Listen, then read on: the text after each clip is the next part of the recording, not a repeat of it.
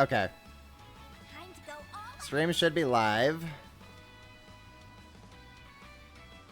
Stream should be live. Just waiting for chat to confirm.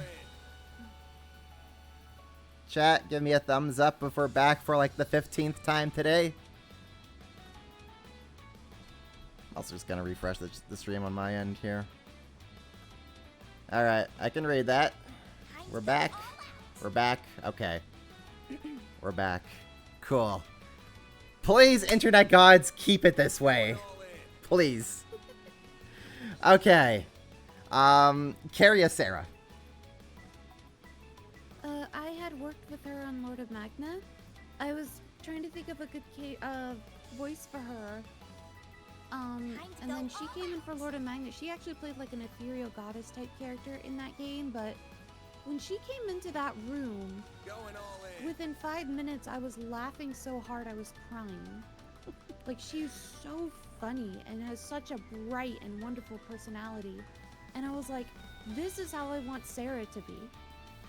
And like, I need somebody who understands how to be kind of goofy, but also like knows how to play a serious character. Yeah. You know.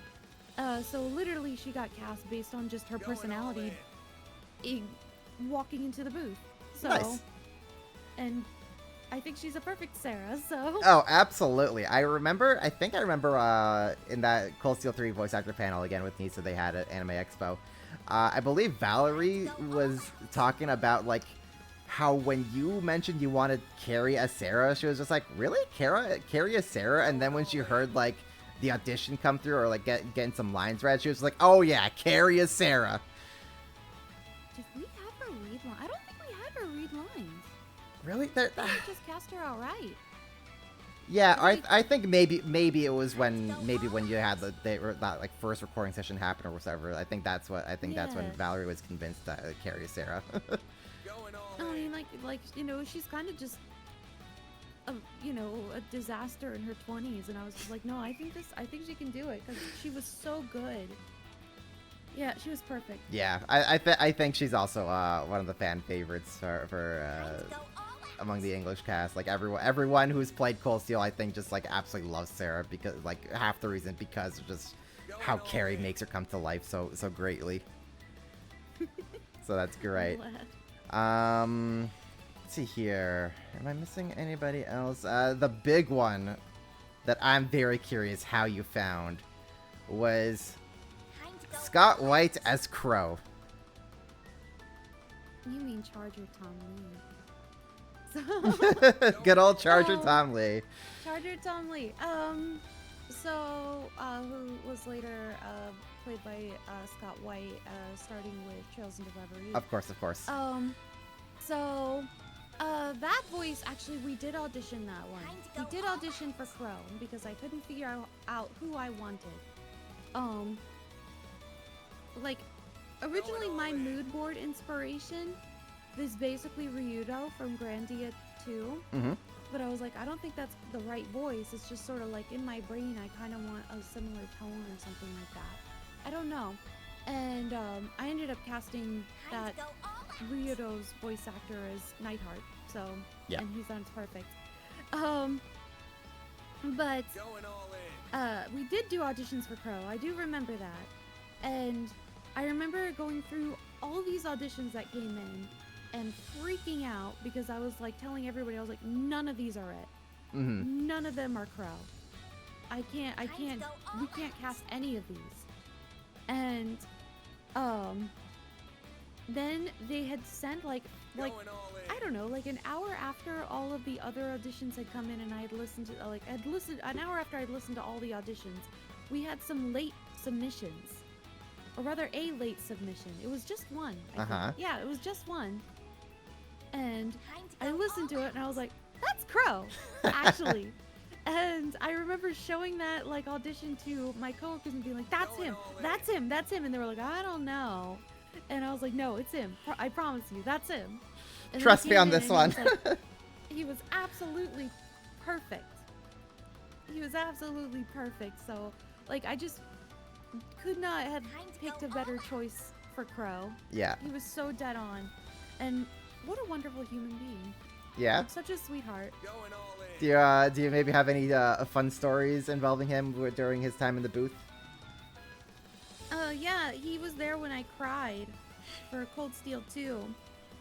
During the big Crow death scene. Yeah, Val always liked to tease me about it. She said she always tells people that story. So I guess it's one of her favorite booth moments. Basically, I was very emotionally tied to Cold Steel 2. Like, I was deeply, deeply involved. I didn't think of anything but Cold Steel 2 while working on that game. And there was no part of that game I didn't touch. In, like, any part of the process, I was there. And I remember editing the finale scene, and I remember, like, crying while editing it, which I didn't change too much from the original translation, honestly. It was so well done already, but, like, I remember going through it and just being so emotional and writing the notes for it, for voiceover. And then I didn't tell Charger about what was gonna happen to Crow. Mm-hmm. So up until that moment, he didn't know that Crow was going to die. And he was like, he just stopped in the middle of one of the lines, so then he goes, am I gonna die? And I started crying, and I was like, yes, you're dying. And I was like, I was so upset because Crow was my favorite character between Cold Steel 1 and 2. And he was like, what? And so, you know that scene where he says, like, he's talking very slowly and he's dying, he just goes to people and says, hey, why the long faces? Mm-hmm. Yeah. Like, while he's dying. He did that scene in we were dead silent in that booth while he did those lines. Like, the entire room was dead silent as he read through those lines slowly. And you could feel, like, the heaviness of the scene as he read through them. And then when he got to the why the long faces, that he went, hey guys, why the long faces? And I was sobbing, and then I started, like, Val was laughing and I started laughing, but I was crying at the same time because he was acting those lines so beautiful. And he just was joking around with that one line, and I lost it. And then Val was just like, oh God, you're crying. And so he came out of the booth and gave me a hug. And I was just like, sorry, man, you're my favorite character.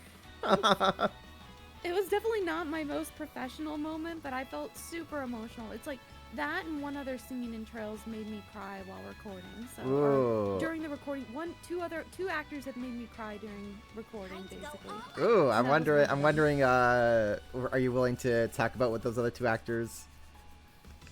What scenes those were? Charger was the first with Crow. And so that scene made me cry, and the second one was for one of the last scenes in Trails into Reverie, with Reen. Oh, basically, Sean told me. Yeah.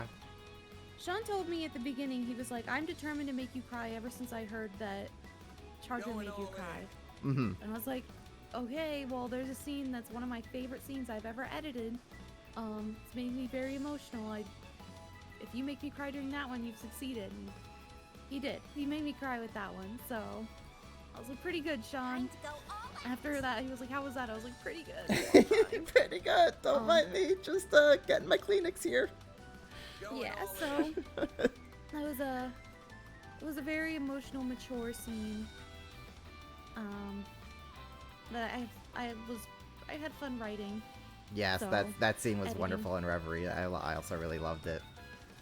Yeah. So yeah, that's how Crow got cast. Nice. There are a couple of other characters I'm wondering how you were able to get their voice actors among the Cold Steel games. DC Douglas for Rufus. Boy, did that really pay off in the long term. Yeah, it did. Yeah, that was fantastic. I just kind of, I cast him as like, okay, he's going to be the brother of one of the main characters. He's not going to have a big part. Right. I was wrong, That's actually why I started taking casting I always took it seriously, but I took it really seriously down the line. Because I never knew when a character was going to become major. Mm-hmm. I had no idea. So, I never thought Rufus was going to be a big deal. Yeah. Why did I cast DC Douglas? I Was did it- cast him outright. Was it maybe because you heard him as like Wesker in Resident Evil? No, it wasn't that. I've got. But to think that's about also like a kind of like a lot of people kind of like to make that comparison like of Rufus and Wesker. Did Rune Factory 4 come out before Cold Steel? I think so, because he was also Dillis in Rune Factory 4. Time to Let go me see. all out. Rune Factory 4. Yeah, that was 2013. So maybe I'd heard him as in another XC title as Dillis and was like, I think he could be Rufus. So, yeah, Nice. it was that. I think that's it. Yeah. Then how did he also end up becoming Valimar? Time to go He all has a out. very clean way of speaking, that I think like serves like robotic characters well. Mm-hmm. Did you by any chance hear his voice work as Legion from the Mass Effect series? No, Ah. no. I just thought he could do it, and I told him, which this Time did to go screw all me a out. bit. I told him he didn't need to change his voice at all for Valimar. We're gonna throw a voice filter on it. Right. And that made things Yes. very tough for later games where he also speaks with a voice filter and is supposed to be anonymous. So you know, Whoopsies. that was very tough. I worked back and forth with PCB quite a bit, being like, no, this needs to sound more anonymous. This needs to sound more anonymous. This needs to sound more anonymous. Deeper and Too more obvious, reverb. that's him. Deeper and more reverb. So, yeah, like we had gone through several revisions before I was satisfied and was like, okay, this sounds anonymous enough that people who genuinely don't know who this is are not going to be able to know who it is. It was tough. Like that was extreme. That stressed me out like crazy. I can for imagine. Reverie. Yeah, the voice filter on him though was fantastic for C though. Yeah, He sounded yeah. so cool. It worked out really, really well, and like there are definitely people who were like, oh, it was so obvious who it was, and I was just like, no, you just know because you watch Japanese spoilers or something. So it was not obvious. Yeah. So I was like, all right. Yeah. Another big character who was like fantastically cast in my opinion, Peter Beckman as Osborn. Time to go all out. He was in Final Fantasy as like villains, or he was Gold. I think in Dissidia? I think so.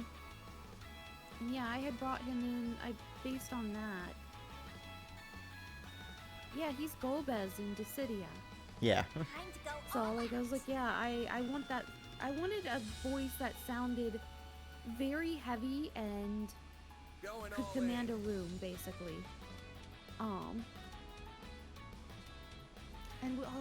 And you know what? Actually, no, I kind of take that back. We did do auditions for Osborne, didn't we? Because I remember hearing a Time to couple go other all out. voices for him. Okay. And then I remember looking him up and hearing his Golbez and being like, yes, yes, yes.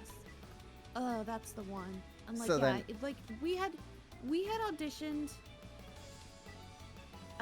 The audition was his speech before he got shot. Ah, yes. And I was like, if you can't do this speech, then you can't do Osborne, basically. Yeah, that is absolutely one of the testers. So like we had like them do this like not the whole thing, but excerpts of it. And yeah, like he sounded so incredible. He sounded just like a politician. And that's actually weird fun fact. Hold on. Time to go all out. Oh. The voice actor for Carl Regnitz had also auditioned for Osborne. That's right. The voice actor for Oh. Regnitz also auditioned for Osborne, and I was like, your voice isn't right for the role, but your acting is so good. I need to put you somewhere. Yeah. And so I made him Carl Regnitz, and I thought he was quite perfect as Carl Time to go Regnitz. So, all Mhm. out. you know, like another politician, you know, it worked out really well. So Going all in. it worked out. Yeah. Nice. So then That's what was Peter Beckman like a part of the audition round, or did you ask him to audition after you had kind of like heard a little bit of his voice work? I think he was part of the round of auditions. Okay. I didn't ask for him. Nice. Well, that certainly worked out, because like I think he was also a fantastic Osborn, and that scene in Cold Steel 2 when he walks in, he's like, "I'm taking over the Phantasmal Blaze plan now," was so phenomenal. And then, of course, his voice work in Cold Steel 3 with like, let us finish this fairy tale together, Reen, in ink black as despair." It was so cool. Yeah. So that was absolutely like a fantastic call to get him to be Osborn. Awesome. I'm glad. And while not in Cold Steel 1, I do also want to ask how you were able to get, how you landed on Eden Regal as Duvalie in Cold Steel 2. Time to go all out. I had worked with her on Lord of Magna. I had asked for her to be the lead character in Lord of Magna. And I wanted a cute voice for her, but somebody who was really good with their diction. Mm-hmm. And Eden is both.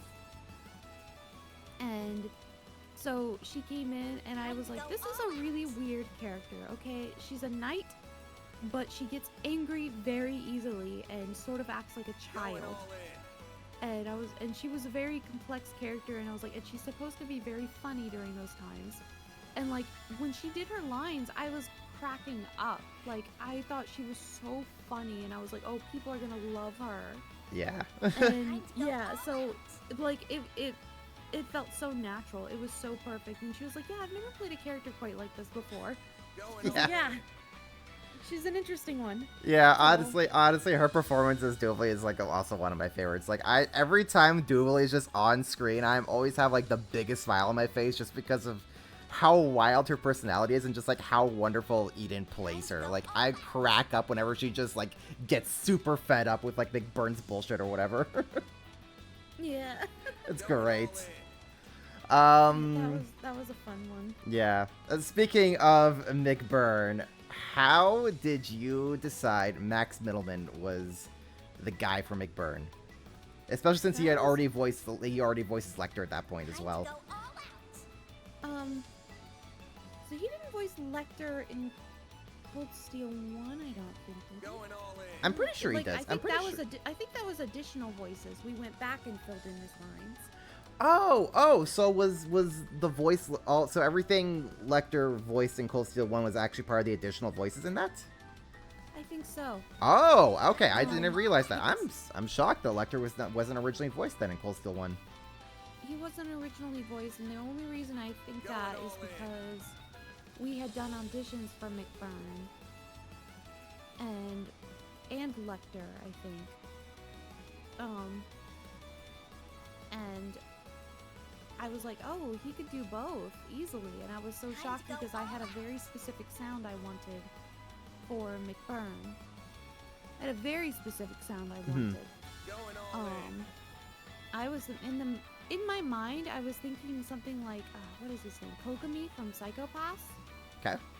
Or was deeper and kind of textured. Yeah, like Max Middleman did like a really, really great McBurn. And then he also, and Lecter didn't have that many lines, I think. So I was like, oh, well, I can save time. I can save money. Basically recording, using him as both characters. Yeah. Which is very, that's a good thing. That's why actors should audition for multiple roles, because you never know when multicasting saves people. Right. Multicasting can save people serious money. Right. So yeah, that worked out. Yeah, he was an audition. He was really, really good. Yeah. I do remember that being pretty tough on his voice. It certainly sounds like it's tough on his voice. So, yeah, but I mean, he did so good. Yeah. He did so good. And then I think I also remember back in that Cold Steel 3 panel when I think you were playing some of his voice clips to Erica Lindbeck, and like she was in disbelief when she heard his McBurn voice. Yes, I remember hanging out at Erica Lindbeck's house, And like, cause we had hung out like several times around that point. Time to go I was all at her out. house and I was telling her, I was like, because we had talked about Max. Like he came up and I was like, yeah, he voiced Snooper, and I was like, I really, really love Going his all voice. in. Like, it's actually, he does this deep kind of sexy sound. And she was like, no way. And so I ended up playing some clips for her, and she was like, what? So like she was completely shocked that he could sound like that deep and sexy, basically. Time to go So, all out. Yeah. good to shock your friends. Yeah. So I'm curious, when you get these characters casted in English, do you also like send like Falcom? Did you also like send Falcom voice clips for like them to hear what they think? No. No. They No, just they kind had they no just kind of inputs. they just like trusted you guys to handle the localization and like just like kind of go with your instincts, and it's like it's cool with whatever. Going all in. Yeah, Falcon's pretty hands off. Like they, like when we like it's we ask them questions when we can. We don't always get answers, but we do ask questions when we could. Mhm. Well, I'm speaking Time like to it's go present all tense, out. like past tense, basically when Yeah. we could. And like they did definitely Going go all in. above and beyond for a suggestion I made for Cold Steel 2, involving changing the credits, but yeah, they didn't really like they don't approve or disprove of any voices or anything like that. They just go with what Time we to go want, all out. Okay, cool.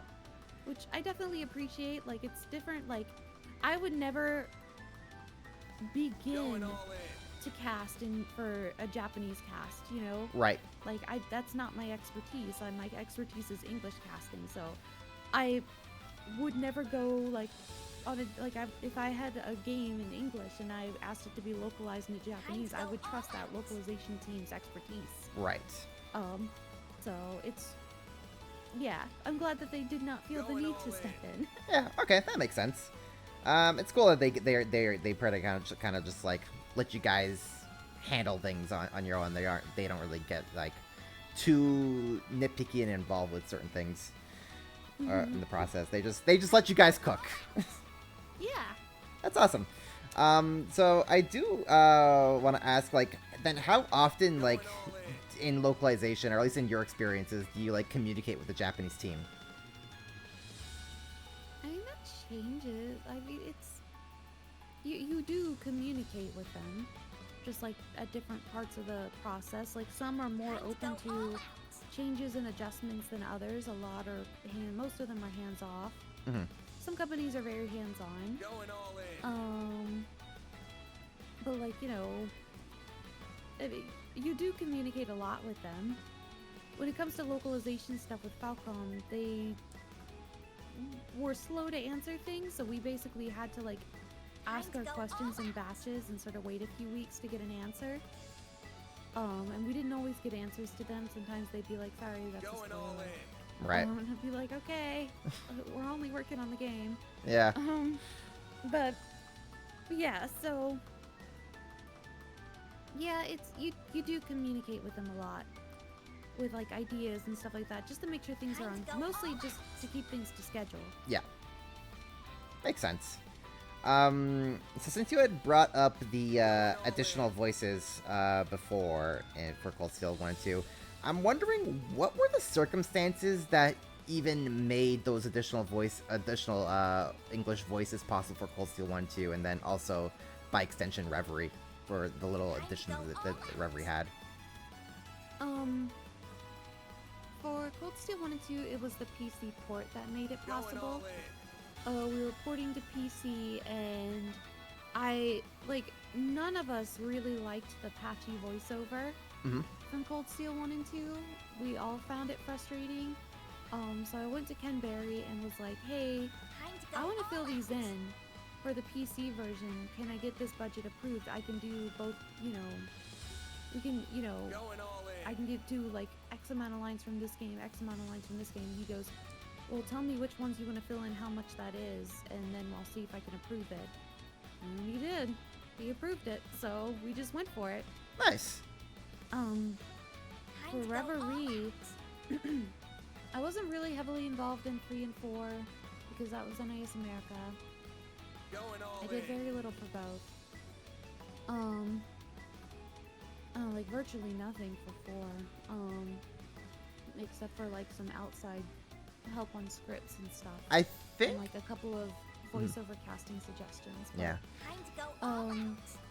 But for Reverie, I had taken over that project, and I was like, hey, Going all in. this is the last like Cold Steel-ish kind of game.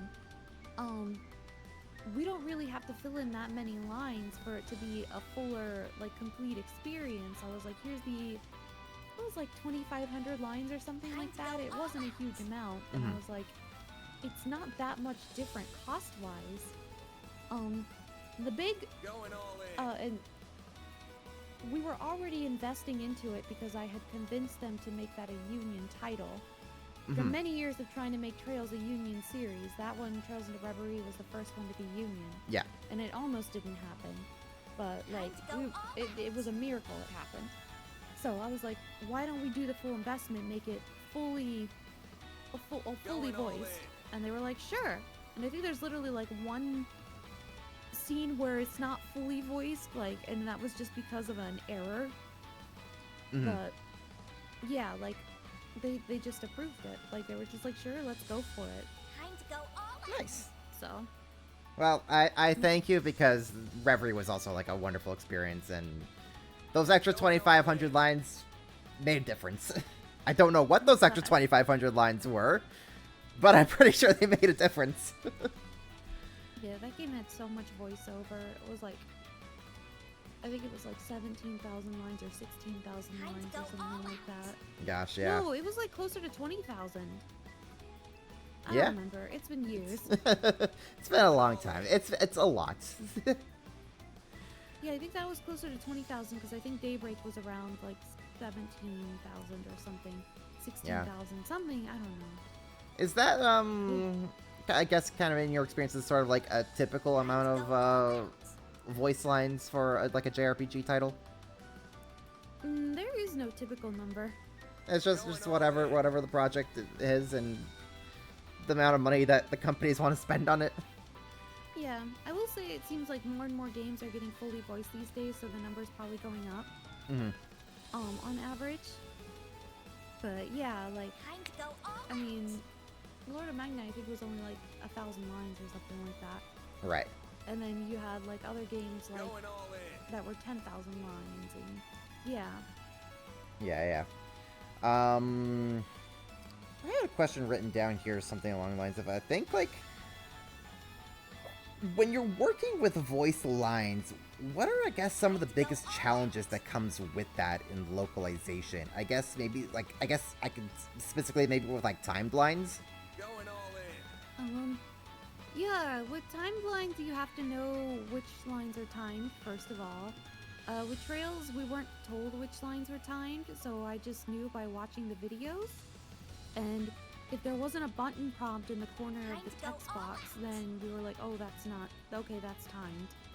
So, you know, I ended up just paying close Going attention all to in. each line and marking it as timed based off of that. And then we had to write the lines to be as long or as short as those.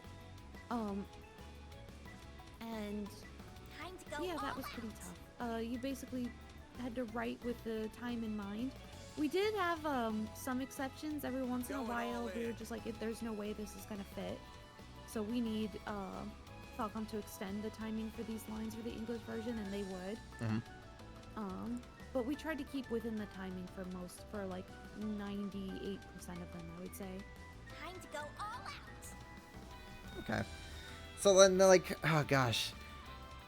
So how do you, like, Going all in. manage sorting out all these different voice lines? Like, a game has, like, Reverie has 20,000 voice lines recorded. How do you manage all those files? I mean, you separate them by character. Like, when we receive them, they're all in one folder. Like, all of them are in one folder. Going all in. And they're only labeled by numbers, really. So, you know, you just go and listen through them and, like, sort them by character. to sort of make them feel more manageable. But yeah, you listen through them. Time to go all You that's all you can That's- really do. Just good old manual labor, just listen and then reference the spreadsheet and just kind of crisscross, and eventually everything lines up where it should. Exactly. Jeez, that sounds like Yeah. a lot of work. Yeah, that made filters were very, very difficult for that reason, because like we didn't really have a good time to go all out. record of types of filters or which files had filters on them, or effects, Going all and in. you know what kind of effects they were, Yeah. or why they were there. So like I would listen to files and be like, I don't know the context for this. I'd have to watch review videos and hope that I came across those lines so I could note what the context was, so I could tell the people in charge of making them, this is what it's supposed to sound like Going and all why. in. Hmm. So that was the toughest part. And was it like just you who was doing that, or was it like, did you like have some help in going through all that? That was me. Just you alone. Time to go all out. That's. Leona, you have worked very, very hard in making sure that this series gets localized. Going all in. I was very passionate about it, so it Yeah. was worth it in the long run. For sure. I mean, hey, hats off to you, seriously, for like all the work you've done throughout the years to help bring these games over to us. Like, it certainly does not sound like it was an easy feat. Not easy, but still rewarding. For So, sure. Yeah, and especially with a series like this, where it, like, everything references everything, and, like, you have to have the whole big picture of the entire series. Like, that must be a crazy undertaking to undergo. Yeah, you definitely, towards Reverie and Daybreak in particular, there was less time to go Going over all like in. every single line, basically. With Cold Steel 1 and 2, I felt like I could. And Charles in the Sky the Third, I was the only editor, so I did go through every line. But with Reverie and Daybreak, it was a lot of trust. You know, you have to trust your team, and like I had built those teams. Yeah. So I went Going all over in. as much as I physically could, while also getting my other work done. So yeah, making sure everything is consistent and comes together, and like making sure your team has the support to be able to make their own decisions and stuff like that. That was, and you know, so that everybody is on the same page on how everybody should sound, like what terms to Going all use and in. stuff like that. Like that was a lot of work. Yeah, I can imagine. Speaking of Sky the Third, I do want to ask you what localizing that game was like.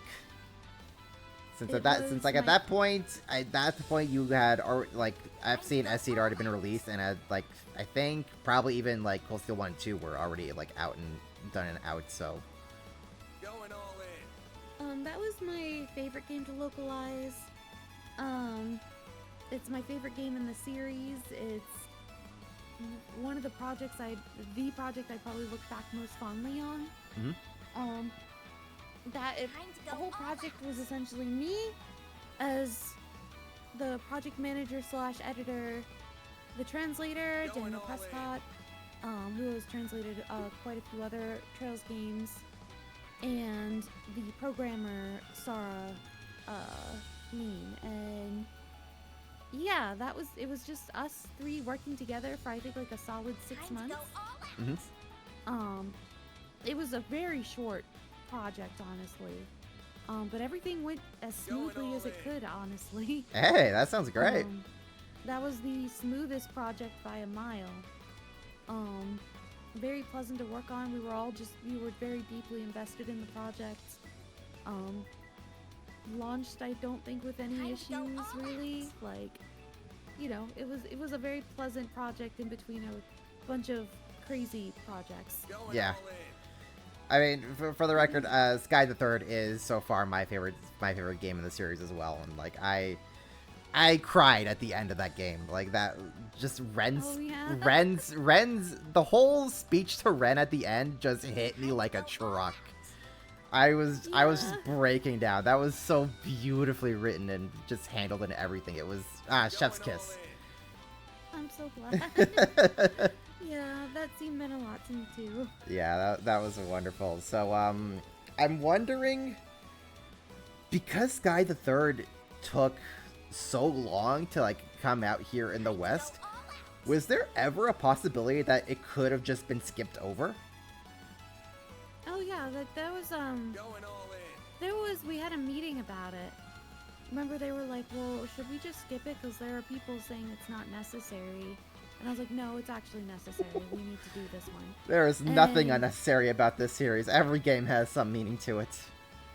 And like they were talking about, well, we can just, keep going with Cold Steel and not worry about the third. And I remember talking to Ken and I was like, no, we need this one, we need this one, we need this one. I had begged, and you said, okay. Like, he I talk about, like, Ken is he was very involved, despite his position. And he always took, the feedback of everyone on staff seriously, and, so, it's thanks to him listening to me yap that we were able to localize the third. Yeah, nice. Well, I'm glad that it was not skipped over, because I think now that as we've seen, as the series has evolved and continued, and stuff from the third still keeps coming back here, it was very very necessary that we got that one localized. Every game is important. Yeah. And I mean, of course, how can you skip the game that has Kevin as the protagonist? That would just be criminal. Yeah. Yeah. It would be. we need more Kevin. So I'm also wondering, speaking of how Sky was potentially being talked about getting skipped over, the games that actually did get skipped over, at least for Xseed, when Xseed had the series. Were there any discussions about Xseed working on the Crossbow games? I had Before I put was- together a proposal to potentially work on them. I was like, I'll put in the hours, I'll put in the work, and at the time, it just wasn't in the cards because we didn't have the bandwidth to do it. Hmm. But I think it could have been an eventual maybe. I don't know, honestly. Right. It was but just I one was of the, yeah. very much willing to work on them. Right. I was trying my best. I was very actively fighting for them. And I remember being upset when the fan translation got announced because that would drastically lower our chances. Mm-hmm. Right. So that was not a thing I was pleased with at the time. Right. But yeah, I was trying very, very hard at the time, yeah. Right. I think eventually I could have succeeded. Eventually, but sometimes things just slip through the cracks, but thankfully we live in the timeline now where we did eventually get the Crossbell games, so history was corrected in the long term, thankfully. Yeah. Now that you've actually brought up the subject, I'm wondering what impact fan translations do have from the localization side, because when Reverie, because there were fan translations of Reverie and Daybreak that were made before those games came out released, so did those maybe have any sort of impact?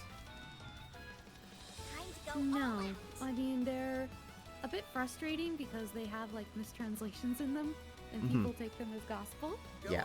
And I'm sure those people are well intentioned, but it definitely can breed some toxicity Right. towards the localization team.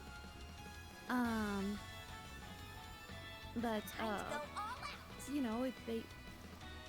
and now that the series is basically guaranteed, the entries are more of a win, not an if. I don't think that it's necessary for them to use their energy on them.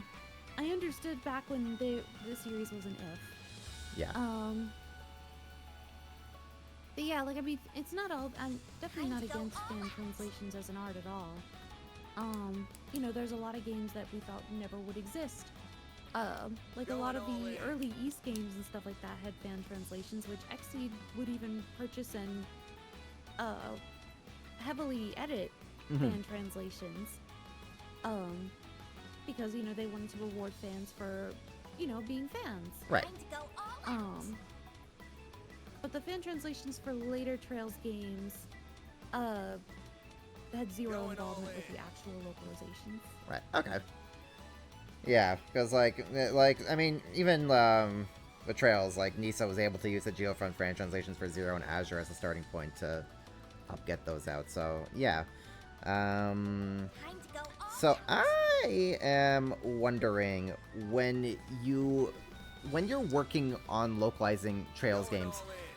When I was talking to some of the Geofront members, they mentioned that like when they had their text organized, the spreadsheets were organized by locations. So like all the text in like a single location was just like that. So Time to go all out. I'm wondering, was it like that when you were working on like the Cold Steel games and Reverie? Is that how the text is organized for those games as well?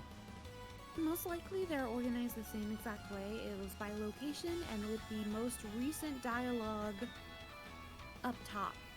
Or for late game dialogue up top and recent early game dialogue at the bottom. Right. Okay. So you could when you were editing files top to bottom, you'd get these completely out of context lines for late game events, and then they'd actually start explaining them later on. Mm-hmm. But yeah, it was by location. Okay. And then I guess the way you just kind of determined when a certain piece of dialogue would appear would be like just through a lot of cross-referencing of when the text was actually put in-game and you were just like doing your own QA work. I would watch the cutscenes and then search the Japanese for the scenes. Or like someone on the team would do that. So yeah, like it was a lot of doing that just to find the actual story in order. Right. Time to go all out. And because like the text is also like was organized by locations. There's also a lot of NPCs in those among all those text files, and they also have a lot of updated dialogue. So I'm wondering, let's see here, what was the question I want to ask? What was it like, kind of like working with all that NPC dialogue that just kept changing and changing as the game goes on? So like all the NPC dialogue, like it would basically be all in one chunk. Like that NPC's dialogue, if they were in that location the whole game, it was all of their dialogue across the entire game, just all in a row. Mm-hmm. So it wasn't really like, you know, you just kind of edited them. Time to go all out. So just There wasn't just really a standard like process or anything. yeah. So it's just like a standard, just like anything else was for the process. Yeah. Going all in. Okay. Yeah, no special process. Yeah. Is there any favorite NPC subplot that happens in any of these games that you're fond of? I don't remember. Oh, it's been years for some of these. It's been years for all of these. True. Oh, I can't remember. I wish I could. It's okay. Your default answer can be Anton. Going all in. Oh, Anton. Oh, good old Anton. What a lovable guy. And so I'm wondering also, as you're kind of working with all this dialogue, what was sort of like maybe the weirdest speech quirk or dialect that you like came across, and like how did you go about handling it? Going all in. The weirdest speech quirk? Yeah, if maybe like an NPC talked in like a really unusual way. I can't really think of one off the top of my head. I mean, probably the most interesting one is Time to Becky go all from Cold Steel 1. Ah, yeah, the Becky. Cold Steel games. Mm-hmm. She was given a Scottish accent, specifically a Glaswegian accent. And the reason that happened is she has a Kansai accent in Japanese, which is the same as Kevin. Mm-hmm. With Kevin's accent, I specifically chose to not have any accent in his text form. Time to go all out. And it was just purely voice because I didn't want it to be too slangy and annoying to read. Yeah. So, and I think that was the right move.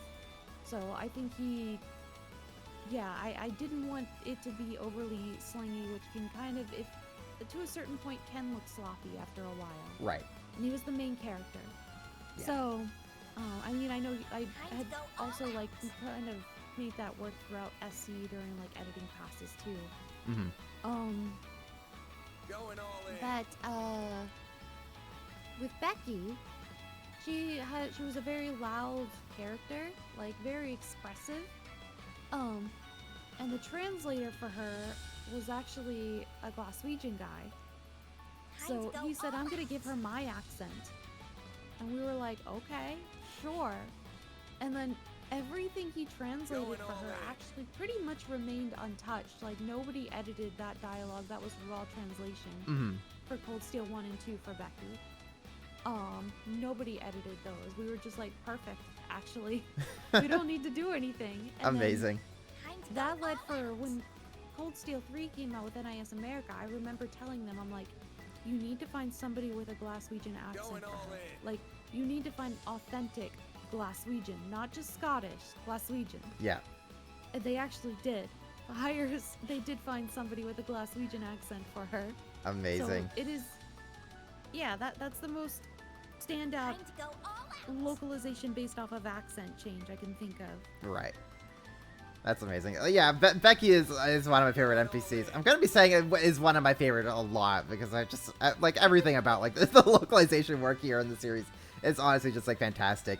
But yeah, Becky's is definitely a standout. I absolutely love her. Like every time she's on screen, I'm like, yes, girl, just go. And she's great. I also just love the voice actress she got in Cold Steel 3 and 4. It was Going wonderful. all in. It was wonderful getting to hear her voice in those games.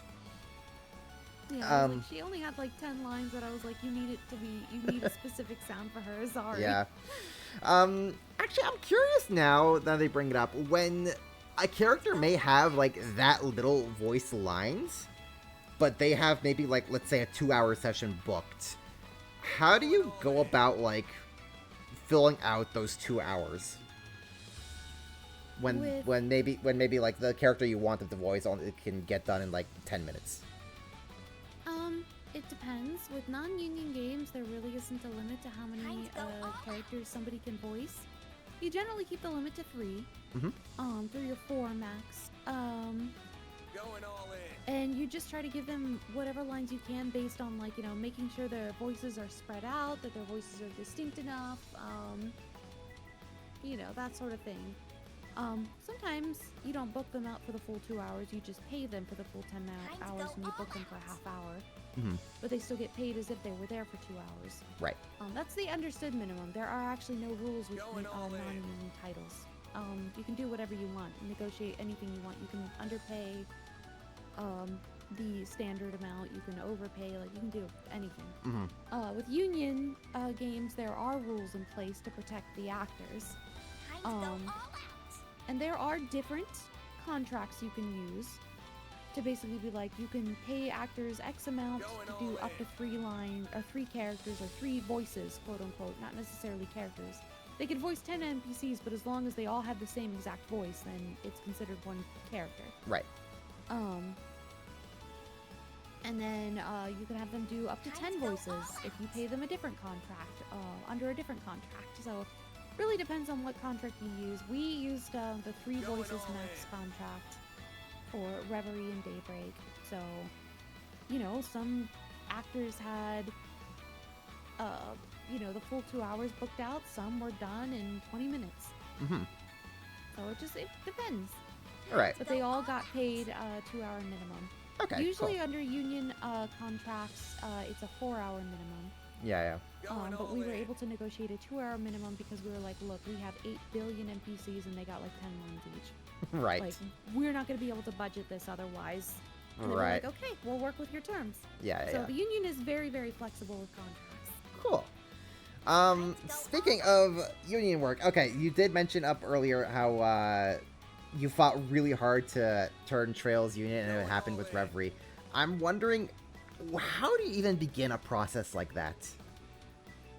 How do you begin a process of turning something union? Yeah, like who do you go to ask for that? Like, how does that discussion begin to happen, and how does that process start and kick off? I mean, in this in this particular circumstance, the studio handles everything. They make a bid based on like they say, hey, this is how much it's gonna cost non-union. This is how much it's gonna cost union. Mm-hmm. And then you evaluate the cost and go, okay, we approve of that cost, and then they take care of the rest. But union, to make something union, you have to work with what's called a signatory. Mm-hmm. And studios tend to be signatories, which basically means they're approved to use union stuff. And signatories are it's a misconception that it's actually the studio, that the business is an approved signatory. It's actually a person at the business that's the signatory. Right. But yeah, so you work with a signatory, which, as an aside, that just means you yourself can become a signatory for union titles if you Going want. all in. Yeah, so they basically took care of all the paperwork for us. We didn't have to do anything. Mm-hmm. But you can, email the union and basically be like, or nowadays, it's quite easy to flip things union even if it's like an indie project. Like, there's a lot of very flexible contracts out there that are budget friendly. Mm-hmm. Like there's a company called, there's a nonprofit group called NAVA, National Association of Voice Actors. They help convert things union for free. They don't take any money for the process. You can do it yourself without adding to extra costs. Yeah. By emailing the union directly, it's a doable process. Right. Okay.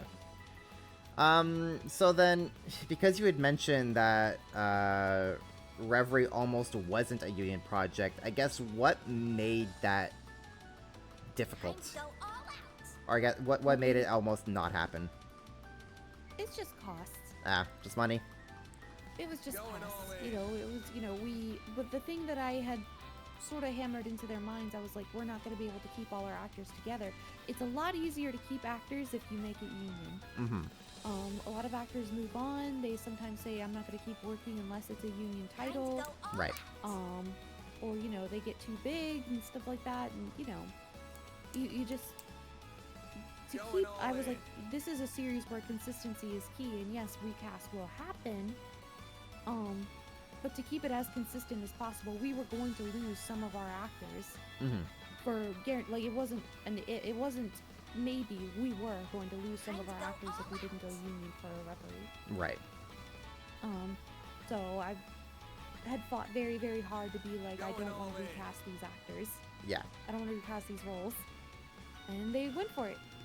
Hey, I'm glad that it worked out. And now the Trails is unionized. That sort of, I guess, helped future-proof the cast going forward. So, Exactly. Yeah. So that's great to hear. That's awesome that you fought so hard. So once again, thank you for all your hard work, Leona. Seriously, I cannot thank you enough for like everything you have done throughout the years for these games. Like, I really hope that that your work is highly, highly appreciated. Thank you. Yeah, like I also got to thank the contact I had at NIS America at the time for basically being in our corner and being very pro listening to, hearing me out. Right. That's always nice when you've got someone on your side to help you fight the fight. Mm-hmm. Let's see here. My questions are just now become a whole jumbled bunch of messes here, so I may just kind of be jumping around between different points here. Right, I did want to ask you what it's like localizing games between different genres. Like, what's it like localizing a JRPG like Trails versus like maybe a visual novel?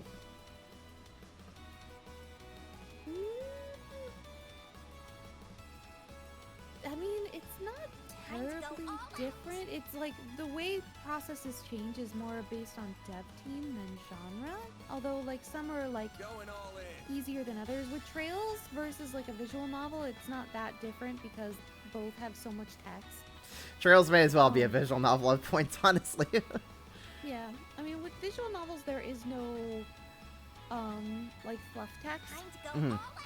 Every line of text has like kind of a purpose because you're reading it like a book. Yeah. So in that sense, like every line is more important than say like Trails where there's a bunch of NPC text or like item description text and stuff like that. And like those are important, not saying you pay less attention to them, but there's a lot less brain power involved in editing those lines. Yeah. Time to go all out. So, but like, you know, visual novel, it can be a little bit more intensive because Going all everything is a in. plot line. Right. So, versus like, I don't know, probably like I don't know, I imagine fighting games are quite easy.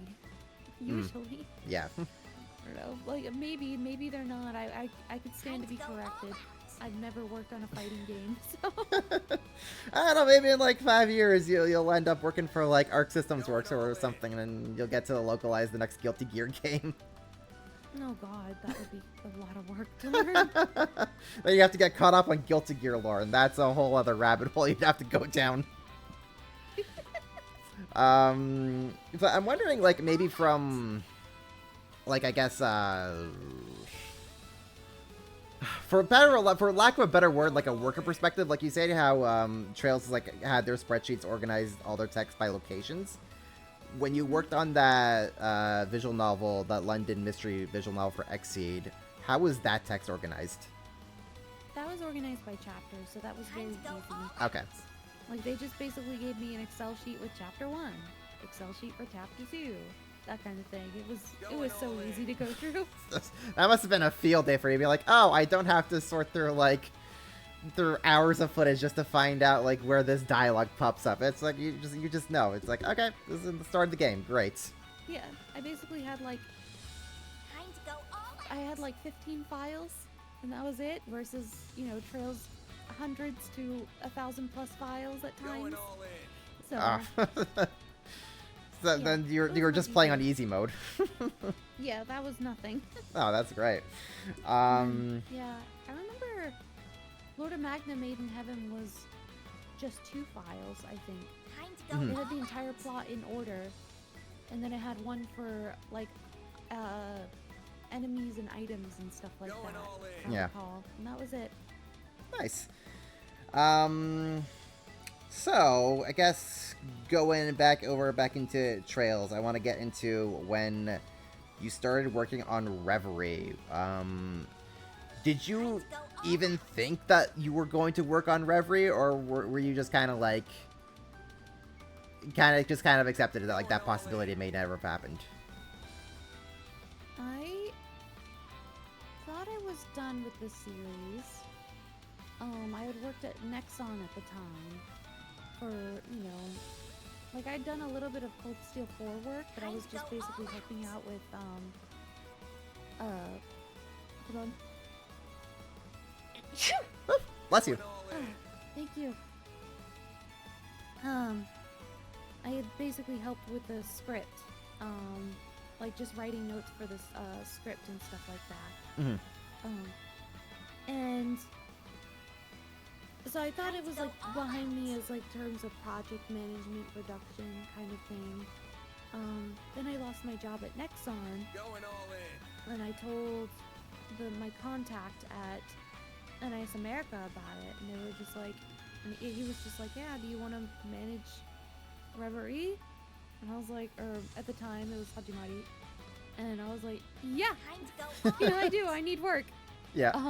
So we negotiated terms, and then I was just off, and that was that Going project. all in. Nice. And so we had done that for Reverie, and then Daybreak, and then for Daybreak 2, they didn't want to use freelancers, so that was the end. Ah, So, gotcha. So then when you had been brought on board to help lead Reverie, how did you go about assembling your team? Going all in. I wanted to bring back people I'd worked with previously, like Daniel Prescott, who loves working on Trails and was very down to work on it. And then people I had worked with in the past that I trusted, like Elliot Gay. It was also like I Going had all in. also brought on some editors that I knew that I could trust. I think there were 3 editors in total for the main plot. So it was me for mostly C's route and like the finale and prologue. Mm-hmm. Time And then Derek Heemsbergen, who now works at Xseed, and had done freelancing for Xseed. He Going mostly all did in. Reen's route. And then Scott had done Lloyd's route, and he was the he had worked on the Crossbell fan translations, and then I had gotten him a job at Nexon. Mm-hmm. And so he was working at Going Nexon all at the time, but he really, really wanted to work on this game, and he begged to basically be a part of it, and I was like, yeah, sure. So like, but can you handle it with a full-time job? And he was like, yes, I can. And so, yeah, he had handled Lloyd's route. So that was the main 3 editing team, and then we Going had the all in. translators, which I had like sort of recruited, and then I had actually needed a couple extra translators for help because the game was so big. Mm-hmm. So I had reached out and basically I reached out to like translation circles and was like, here's the rate. Could you give me samples of your work in the past, kind of thing? And then, Going all you know, in. brought on people based on that, and you know, they were fantastic to work with. Yeah. And then towards the end, we had some extra files from like that basically were very easy. Mm-hmm. Time to go all out. And this was a cool thing that NIS America let me do. They were very easy files, like low stakes, not lore heavy Going at all all, in. you know, that kind of thing. Not a lot of text, like very little. Yeah. And I asked NIS America if I could put out feelers for editors who wanted to get into localization but had not found a way to get in yet. Mm-hmm. And then I was like, I'm Going going to just all in. bring on like maybe like 6 or 7 different editors who want to learn localization, want to learn how to localize a game but just haven't found a job yet. And a bunch of people wrote in, and so I brought in like a handful of people, and they edited those, and I basically was just like, here's how you edit a game like this, here's how you follow style guides, Going all here's what in. you need to do. And then they edited those files, and then I went through them and made notes. And then they did a second pass based on my notes, and then I would give feedback based on like how they did, basically. Yeah. So in the end, I oversaw all of that, and made changes as needed. But yeah, it was a cool way to Going get all like in. people's first credit in, basically. Nice. So where did you post that feeler to? Like, did you like go on LinkedIn and be like, hey, localization editing opportunity here? Among private circles for Okay. localization, basically. Okay. So that wasn't anything public that just like anyone could jump in. Otherwise, No, otherwise it you'd was probably not a get public flooded thing. with so many applicants. Yeah, I don't even think it was announced at that time, so I had to basically go among a quiet circle, and post out feelers, and then they had to sign NDA, and then we could talk about it. Right, So- right. Gosh, so then I wonder how long I guess the localization cycle was for Reverie. If that's something you're allowed That to might say. have been a year. That was pretty long. It Yeah? was pretty long. And then on top of that, we were dealing with pandemic stuff, so the recording process was even longer than usual. Time to go Mhm. all out. Because there were certain precautions put in place due to the early pandemic. Yeah. Like we Going had to all record in. everything remote, and setting all of that up was a pain, and I was never allowed to step into the studio. So that was Really? Huh. yeah, everything took a long time because Yeah. of that. Time to go all Yeah, out. I mean, Reverie's also just like a gigantic game in and of itself, so I can. Yeah, it was gigantic Going and took all in. forever, and yeah, like we had a lot of work, and then we made Daybreak was considerably shorter because they were like, okay, we can't take that long on another game again, and I was like, no problem, I will hire a bigger team. Yeah. So Time yeah. to go all out. So then, because Reverie was split into 3 different routes that all had like different lead editors on that, did you then like oversee everything throughout like its final patch just to make sure everything was like uniformed? I read over as much as I could. I tried to read, I would say I probably read maybe like 75% of the game.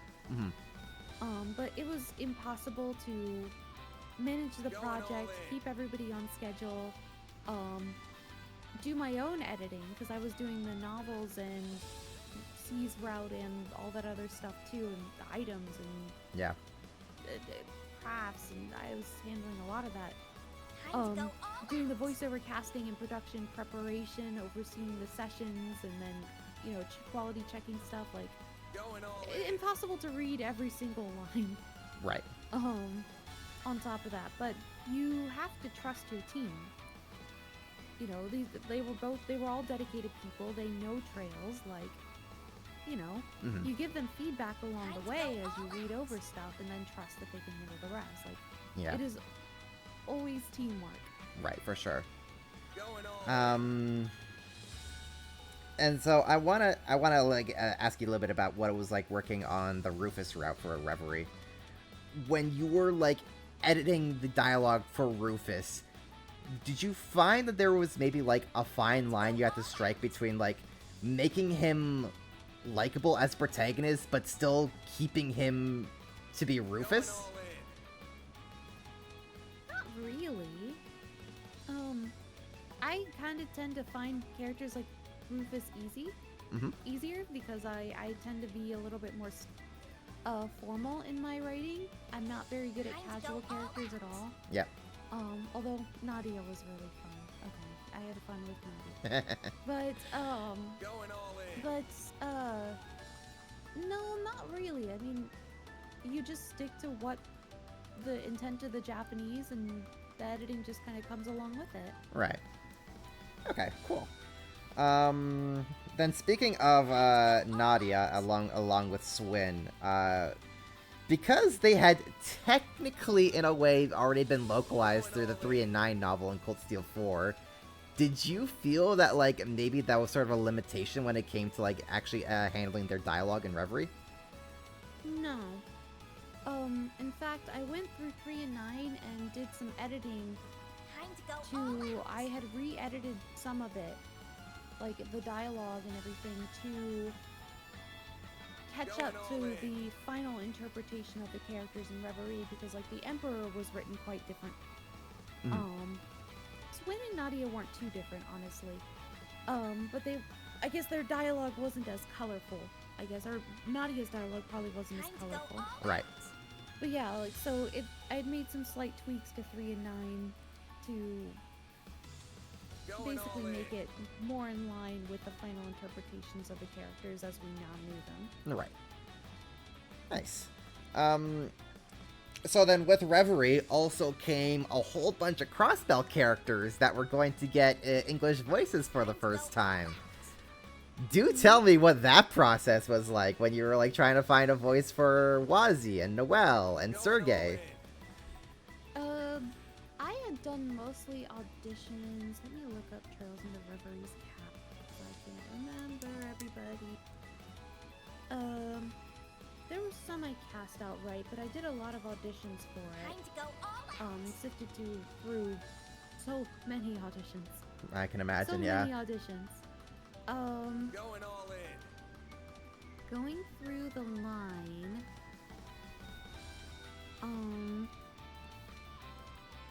I had somebody else in mind for Swin, but I had ended up casting Damon Mills. But the other guy I had in mind ended up getting cast in Daybreak anyway. So originally I kept thinking Xena Robinson, who is oh my goodness, what is his name? I can't remember. I know the character, but I right do not know his name either because I'm not. Yeah. Leon. There we go. Yeah. He's Leon. There we go. I blanked. But yeah, like Damon Mills had such a fantastic audition for Swin. Let's see. Who was a direct cast versus who was an audition? I'm like going down the list right now. Have was everyone in audition for this one? Maybe. Time to go all out. I mean, like, Wald wasn't, like, because he only had, like, 10 lines. Shizuku was a direct cast. Yeah. Fran. Going all in. Yeah, Fran only had a very handful of lines, so. Yeah, characters that only had, like, a short amount of lines. Dudley, Sergei, they were all, you know, Murray. Yep. Time to go all out. Theodore Croix was. Yeah, that was. Yeah, that was Austin Lee Matthews, wasn't it? Mm-hmm. Yeah, I along just with thought it was direct Ian. cast. He also voiced Ian as well. Yeah, Ian was auditioned, Oh, really? so. Mm-hmm. Okay. I mean, he did a fantastic voice, because he did a fantastic job, because, like, if I did not know, I don't think I would have been able to tell a difference between Ash, Dieter, and Ian in that game. Going all in. Oh yeah, his range is insane. It's crazy, He's yeah. a fantastic actor. Yeah, I think a good chunk of them were auditions. Michelle was direct cast. Time to go all out. Sully, Cecile. Going all in. I believe Sully and Cecile, I think may have been gotten. Oh, I think she was. No, I think she did have some voice lines in Cold Steel 4. Oh, if she did, I don't remember. Yeah, That's quite possibly, Sully I know was in Cold Steel. Sonya. Was Cold Steel 4. yeah, I'm like going down the list right now. Going all in. Basically, like, we did have auditions. We had quite a few auditions, but a good, you know, the smaller lined NPCs were all direct casts and triple casts, basically. Yeah. Because we were on we already were extending our budget to go union and stuff like that. So I had to Going do all triple in. casting like crazy for that game. Oh yeah. I'm sure it was a lot. Which honestly, like, you know, most of those characters only had like so many lines anyway. So Yeah. So I guess like the roles that I'm really curious about, like how you were able to decide who among the auditions you landed on was Noelle, Wazzy, and Arios. Noelle, Wazzy, and Arios.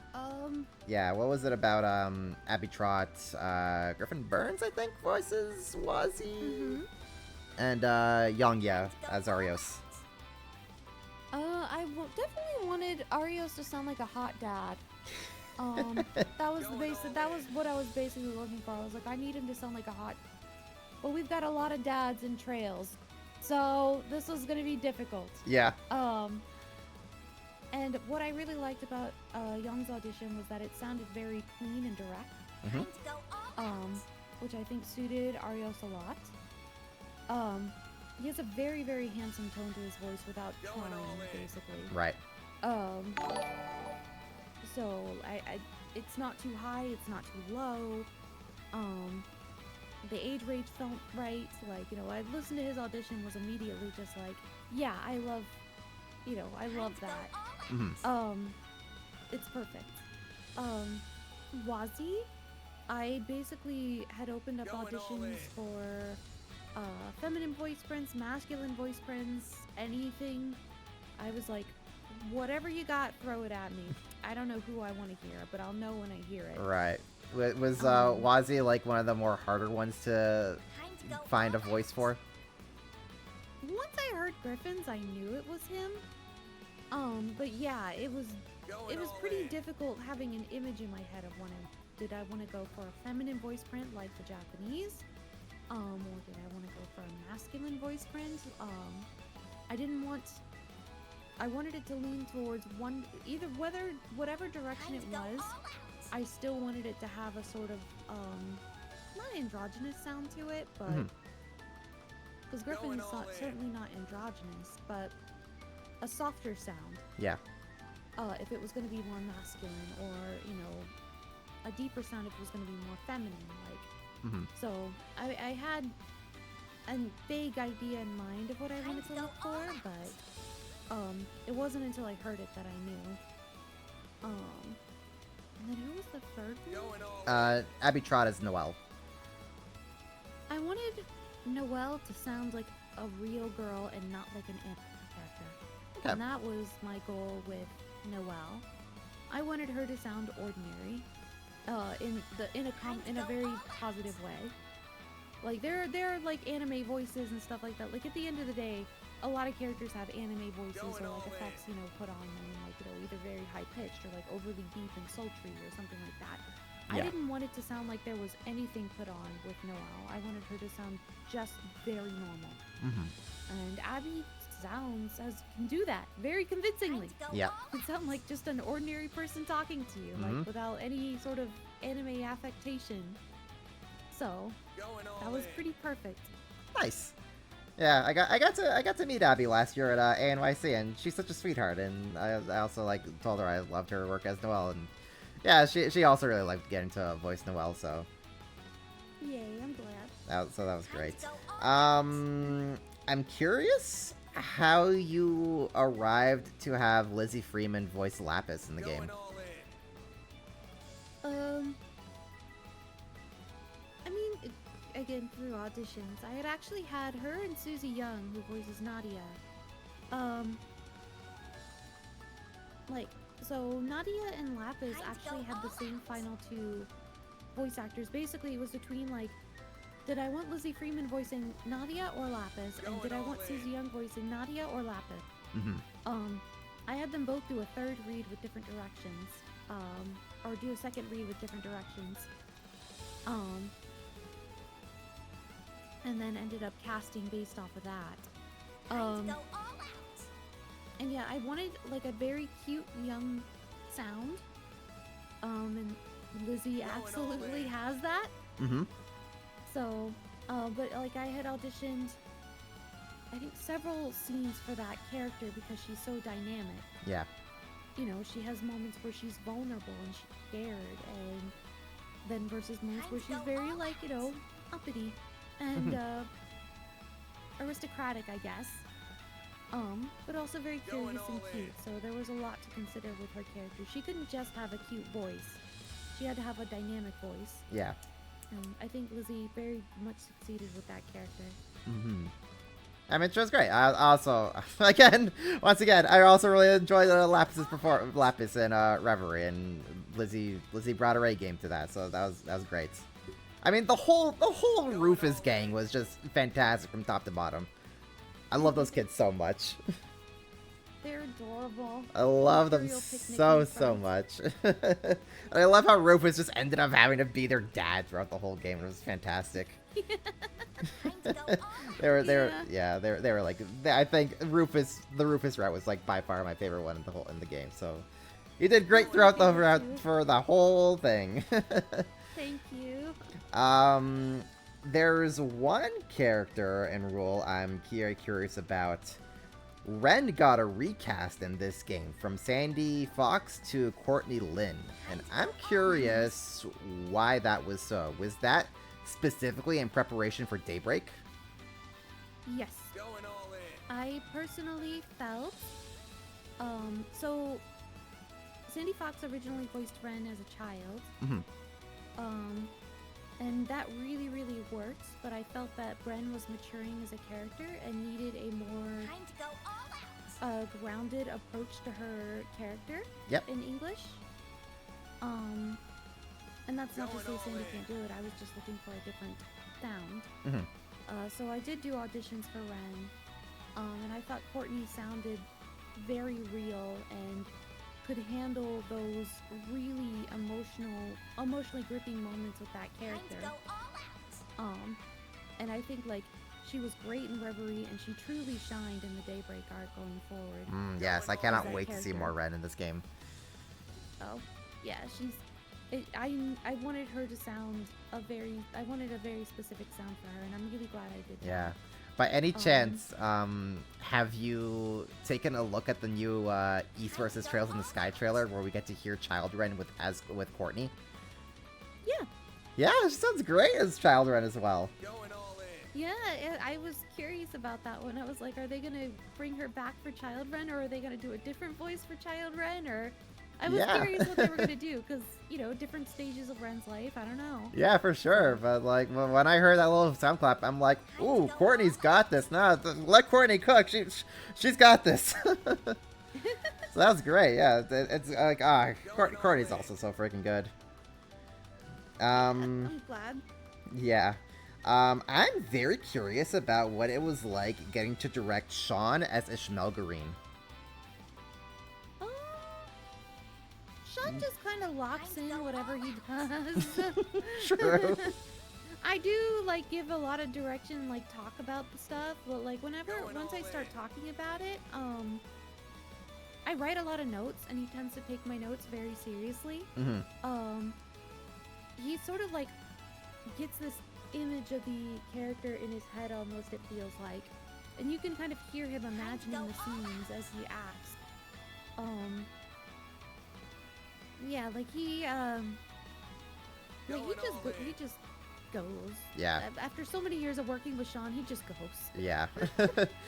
There is directing involved with him at to some extent, but also he's such a good actor, and he understands Reen as a character so well that even alternate versions of Reen is just sort of I think he just understands that character well enough to understand other sides of him too. Right.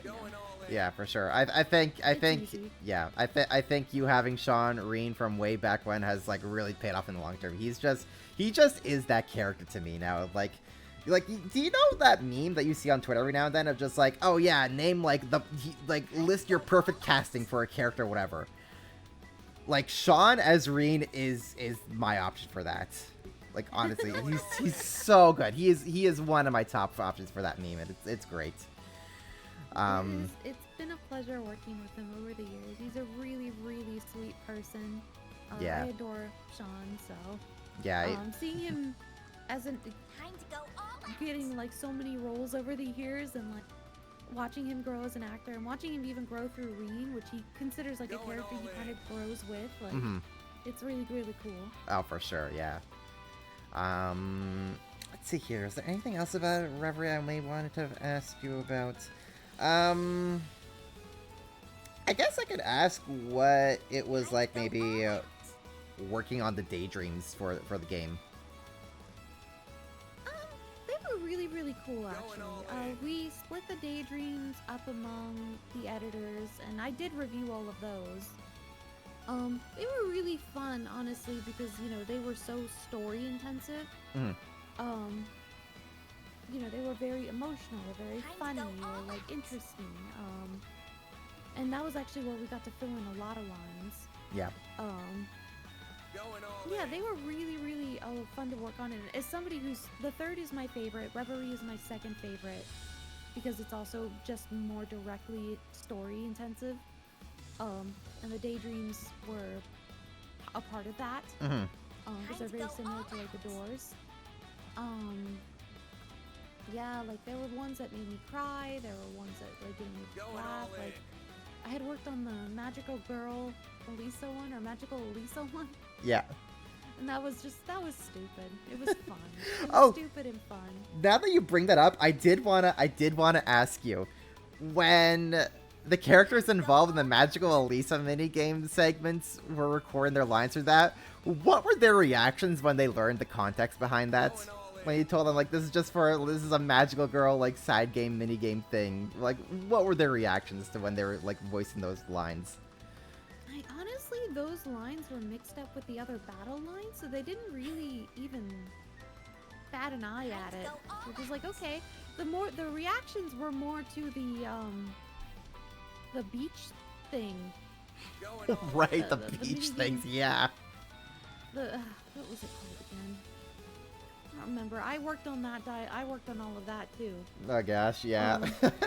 Where you could just, stare at the girl's chest or whatever. Of course. I remember when Rena Straber was on Twitter, and she posted a little clip of her recording lines for, at the time, what was an unannounced game, where she's yeah, I got paid to say, oh, you are staring at my chest.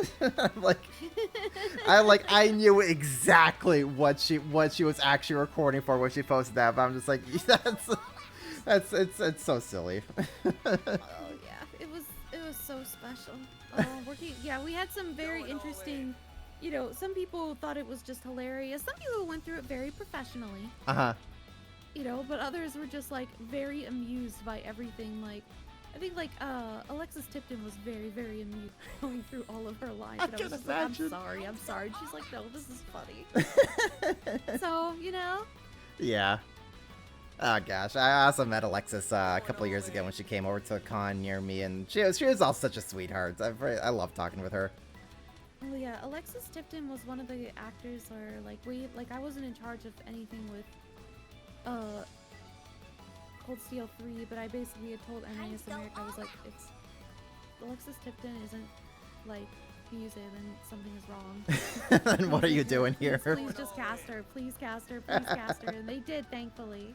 Yeah, yeah, I was like, thank you. I love her as Muse. She's just whenever she just gets up into her like little Museisms, it's just so funny just hearing some of the stuff she says. Time to go all She's so special. It's great. So it's just also just really funny just to hear like the magical girl Lisa stuff was just like mixed in regular battle lines. So like I could just like imagine like 1 second you have like Erica Harlacher just like yelling at the top of her lungs for like a cool battle tech attack, and the next line she's recording is like magical girl transformation. That's pretty much what happened, yeah. So funny. What I wouldn't have given to be like a fly on the wall for like those recording sessions. It sounds like it was a lot of fun. Oh, yeah. I mean, it was a little weird at the time because, yeah, it was all done remotely, but still, I enjoyed the recording process. I'm actually very surprised that the game was recorded remotely because like everything sounds amazing. Like I thought honestly they was all recorded at PCB. Going all I in. think most of the, a good chunk of the characters were recorded in studio. It's just that they had to minimize how many people were in the studio. So it was basically just the director, the engineer, and the actor, Yeah. and nobody in addition could come. So Wow. I listened to everything remotely, but a lot of people also wanted to record remotely. So a good chunk of that cast was recorded outside of their homes. Yeah, or yeah, yeah. From their homes. Yeah. Going all in. So I was also wondering when you were working on Reverie, because at that point probably like Daybreak had to come out in Japan, and Reverie sets up Daybreak. So were you looking at Daybreak and just like kind of see how you were able to like kind of help edit the lines and dialogue to help set that to help like really get that foreshadowing and set up correctly? Going all in. I mean, we were conscious of it. Like, for sure. Yeah. Like, we were like, okay, this line sets up something in the next game kind of thing. Mm-hmm. That's just Trails. You just Right. gotta be conscious of that kind of thing. Right. time to go all Oh yes, and then one other character and their casting I was wondering about. How did you go about casting Graham Hart in Reverie? What kind of voice were you looking for that character, knowing that he's probably going to get set up for something really important down the line? Yeah, I did do auditions for Graham Hart. Because I knew he was going to be time to important go down all the line. out. So I wanted just a guy who could sound very handsome. I wanted the handsome politician sound. Yeah. So somebody who could basically, read speeches easily, and like could enunciate very well. I had also done like, I think some kind of speech or something like that for his audition as well. Mm-hmm. Was his Going all in. anytime there's a politician type character, you have to audition the speech. Yeah. And I think I did because I also wanted him to have like a subtle, a handsome, charismatic politician sound was important for Graham Hart, but also he needed to sound like he was in control at all times. Right. Almost to an aggressive degree without being overtly Going all aggressive in. about it. Kind of a lot like Osborne was. I think Osborne was even more aggressive. But yeah, he was always in power. Yeah. There was a coolness to him. Mm-hmm. Time to go all out. But yeah, I'd gone through the auditions for that, and Brent was absolutely all in. perfect. And I ended up triple casting him. Wald and Sergey too. Nice. So like I was just like Sergey was pretty like dead on. Like Wald, he had 8 lines. So Yeah, I was yeah. just like, you could be him too. Like I don't think it's a big deal that Sergey and Wald like interact with each other. I'm like, it's fine. Yeah. It's I just need you to be a third person. Going Yeah, all yeah. So it worked out. But yeah, Graham Hart was the main first person for Brent. Mm-hmm. Nice. And that worked out pretty perfectly. Like, Yeah. It's kind of crazy listening to him do like when I listen to, without going into spoilers for Daybreak for you, there is a certain part, like obviously as a politician you Going do all in. speeches. So I'm just saying, like, you know, Mm-hmm. speeches happen. Yeah. Listening to him do the speech without making a single error was pretty incredible. Right. Time to go all Yeah. out. So it was very, very impressive of the actor. He did it all in one take, Yeah. basically. Yeah, the scene that I really liked from him was one of like the sort of post-game scenes in Reverie where you had that like Ouroboros meeting with the Grandmaster and McBurn going on, and then out of nowhere Graham Hart just pops up and makes a deal with the Grandmaster. That scene was so cool. Go all out. Oh yeah, that was awesome. Yeah, so that We had I worked pretty hard on making sure that scene sounded good. Going all in. yeah, that whole scene was just fantastic. And just Graham Hart popping out of nowhere and making a deal was just, it was very Osborne like of how he handled that. So Brent popped off on that scene, and I'm very excited to hear how he's going to handle Daybreak, how he handles Daybreak 2, and what comes beyond the horizon for him as well. So Mm-hmm. I'm very excited to see what Graham Hart's role is going to be with the series after Reverie, with Daybreak and forward. Hey, Yeah. Oh, that also reminds me. Sorry, another character and role I wanted to ask when it came to Reverie. Novartis. time to go How did you go about casting him? What kind of voice were you looking for, and how did you land on the voice actor that you did? I Going wanted all in. somebody who sounded like a neurotic mad scientist without like being malicious about it. He is a villain, but I think he's almost like, and he is a malicious character, Time to go all out. but almost sometimes like he's unaware of how malicious he actually is. Yeah. He's a socially awkward guy. Mm-hmm. Going Um, all in. So it's kind of like, in terms of like scenes that he's interacting with, I'm sure he's very aware of how malicious he actually is. Yeah. But yeah, so I wanted like somebody who was more excited about the prospect of getting an experiment done Time to go all out. with an almost childlike glee versus like, you know, somebody who was overtly trying to get experiments done to all be in. evil. He's Yeah. just excited for doing his experiments. Mhm. He's not excited to be evil about it. Yeah. And yeah, literally, Dave B. Mitchell was the first audition at the top. And I listened to him immediately, and I was like, well, Time to go what am I all gonna out. do with the rest? This one is so perfect already. I did listen to all of them because I do listen to every single audition, Going but I was all just in. like, yeah, that's literally him right from the top. Like, Right. Perfection. Nice. And I mean, that session was so easy. He knew that character in and out immediately. Mm-hmm. Yeah. Yeah. I always just think about that scene with him and Lloyd at like the end of Act 3, where like he's just saying stuff that's really pissing off Lloyd so much, but like it seems like he's really unaware that what he's saying is like really angering like the people that are in front of him. Oh yeah, I mean, he's only got his mind on like one thing basically. Yeah. He doesn't think about social aspects at all. Yeah. But Davey Mitchell like absolutely nailed it in that scene, and just like that's like as Novartis in general. So I'm very excited to see to hear more of him as Novartis going forward. Yeah. Whenever he may pop up again.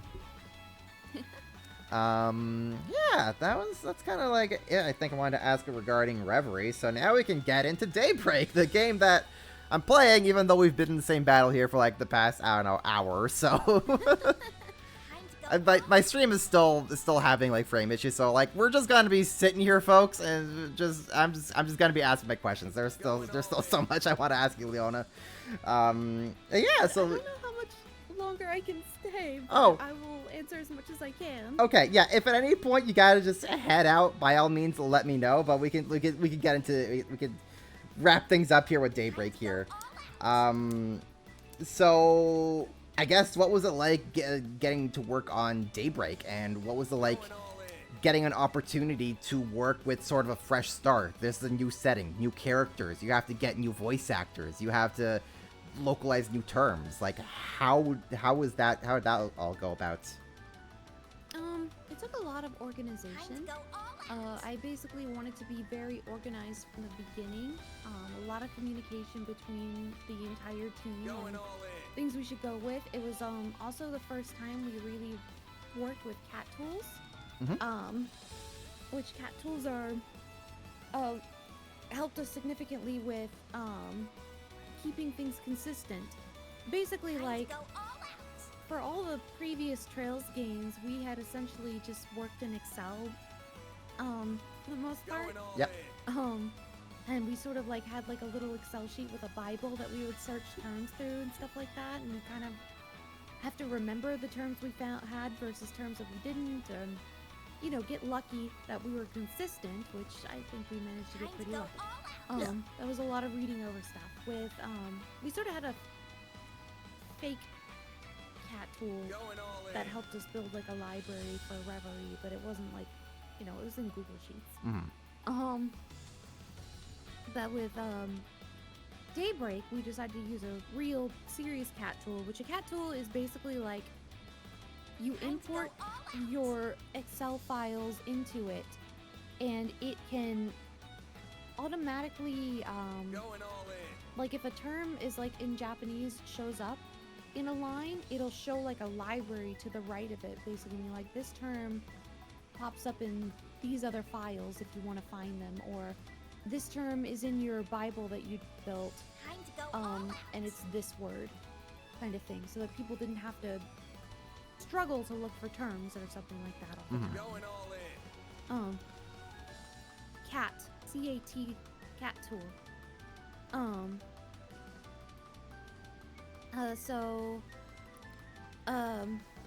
Yeah, so that helped a lot with organization, importing all those files. It helps, like, you know, make it a lot easier to search through things, and,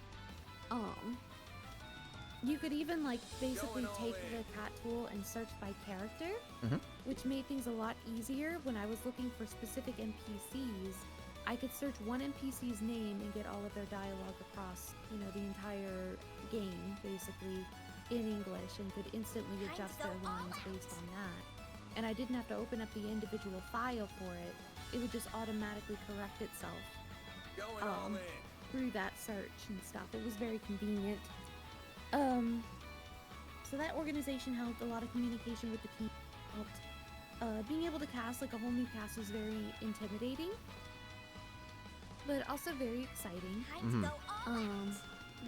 It was, and our goal was to get this done very quickly. Going all in. Like I think we were given 10 months to localize the entire game and have it recorded. And I think we managed to do it all in about 8. Wow. So we moved it very, very quickly with that Time to one. go all out.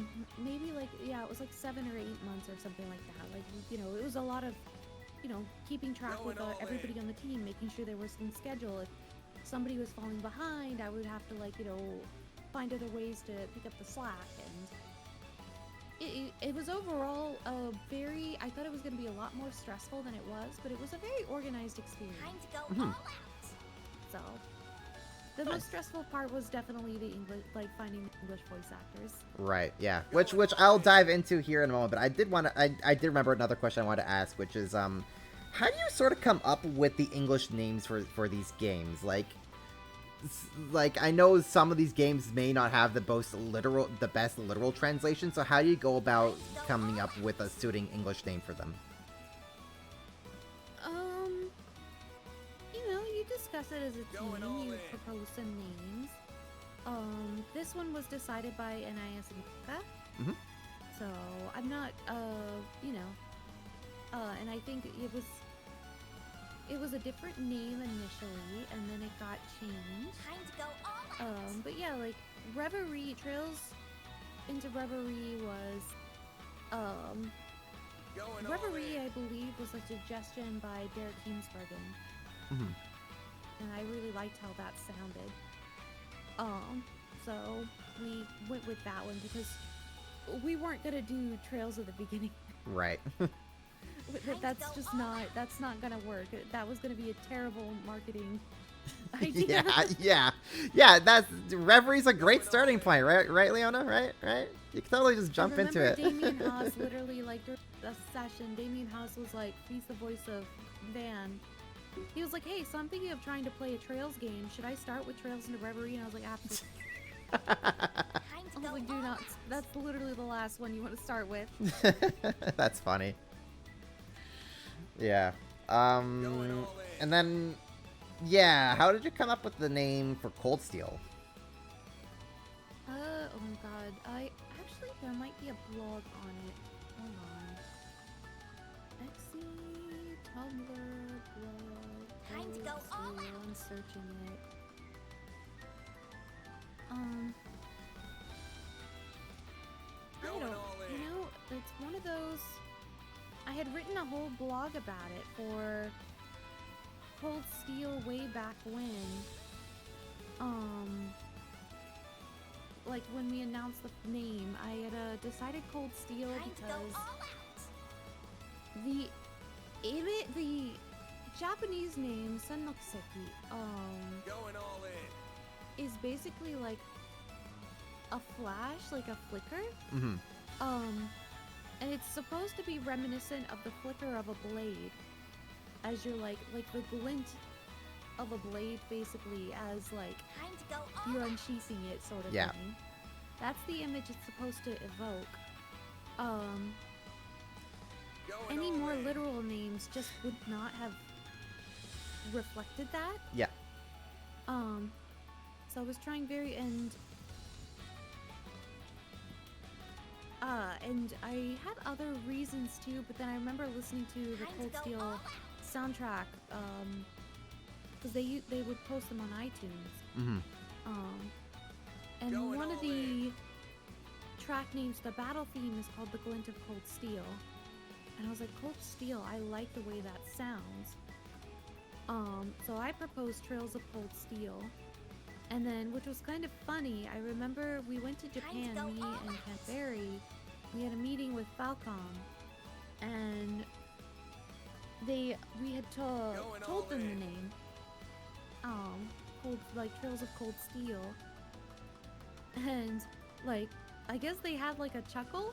Yep. And Kondo-san was just like, oh yeah, that's, like, kind of something similar to what we were thinking originally for the Japanese name, but that kind of works in English, you know? So we like that. Yeah. And I was thinking, like, well, that's interesting that they had, like, Going all a in. steel-themed kind of name originally.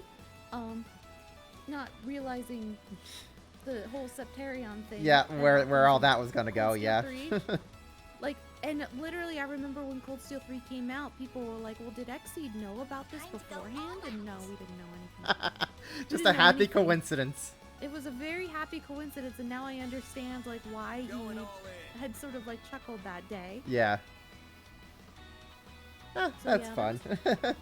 Yeah, Er. it worked out almost. It was too perfect. Sometimes things just work out like that. Sometimes they do. Time to go all out. Yeah. Okay, so now we can go circle back into Daybreak to wrap things Going or all in. start getting things wrapped up here. Or but I say as if I still have some questions regarding Daybreak, but you know, in our final segment here of the interview. So what was it like assembling the team for the Daybreak Time since to go all out. Nisa wanted to get things done faster, so you said you kind of up the team size for it. Going all in. I had brought over basically most of the core team from Reverie. Derek had moved on. He had gotten a full-time position, was unable to reprise his, Time to go all editing out. role. Mm-hmm. I originally had Scott set to be the lead editor for Daybreak, Going all in. but he had unfortunately passed away right when the project was set to begin. Mm-hmm. So that took quite a bit of scrambling. Ah. That was oh, we don't know what to do. It Yeah, was a that's very that's rough really time. It was unfortunate very that happened. Yeah, we were very sad. It was not an easy time. A lot of grieving right at the start of Daybreak. Right. Going all in. And yeah, so we had like tried to figure out like other editors and other translators, and I had brought on the team I did, and we made it work. Time to go all out. Ended up being from the fan translation of East versus Going all Trails, in. I believe. Yep.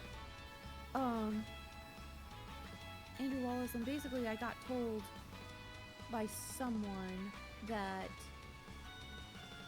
he would basically be like, Scott would have wanted him to be on board this project, basically.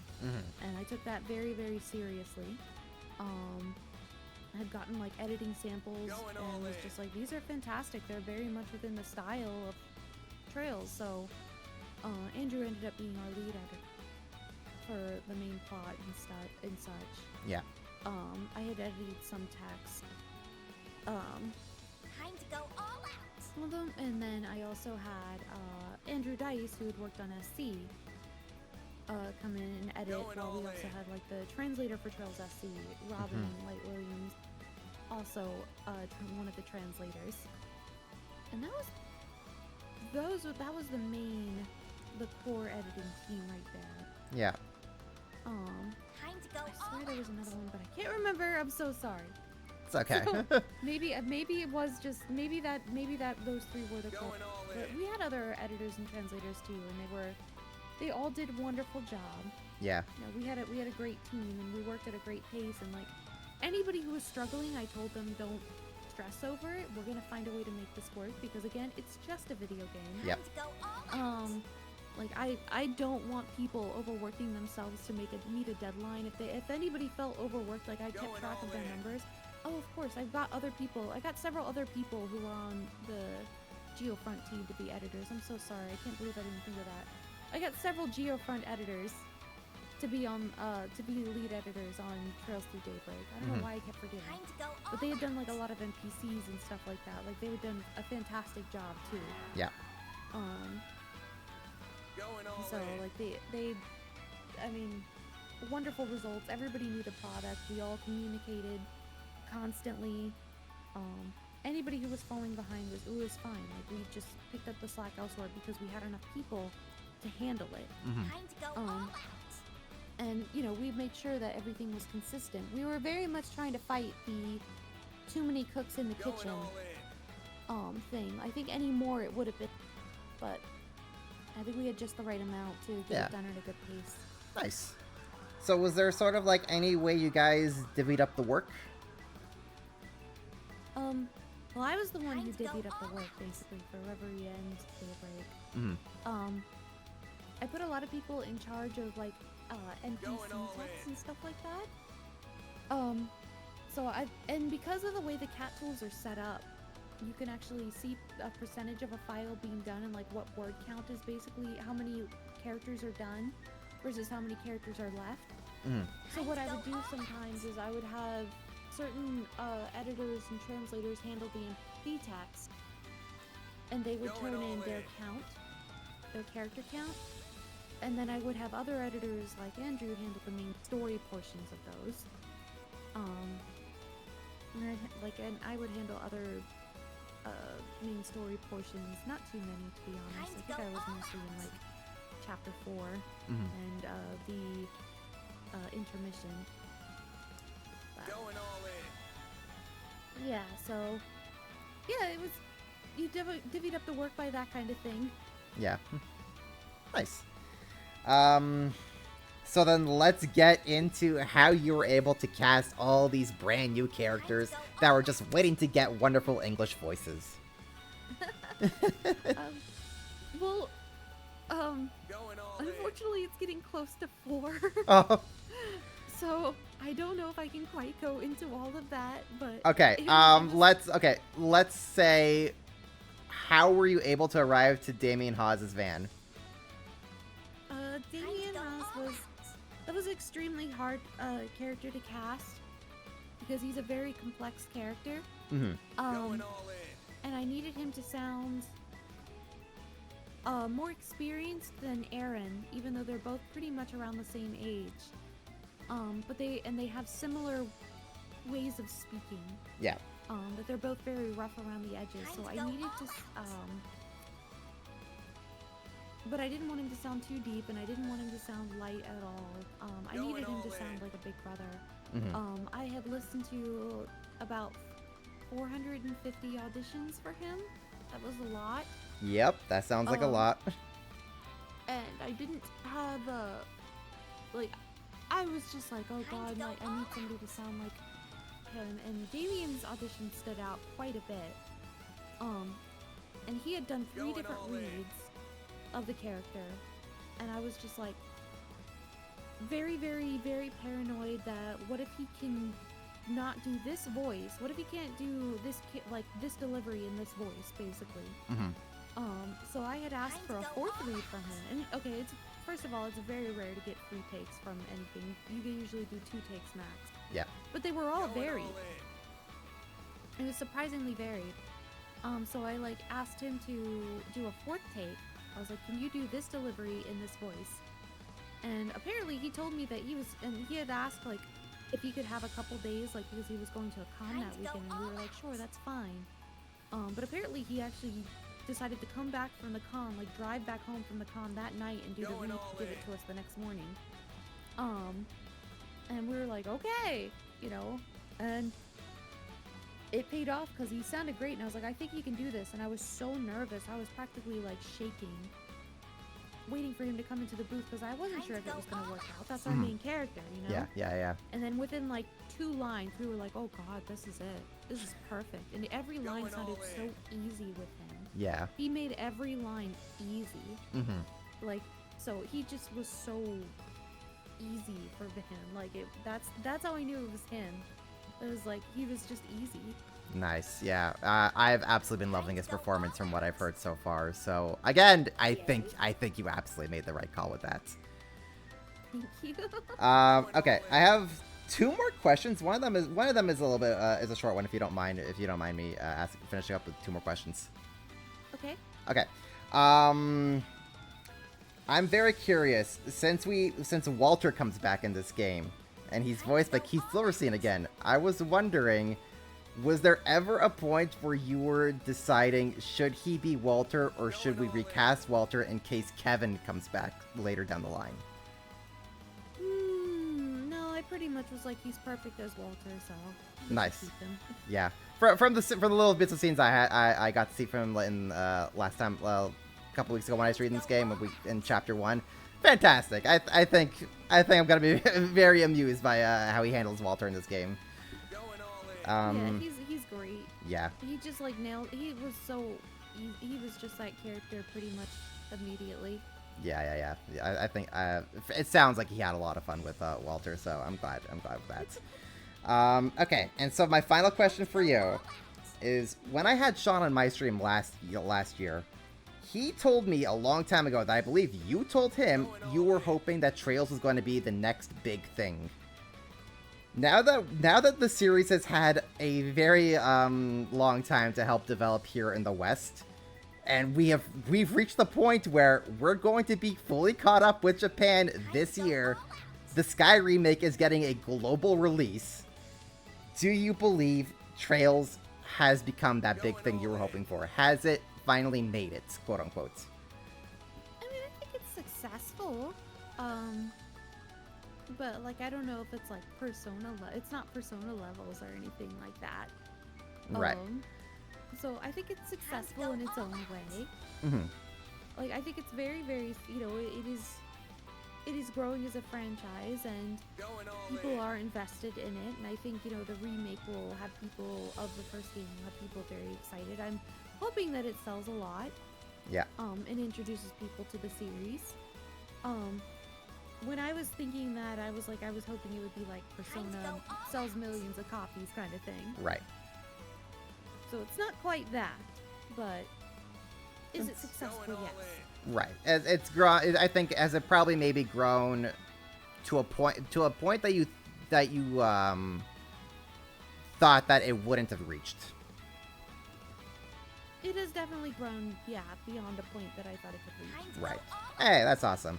I mean, I and hoped, Mhm. but I didn't know if it was gonna be had a lot holding it back, like Going being, all you know, in. one long story. right, It makes it very difficult to get people into it. for sure. But it seems to be the selling point for that. So, you know, Yeah, it has succeeded despite that. right. And here, fingers crossed that the Sky remake is gonna help bring in a whole new wave of players and help make it grow even more. So, I guess only time will tell how things are gonna fully develop, and Going then all in. what's gonna happen when this game finally actually when the series actually finally ends. That's gonna be a big point. Yeah. That's gonna be wild.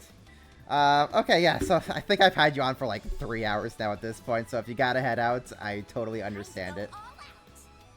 Yeah, thank you very, Yeah. very much for having me. Thank you for taking your time to chat with me about all this. This has been absolutely a delight and wonderful getting to hear all your experiences and stories. Thank you. I hope I was able to answer things satisfactorily. I would say yes, you did. So thank you, Leona. Again, I've said it throughout the stream, and I'll say it again. Your hard work is so well appreciated, and I don't think Trails would have gotten quite as big as it was without all your hard work that you've done throughout the years for all the involvement you've had with this series. So again, I'm very grateful to have been a part of it. thank you so much for all your hard work, and I hope that you'll get an opportunity to work on it again at some point. It'd be amazing if you could like have your one last hand in it for like the final game or something. Going all in. Hopefully, I'll get to voice a character in it. That's That what would be I want. wonderful. That would be I even know. more amazing. I would like to actually audition and voice a character in Trails. That would be nice. That So, would be amazing. I have my fingers crossed for you that will come true for you. Time to Great. go all Thank you guys very Alright. much for having me. Thank you for having me, and have a wonderful rest of your stream. Yes, thank you. Going all in. I hope you get to have yourself a wonderful day as well. Goodbye, Leona. Thank you so much. Bye.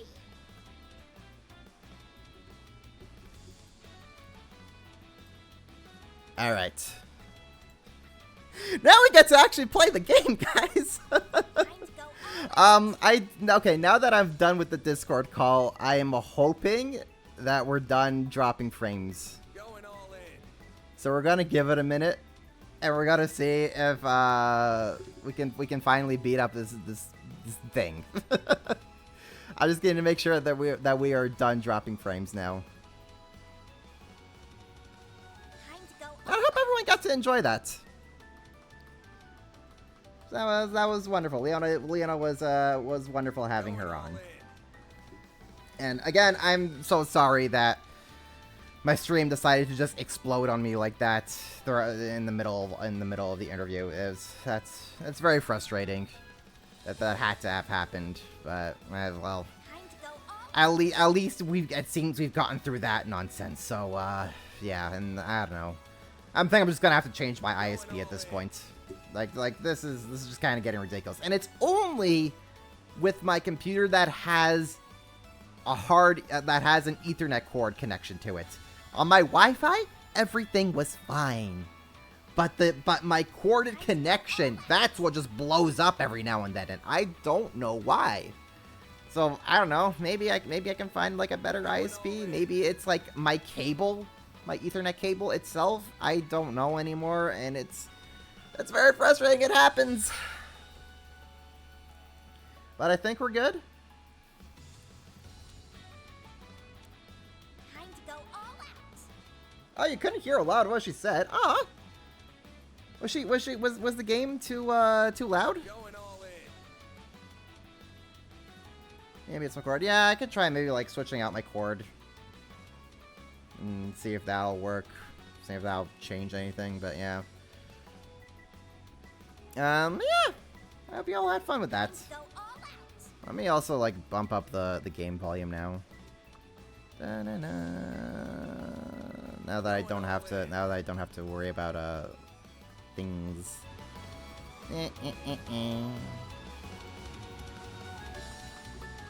Okay.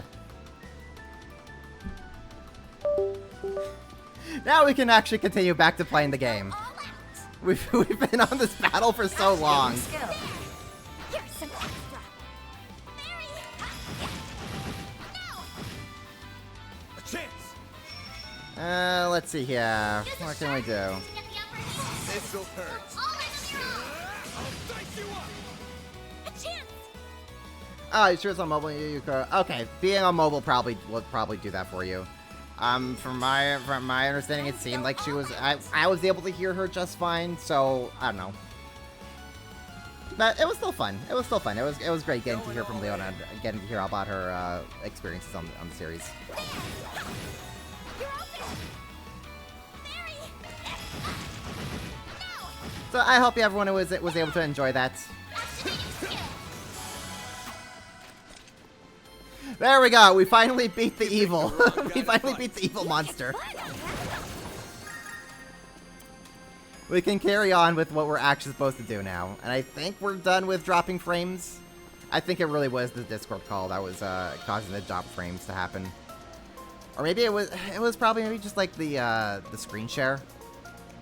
Aha! Huh, looks like a chest.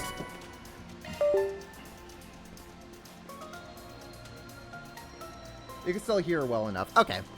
Yeah, she did. She was like on the more quiet end, but that's fine.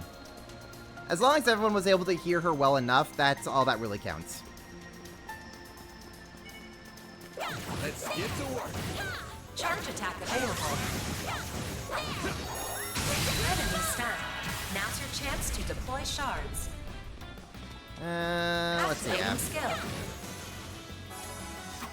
That was really cool getting to just like hear all the tidbits and behind the scenes information. I can live with this. Nice job, Agnes.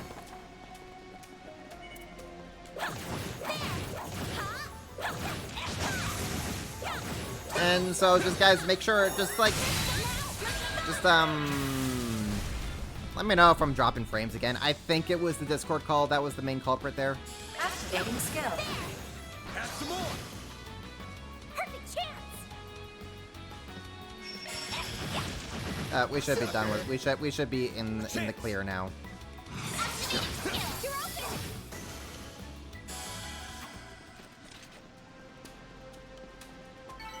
Nice. All right. Great. You're a true professional, Van. That looks like a nice chest. Watch out for ranged attack. Enemy stunned. Shard strike. Now's your chance to deploy shards. So how are we all doing today? Sucker. I hope everyone has been able to have a good time so far. I can live with this. You were a great help on you. Let's see here. Where are we actually going? We're going that way. Okay, so we want to go over here. Looks like a chest. An enemy more. Want to hear now? Woo! Right. Right there. Only stunned. That's a lot of enemies. Now's the time to deploy shards. All right. A boost would work here. A boost would work here, wouldn't it? Good luck. Activating skill. Here I go. Yes. Certain arts will be more effective. Loading What are we enemy doing here? stats. You guys are weak to earth, you're weak to wind, earth, fire, water. I can kind of beat this guy up, I Pull out all the guess. stops. One less dude to worry about. This'll hurt. Can I get 3 of them? I can get 3 of them. All for you.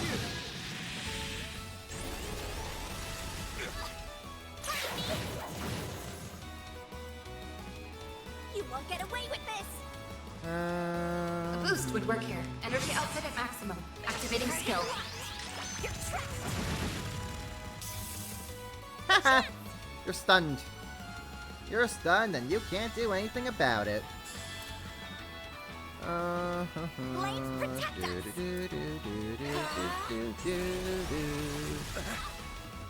Bring it on. Ah, This'll hurt. I think you got me there, buddy. All out. Here goes. Brace yourself.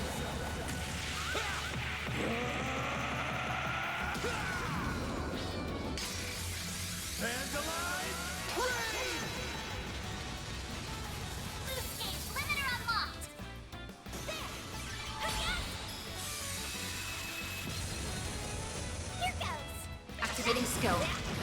No! We're down! You're stunned. Activating skill. You're open! Did that man just eat Van? The man just ate Van. The thing just ate Van. How dare it? No! We're stunned! Yes! You're open! Ben! Give him a smack. Oof! Okay. We're taking some ouches here. Let us... I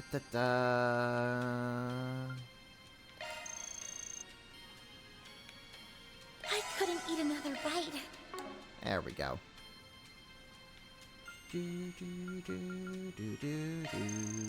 Nope, we're all healed up.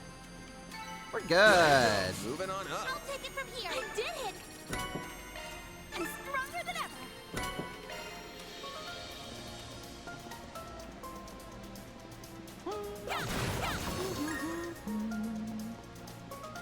Watch out for ranged attacks. I'm on it! Charge attack available. Now, let's make the first move!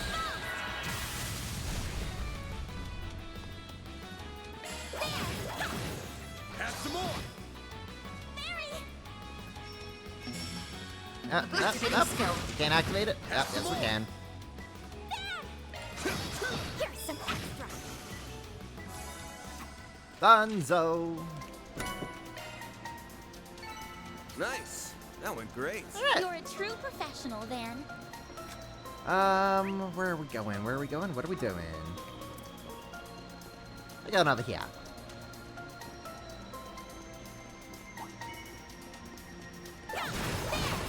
We haven't been dropping any frames here, right, folks? Looks We're all like good. the gang's all here. Let's get to work.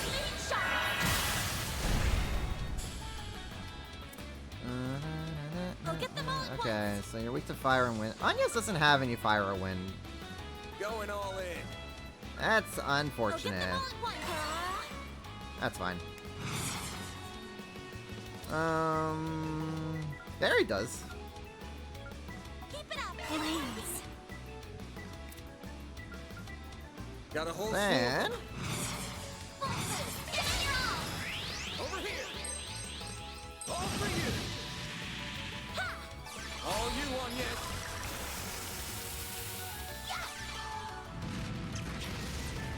Here goes. oh man, some of these spells look sick. Activating skill. A chance. 0 arts, huh? All out. Activating Time for the skill. main event. Let's get up those two in the back. Fans alive. Rain. Loose gauge limiter unlocked. You won't get away with this. Activating skill. Got your number. I won't lose. Got your number. Activating skill. Speed up this Have dude. some more. Activating skill. A chance. Sucker. Ah, so satisfying. Praise Arusha and the flames. You did perfect, Fairy. Watch out. That enemy looks strong. Commencing battle.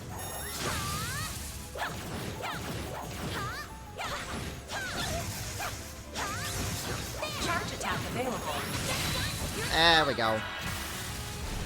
Big ol' handsome here about to go down. Are you weak to earth and wind? Flames protect us. Fire and wind. I need to give Anya some better spells. Initializing drive. Some things just don't work out quite the way they should here. Hit him fast, Fairy. Target locked. You're trapped. A chance. Use a startle move. This'll hurt. All out. Give it your all. Take that. There. A chance. let's hit you with that. Initializing drive. Sure. Oh, come on! Anya's wasn't even anywhere near you, my dude. How did that hit Boost her? would work here. Energy output at maximum. How did that even Hit hit? all the stops. Activating skill. Barry. Here I go.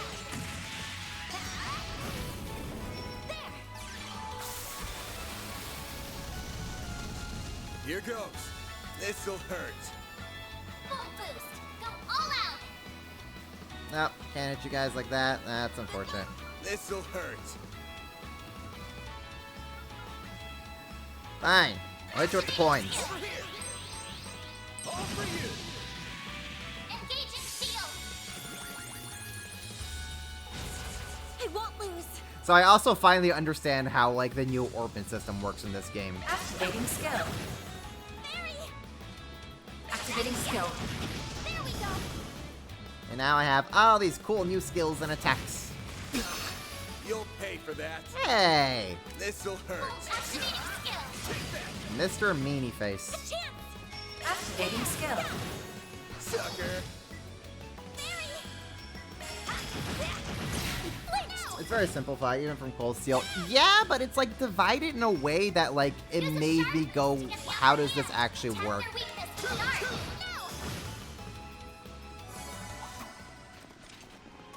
Because, like, what was throwing me off about it was, Ow! Jackass! Perfect chance. You asshole! I was getting items! Boost would work here. How dare you attack me like that? Hit him fast, Barry. Target locked. You're trapped. Yes. Alright, let's get the items that I wanted to get. Blades protect us. Um, Random light. heal up. White shield. Thanks, pal. A chance. Use a sharp boost to get the upper hand. Full boost. Give it your all. Stay fast. Take this. Perfect chance. Activating skill. Have some more. Escape route secured. Stop! Bring it on. Stop trying to debuff me, mister. Full boost. Go all out. Don't you know that I don't enjoy that? Protect us. What are we doing on CP with Van? Certain arts will work better. Good luck. Just smack him. Here's some extra. Hit him fast, Barry. There, you missed. Fairy girl. Yes. Fairy girl, what you doing? What are you doing here? Initializing Like how drive. you are.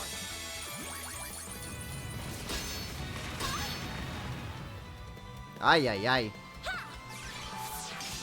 I don't like this toad. A chance. I don't like this frog whatsoever. Go all out. Attack their weakness This'll with an art. hurt.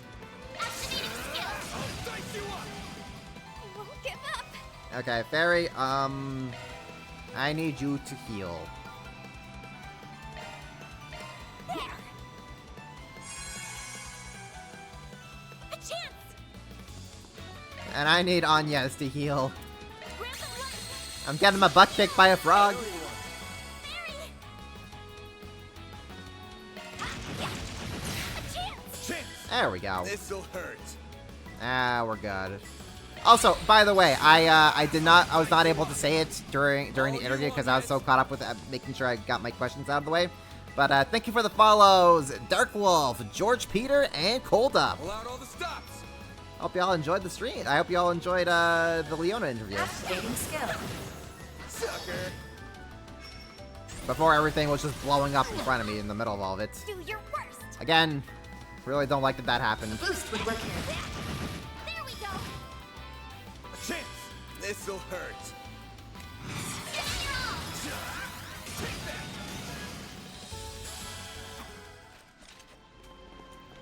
Oh, yo, that's a big one. Nice. That went great. You kick butt, man. Alright, let's get Fairy healed up because she is dying. Fairy girl, you're dying. I'm stuffed. No, I'm stuffed. have more. I'm stuffed. Too bad. Have more. I'm stuffed. We're gonna keep stuffing this girl with food until she, like, pops.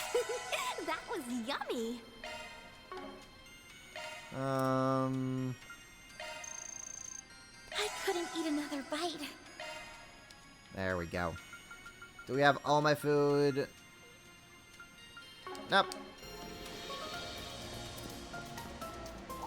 That looks like a nice chest. Watch out! The enemy looks strong. Got you! I'm on it! Charge attack available. There we go. Anya's is completely on her own here. Great. Great, great, great. Flames protect us! Activating drive. A boost would work here. Da-da. Hit him fast, Barry. Right now! Burn! A chance. Go all out! This'll hurt. Aerial Buster!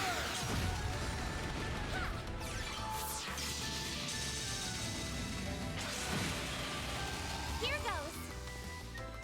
There! Yeah. Barry! Have some more. Yeah, there we go. Got him. We got him, folks. Nice. Moving on up. Ooh, got a van leveled up. Fancy schmancy.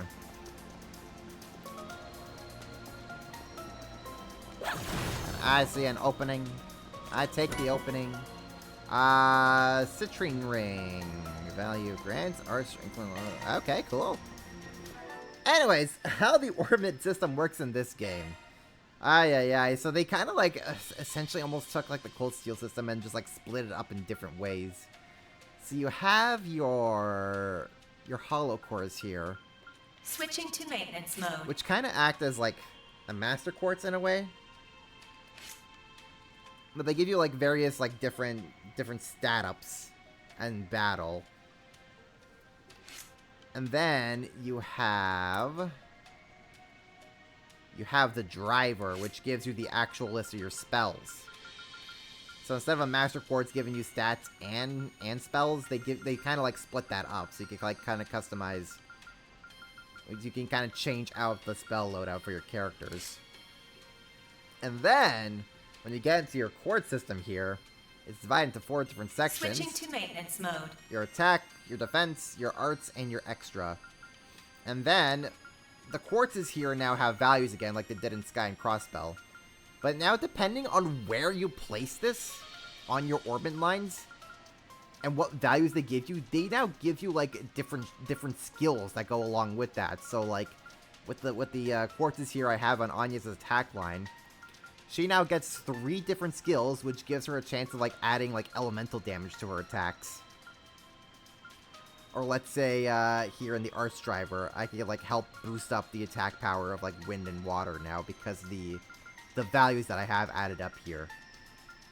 And then like extra just gives you a whole bunch of like random things, like you could you could have increased buffs at the start of attack, or like with what I have Van. Modifying your orbit, are you? He's able to like deploy like sort of he's able to like deploy like shields and like give himself like stat boosts or whatever. He could have stealth enabled on him at some points. It's like, it's funky. It took me a minute to just kind of realize how all this works. But I dig the system. It kind of like adds a little bit, like the shard skills really kind of like add a nice little flavor of customization to like what you can allow your characters to do. So it's cool. Oh yes, do tell me about the story now, Daisy. I am free to hear all about the story now. By all means, go ahead and explain.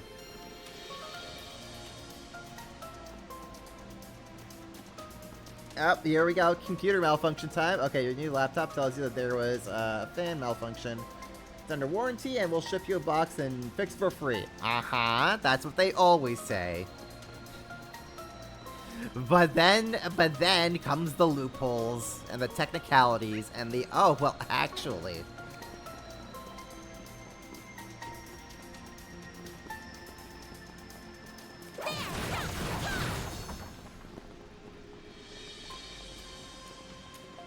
The mechanisms here are ancient. I'm surprised they're still up and running. Whoever created them probably kept the design simple so they'd last a long time. I see a door that I want to go through. Let me through the door. Makes sense to me. Let me through the door. Nah, the game's not gonna let me through the door. This looks like a stopping point. Just what I needed. Okay, so you have to back up your own data, of course, which takes a couple days, of course.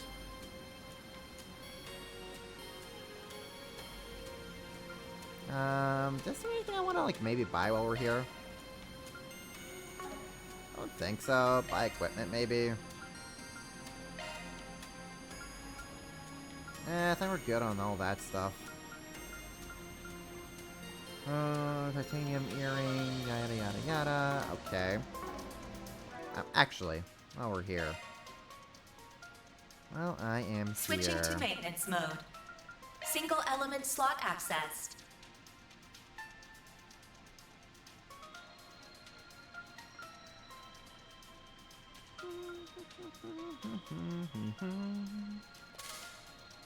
Okay, yep. Rancid target strength when HP is low. Yep, that's fine for me. That's fine for you, Agnes. Ah! We can go on through. Hello, good looking. Found him. I can't believe a thing like this has been lurking under the city all this time. It won't be for much longer. This will be a final leg of today's training, so make it count. Activating shards. Use the shards to get the upper hand. So there you go, leave the house, and your iPod gets knocked out of your hand and goes funky. Oh no!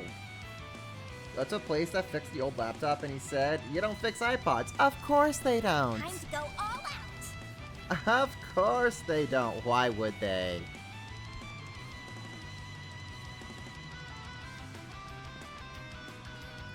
Anyways, what are we doing against this dude here? Go all out. It's working.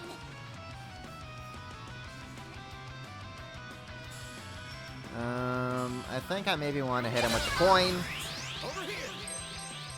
All for you! All you, Agnes!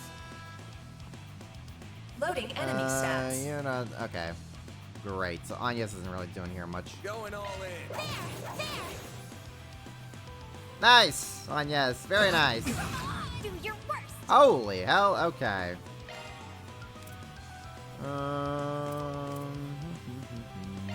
Pull out all the stops! There. Perfect chance.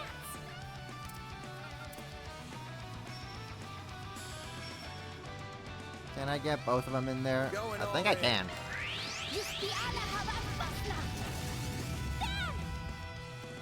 Nice. Full boost. Go all out. Attack their weakness with an art. Give them your all. Here goes. Activate Brace skill. yourself!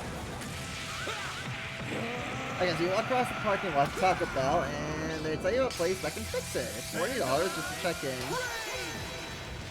Uh-huh. Freight's an easy fix. You're not going back with that kind of check-in fee.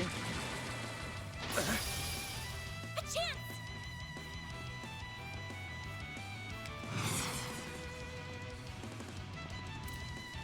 Going all in. Loading Actually, what is enemy this stats. thing? I can hit it with Saint Arrow at least.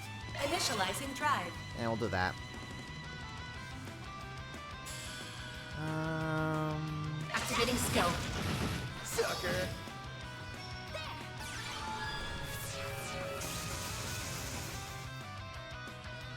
Sludge breath. I'll take you on.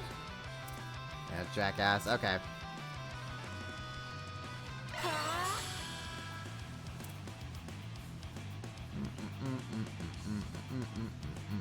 Certain arts will work This'll better. hurt. That's inside? Thanks, pal. Here goes. Energy output at maximum. Okay. Going all This'll hurt. Activating skill. Here goes. Activating skill. It's the end of the line. Yeah. You're finished. Ignis. Rampage. Okay, so you went to your Taco Bell, they told you a place you can fix it, $4 to check in. Praise an easy fix. So have you gotten your iPod fixed yet? Going all in. Or do you have to wait for that to get for them to actually do it now? Time to go all out.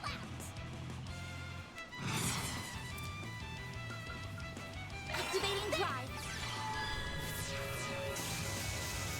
Here goes. This'll hurt. I'll dice you up. Perfect chance. Energy output at maximum. Activating skill. Target locked. You're trapped. Yes. Activating skill. There. You're open. Snail guts. Oh no, you've buffed yourself. I don't like that you've buffed yourself, buddy. No, I don't like that you buffed that. Target locked. You're trapped. A chance. What can we do here? What can we do here? Certain arts will work better. Can we not? Nope, no we can't. A chance.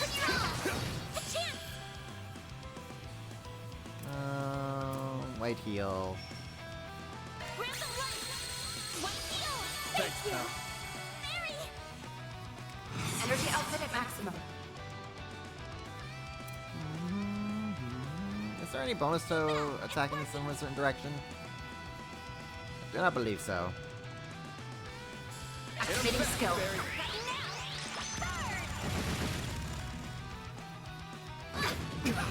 You'll pay for that.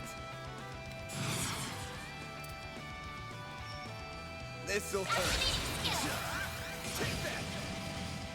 All you on your Eventually this thing's gonna go down. Eventually. Energy output at maximum. Activating skill.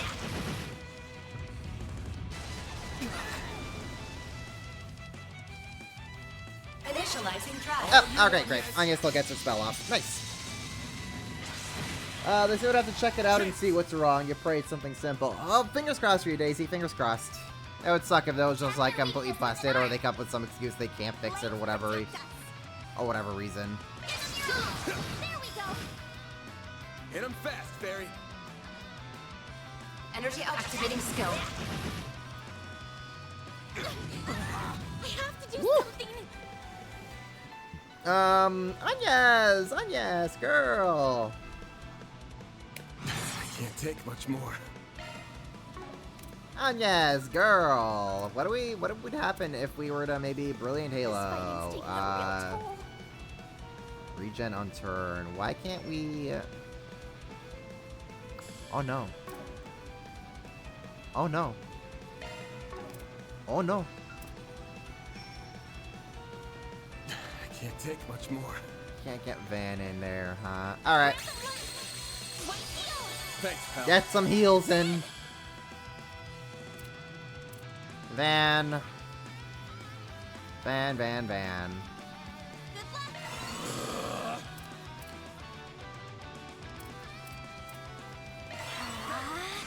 Thank you. Time to use some heal spells. Oh, heaven forbid. I owe you one. Here goes. You got your old laptop connected to your hotspot, but Twitch was throwing an odd error.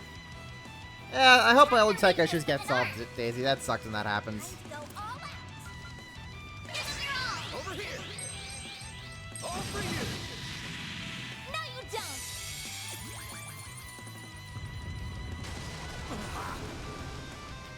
Perfect chance. Boost plus. Energy output at maximum. Activating skill. Wait, there we go. Oh, thank God it's stunned. Yes.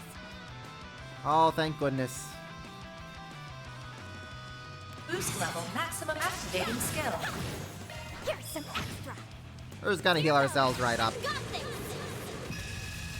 Great circle of light. Give unto us the breath of life. Boost gauge limit increased. Perfect chance. Activating skill. Oh, that's a zero arts. Oh, darn it! I could have used that to like to give her the big boost, to give her the big ouchies. Whatever. Perfect chance. Energy output at maximum. Whatevs. Deploying I'll shield. just do this. I'll take you on. Activating skill. You're open. There. Eventually, it'll die. Also, noisy, you go pick up the plate to put food in, and a large pot comes from the pile. Powered up. I had to spray and wash the entire plate. Oh yeah, yeah. At that point, I just freaking fume it. I would just like bleach that plate at that point.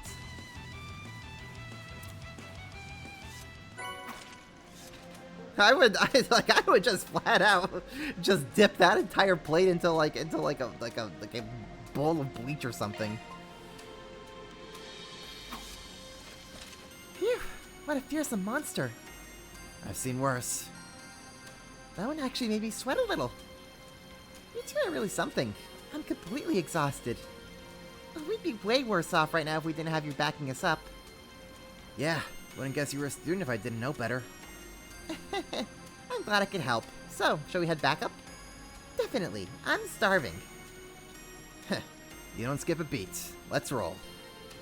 Mission accomplished. Great job, you guys. Mira deposit confirmed. Law and Gray increased. What is wrong with today? Nothing's gone right for us, seriously. We're all having fun issues left and right. Today is just ain't our day. Just what I needed.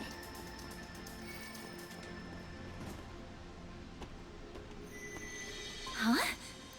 Ah, we have voiceover. Is something wrong? Did anyone else see the Genesis light up just now? On your toes, you two.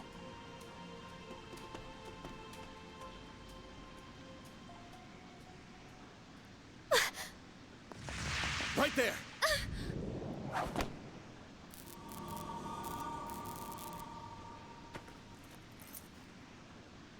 No way! Hello, ma'am. How did you notice me? Who are you people? None of your business. But I've got an idea of who you are. Between the silhouette of cat ears and the way she moves. It's gotta be that Kingster Grimcat. Who are you calling a Kingster? So this is that famous thief. I can't see her that well through the camouflage, but she's wearing a really tight jumpsuit. That outfit's so adult. Oh, will I be able to wear something like that someday? Harry, stop! She's not a good role model. Jeez, I've hardly known you a minute and you're already corrupting the kids. Leave me alone! This is what Grimcat is supposed to wear. So you admit to being Grimcat. Oh. Phantom Thief Grimcat. Persona 5? Fine, sure. I'm Grimcat. You got a problem with that? Couldn't care less, if I'm being honest. Come on, you're meeting a celebrity. Anyway, what do you want? You don't look like bracers. If you were down here, you can't be ordinary people. Wait a minute. Are you trying to lure me into a trap? No, not at all. We're just here because the CID... You're with the feds? This jerk's been asking for it since the word go. So, sorry girls, but I'm forcing my way through. Do your worst, Toots. This will be great training. Few opponents are as agile as her. I'll teach you not to underestimate me. Can't we talk this out? Do your worst, Toots. That's so funny. Oh gosh, I love Damien Haas's Mon. Holy hell. Like, Leona really did do a great job getting, Damien to voice Van. What are we doing? Information. Alright. Activating skill. We'll just give her a little 1-2 here. A chance.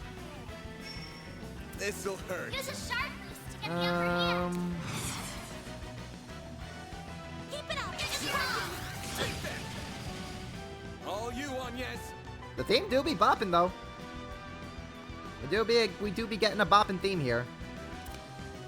Time to go all out. Initializing drive.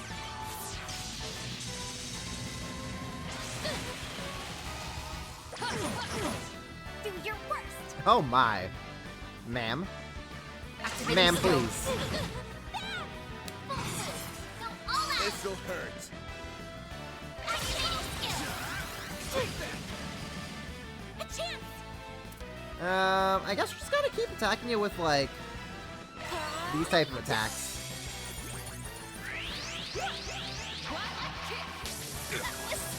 Oh, Fairy down! Okay, didn't expect Fairy would just die. Here goes. All you on, yes. Okay. What should Thanks. I do? Thanks, I guess. I can't take much more.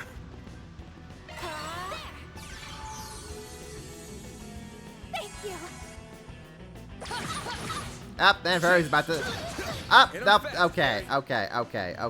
Van is charmed or would work whatever. here. Fantastic. Wonderful, even. Energy output at maximum. Yeah, Fairy just ate a whole bunch of nonsense, didn't she? Okay, great. Love this. Love this for me. What's wrong, huh? Love this for me. Activate. Here goes. Alright,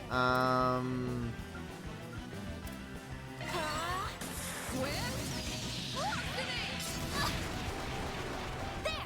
Ma'am, please.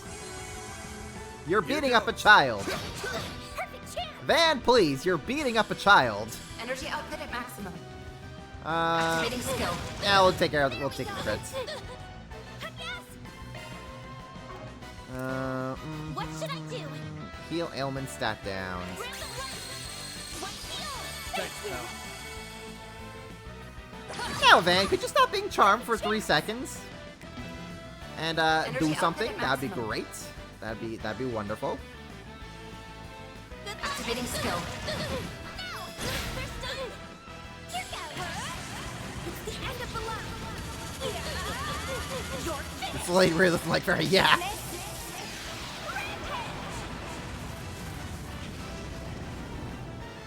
Maybe you're not all talk. Boost gauge limit broken. This'll hurt.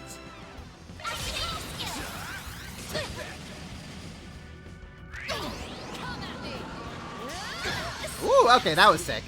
Up there goes Fairy. Fantastic, wonderful, even. Fairy, if you could stop dying for all of like 3 seconds, that'd be great. That'd be great. That would be my personal preference.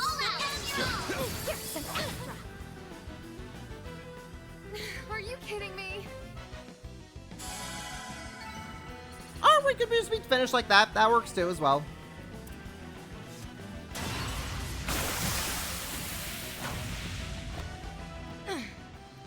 Not bad.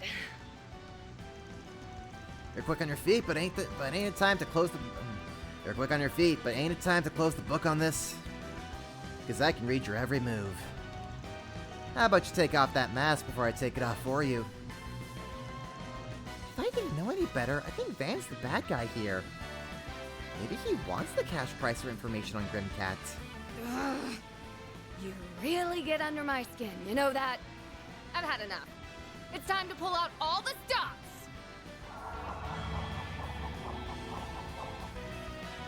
You were holding back this whole time? Look alive! She's got a battle aura. Oh. I'm gonna put you in your... timeout. Hold up. getting a call here. Could you guys, like, wait 5 minutes? Oh, holy crap. When did it get so late? Oh, I'm in so much trouble. I hope you know this is all your fault. You were the one, Jonathan, for a fight. Jonathan? Jonathan? That's a word. We won't keep you here for my training if you need to go.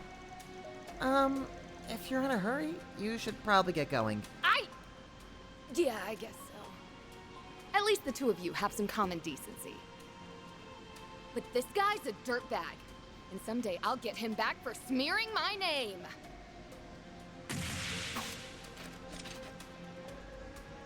And away she goes. I love how she just runs on the wall. Like, she could easily just normally run away, but no, she has to run on the wall. She's not exactly what I pictured. Even more of a letdown than I was expecting. There's no need to be so harsh. She was really strong, though. Even before she powered up, I could tell she was a genuine warrior. Yeah, and she's using something that ain't a Zypha or rammed to cloak herself. I wonder if it had to do with my Genesis lit up. I wonder if it had to do with why my Genesis lit up earlier. Alright.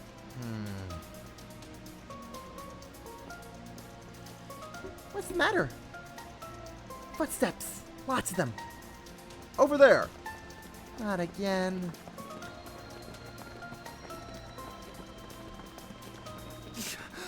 What the? Ah, don't worry, fellas. The police are on it. Good old Detective Nate. He's got the case. He's got the case locked down.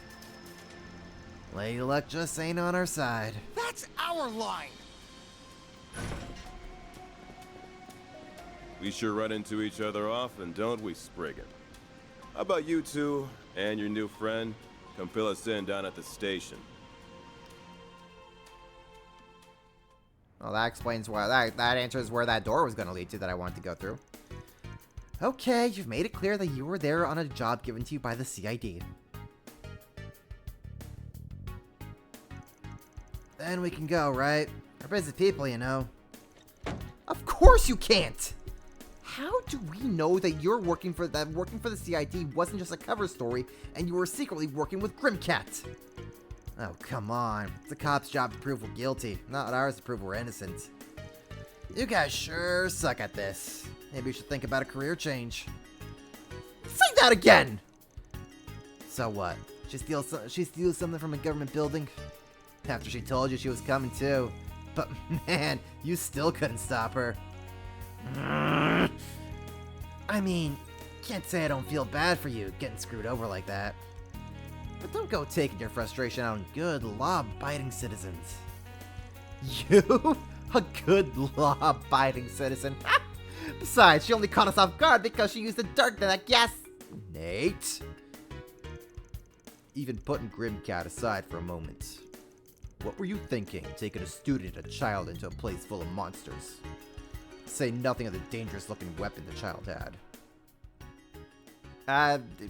She wants to. It's her comfort. It helps her feel comfortable. Yeah, that one you got a fair point with. But it's not like I told him to come with me. I was just respecting their decisions. As for the weapon, did you want us to take care of a tough TID request with our bare hands or something? I tell ya, is this any way to treat people who work for the good of their country? If you were thinking of your country, you'd be a little more cooperative with its law enforcement. Yet you never share more information than necessary, wield deadly weapons for unknown origins, and now you're training children in combat. No one can be blamed for thinking you might be colluding with terrorists.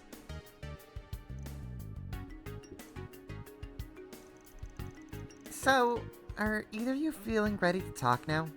Lawyer! They know their rights!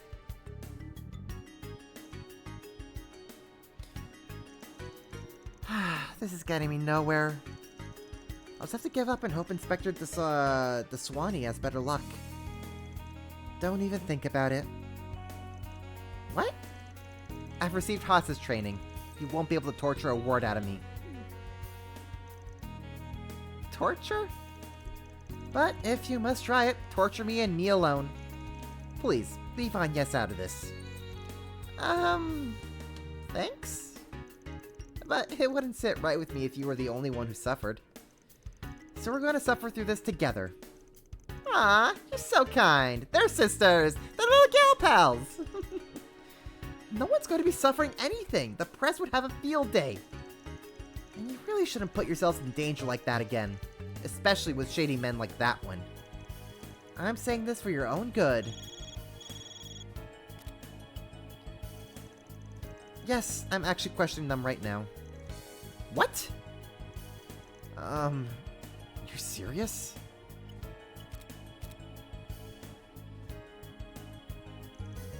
What's up with that reaction? It's clearly not Renee this time. I thought that was going to be the CID again, not... Just who is that girl? Whatever. Just get out of here. You ain't gotta tell me twice.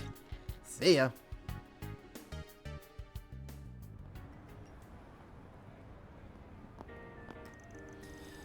Man, that was a headache I didn't need. That's all that Kingster's fault. I always knew I might find myself facing off against police one day. But I didn't expect it to happen so soon after moving to Calvard. I still can't believe I've now been interrogated twice in such a short time. Tell me about it. Gotta be rough for a model student like you, huh? I'm fine. I'm part of this operation now, too. Do you want me to teach you how to withstand torture in case you ever need it? I'm certain I'm not gonna need that. Or so I hope. Anyway, why were we just allowed to go like that? I was wearing the same thing. So was I. Surely they aren't onto me. Agnes? Girl? Do you have some connections? When did Agnes become a furry? When I got a hold of DLC. Hi Clinky, how you doing? Yeah, you just... I say just. Leona left about an hour ago. But I still got like a good solid 3 hours with her. I asked a lot of questions, so... the VODs are available. Unfortunately, my stream decided to explode on itself about an hour in. So you're probably going to see 5 different VODs available. And it's really frustrating that that had to happen right in the middle of the interview, but, whatever. It is what it is. But still, I was able to, I made sure to ask at least some of the questions that you wanted me to ask for her. So I got those in. Most of them. I didn't ask her about the favorite part about Japanese, that question that you wanted me to ask, but, we were starting to run short on time. She could only be around answering all of my interrogation questions for so long. But it was still a wonderful time with her.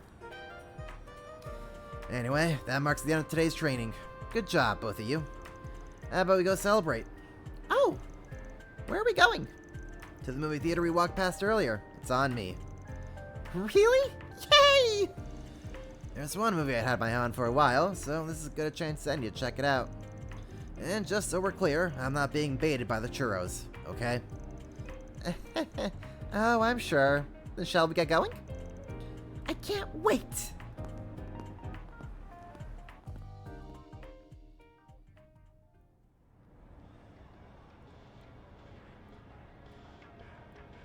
Golden Blood. Now airing in theaters. Ma'am? Salvatore Godi's newest work, Golden Blood. The man's done it again. Sure, this story's been done 1,000 times, but it's flashy and exciting enough to cover for its lack of originality. And casting Judith Lancer as the lead was an inspired choice. Shame I couldn't see a night showing of the uncut version. At least those Mont Blanc churros were as good as they looked. Maybe I can grab some more when we go out to pick up our commemorative pamphlets. So is this just Calvard's version of John Wick? Because I'd be down for that. Wait a sec. Hey, Van. Aren't those moves just It's gotta be coincidence. Right. There's no way.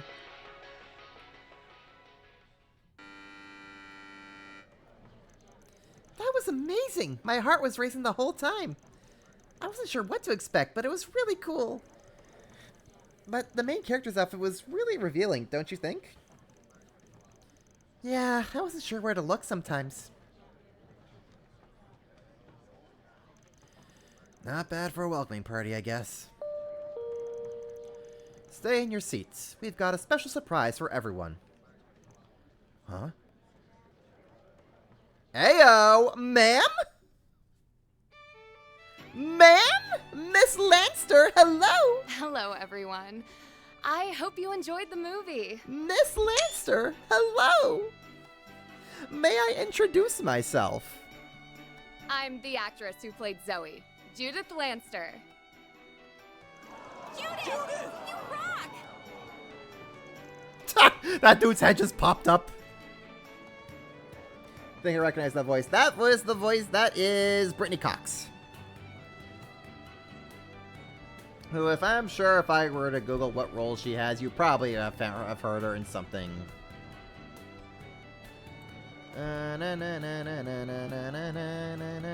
Let's go to her behind the voice actors. Let's list off what she has worked on. Card and Seal, Elusive Samurai, Tower of God, Unicorn Overlord, Nier, Octopath Traveler 2, Tower of Fantasy, let's see here, Fire Emblem's 3 Hopes. She is Ingrid. That's probably where you recognize her.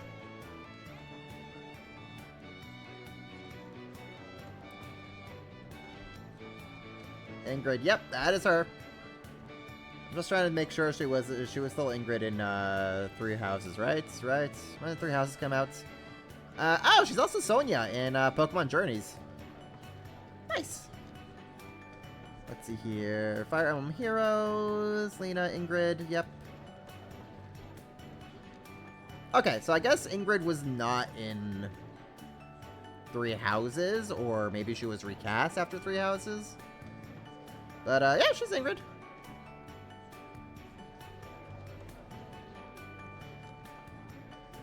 That's probably where you've heard her from.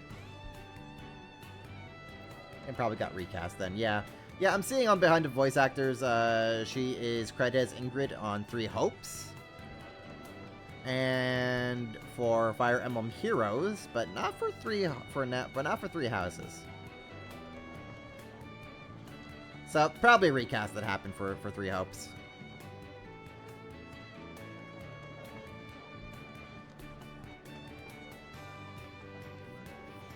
This is insane, like if you're watching the Hunger Games and Jennifer Lawrence just casually visits the cinema. Yeah, basically, that's essentially what's happening here.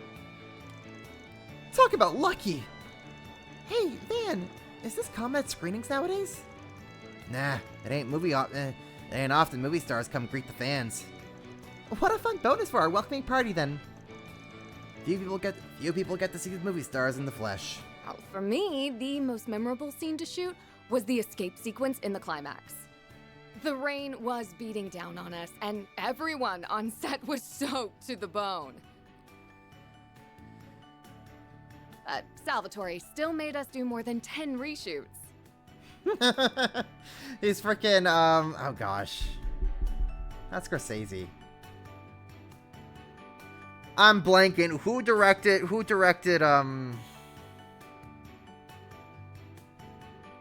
oh my gosh, what movie am I thinking of? Oh my gosh, am I going crazy?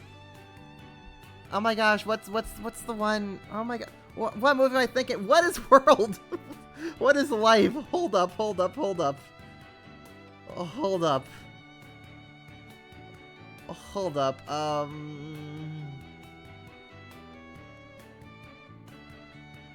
The movie with the apes at the end. The movie with the AI. No, it's not iRobot. It's not that. What? Wow! Did I study movies when I was in university? Did I do that? Steven Spielberg. No, it wasn't. It was not Steven Spielberg. I think the director has died, but 2001 Space Odyssey. Yeah, there we go. That's the movie I'm thinking of. Who was the director behind that? I'm going to go crazy. Stanley Kubrick.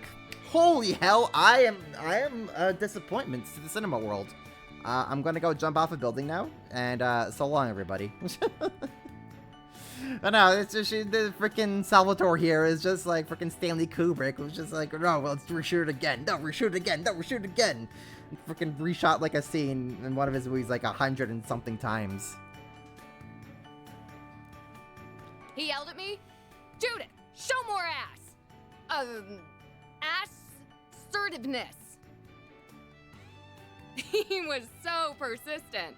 I was about ready to snap by the time we finally finished for the day. That was great. Van, it really is her, isn't it? I think you're right. Oh, what a guest. Oh, they're not even going to pretend like it's a secret. They're just like, that's her. Alright, we're just going to rip that band-aid off right now. Yep, that's who we just fought.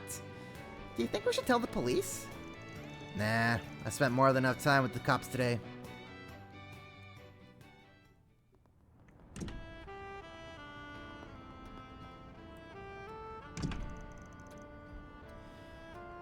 Oh, the sun's setting already.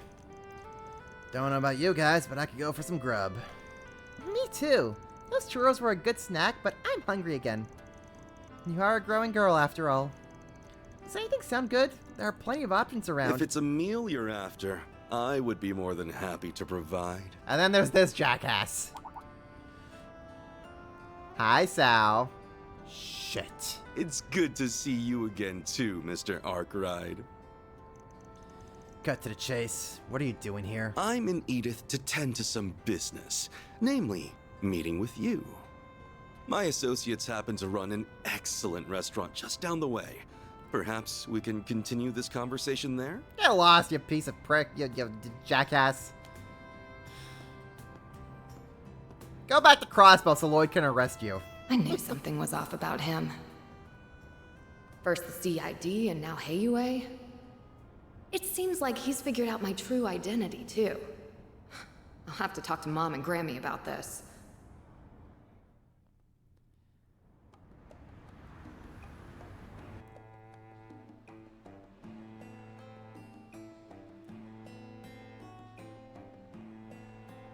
Nope, that's still Kaiji. My name is Sal Lee, president of Heiyue Trading Limited. It's a pleasure to meet you both. I think Kaiji's just gonna maybe going a little bit lower with Sal this time because he doesn't have to also voice Gaius in this game. But also, to answer your question, Daisy, yes, I did ask about Leona about what it was like, about how she landed on Gaius. Gaius was an audition.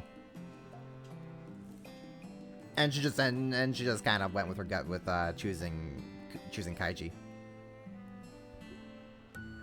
So don't worry, I covered all the Class 7 members that I'm pretty sure I got all of them. I don't think I missed any character. Hey, wait, isn't that... Whatever you're thinking, you're probably right. Some see them as the protectors of Easterners everywhere. But if you ask me, they're the biggest crime syndicate in the whole Republic. Ours is an organization of many faces. If you don't mind me asking, what can we do for you, sir? I've gathered that you and Van are acquainted, at least. Awfully kind way of putting it. This guy's given me 2 jobs for Heiyue before. The mirror was good, but he was using me plain as day both times. Frankly, I was hoping I'd never have to see his smug mug ever again. You wound me, Mr. Arkwright. Personally, I see great potential for a mutually beneficial relationship between you and me. So, might I explain our predicament while we wait for dinner to arrive?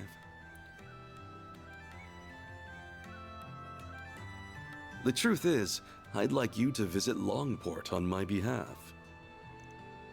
Huh?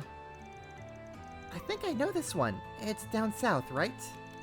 That's right. Longport, sometimes referred to as the Dazzling City, is on the southern coast of Calvard. It's the second most populous city in the Republic, and quite famous for its grand eastern quarter. And for being Heiyue's home turf. You see, trouble has been brewing on our doorstep. And not the kind we can simply ask the police or guild to address, mind you. nor can our organization commit fully to addressing it so suddenly. And with all that in mind, I think what we need is a Spriggan's touch. Hell no. This reeks of A's bullshit to me. Your nose is as sharp as ever, I see. Indeed. Last month, Almada set up a dummy company in Longport's new town.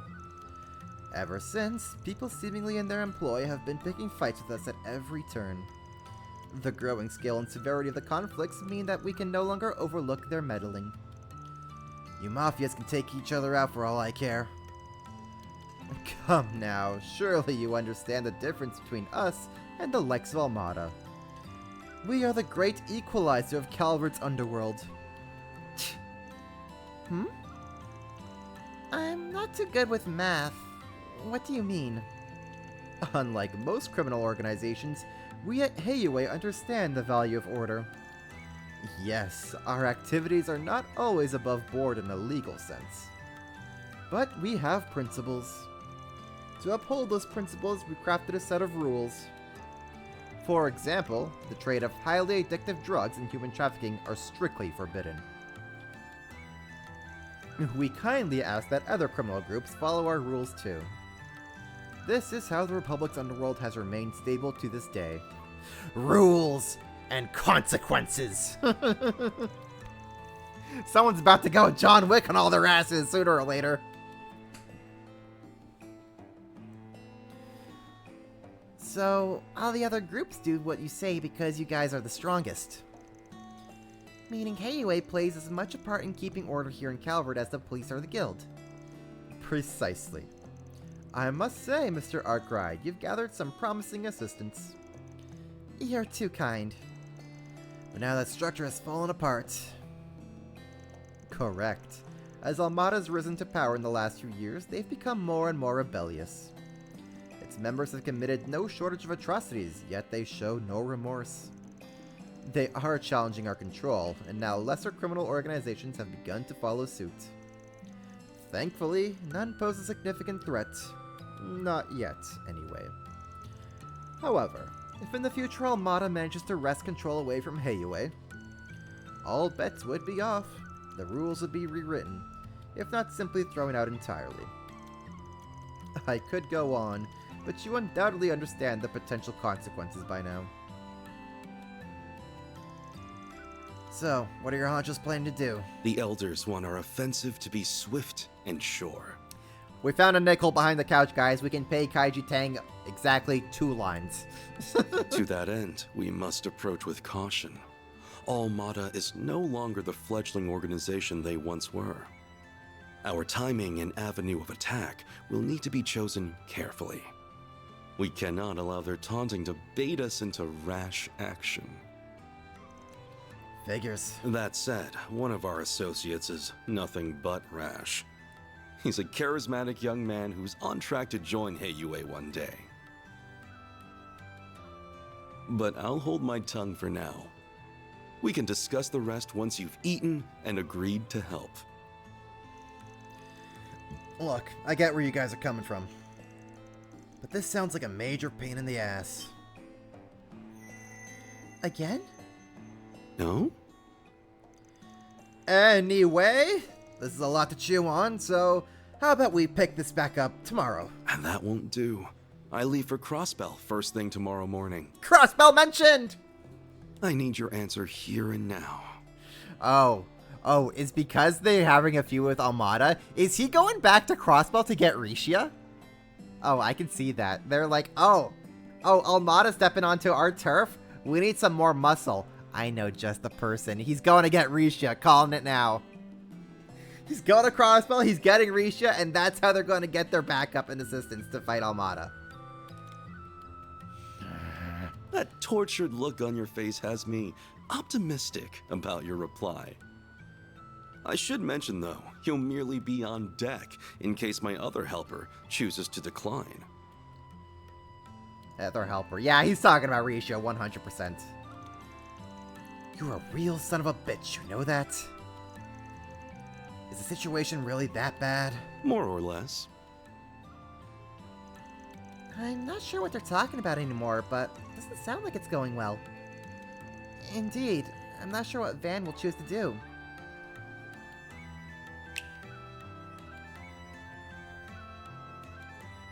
This appetizer features the finest Central Eastern dried fruits, sourced from Valis and prepared using a secret recipe. Please, help yourself to as much as you'd like. Is this really dried fruit? Not like I've ever had any. Hang on, I ain't done with...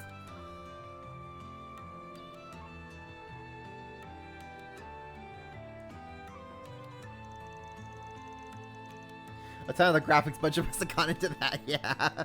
They had to really make sure they rendered this food plate to be perfection. Whoa, it's like an explosion of flavor in my mouth. It's so sweet and flavorful, yet fresh and juicy like it was just picked too. I love Van's facial expressions. This is an extremely rare delicacy that even we struggle to procure. Man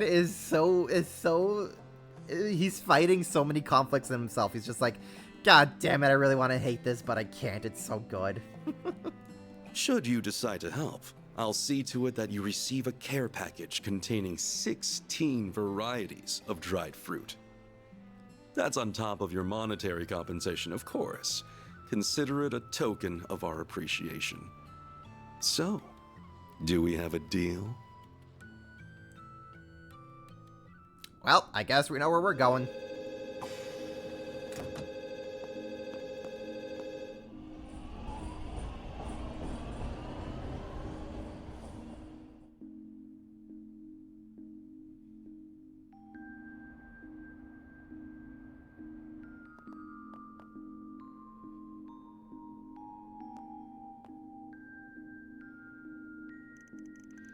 Man, that also really knows how to jerk people around. Guess you don't get a fancy nickname like White Orchid Dragon for being a slouch.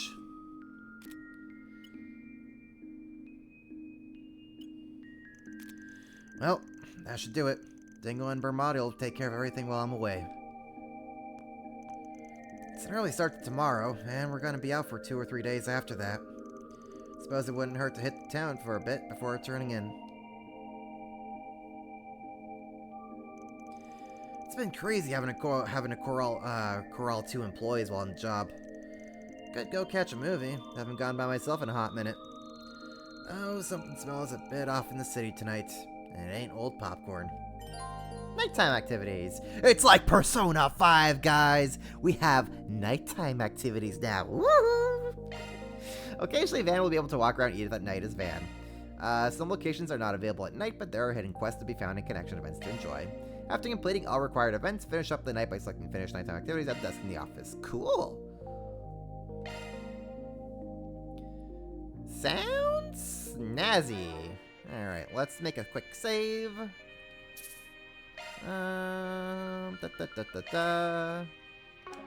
Great. And with that, I'll be taking a dinner break real quick because it is 8 o'clock for me. And I'm hungry, and you know, I could use a little bit of a break. So, we'll be back in like 15-20 minutes. Don't go anywhere, guys. We will resume Daybreak momentarily.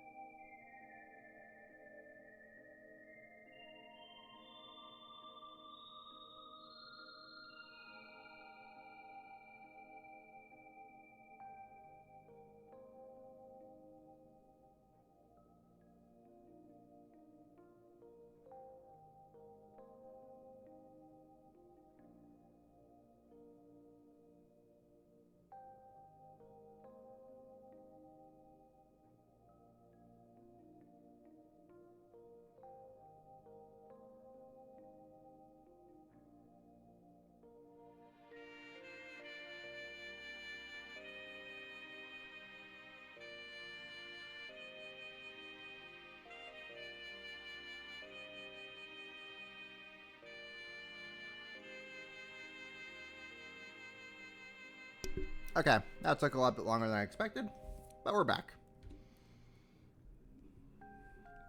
At least the nighttime theme in this game is like very soothing and calming.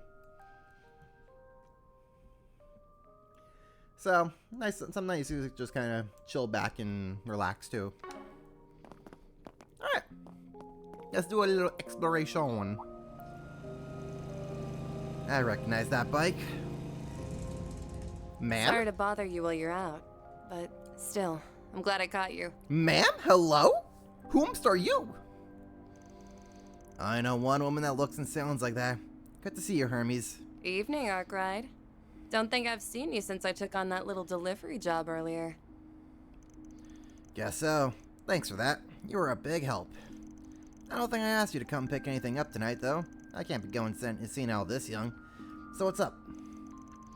Your CID buddy had something he wanted to give you. Said it was thanks for taking care of some wanted monster, and that he was throwing a little extra something, like you asked. Here you go. All yours. She gave me shade. Ooh, she's throwing some shade at me, folks. But hey, she looks freaking cool. I want to know more about her. An arts driver? Nice. That'll come in handy. Hell, I'm surprised he took me seriously. Not that I'm complaining. I don't know what the deal is between the two of you, but it's probably a sign he trusts you. Enough to rely on you. Anyway, my job here is done. Thanks for getting to me. I appreciate you doing that on a night like this. All in a day's work. Actually, there's something else I want to tell you since you're here, Arkwright. I just started a new special delivery service I'm offering only to my most loyal customers. If you need food, meds, weapons, whatever, just ask and I'll run out and grab it for you. Sweet deal, right? Yeah, that's real convenient.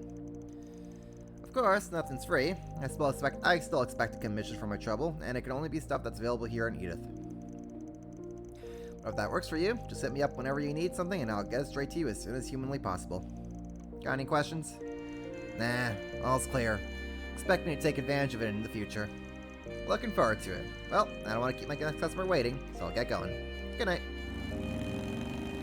Hey yo, cool biker girl with a helmet. Let's go. Bike courier. Select order delivery from your office to take advantage of Hermes or Hermes? I'm gonna call her Hermes. Just to give her that little extravagant to her name. She charges a fee, but it's a unique way to purchase equipment and items from stores in the capital. Cool! So what was that? What was that driver that I just got? Change driver. Shade. Okay, so this is time. Cool. Okay. Not bad. Not bad at all. I think I want to maybe keep Storm. Having wind spell seems like a good thing to have. Me guesses. So Master Quartz, it's funky, Clingy. What this game, the orbit system, is doing is like it split up the Master Quartz system into halves now. So you get to have hollow cores here, which we can't really. We get to have like hollow cores here, which give you like stat bonuses and kind of like different conditions that they can kind of give you. And then you have arts drivers, which give you different spell loadouts. So it's like they took like, so it's like they split Master Quartz in like two little things. So arts drivers are sort of like the list of spells that you got with a Master Quartz, and then hollow cores are like the stats and like the battle bonuses that you get from the Master Quartz. So you can kind of like mix and match now. If you like stats from one thing, but you like a spell loadout from another thing, so you can kind of mix and match like that. Then we have the new line system here, which lines come back in a sort of a more organized fashion, where we have an attack line, a defense line, an arts line, and an extra line. Certain quartzes can only be applied to certain slots, like blind 2 here can only be applied to either weapon or extra. And each quartz now has an elemental value to it, like in Sky and Crossbell. And when you add up those values, they will give you different shard skills. And that will give you like the various different things. So Modifying your ornament, are you? for example, here in the attack line, with different values that I have added, I have as my shard skills Earth Impact, Aqua Impact, and Flare Impact. And that gives me, like, that adds, like, elemental damage to my attacks. Or if I want to go over to defense, then it gives me, like, different resistances to different status ailments. And arts drivers, their shard skills give you, like, a boost to your arts attacks, and impact, and then extra gives you variety of things. So they've kind of, like, rejigged the system here in a unique way, which I personally enjoy. But that's kind of how things have been rejigged here in Daybreak.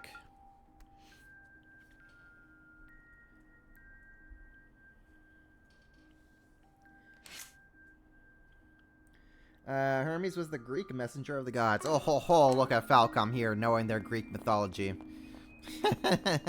A little symbolism and being like, yes, we know what we're doing. We know how to write. Hello.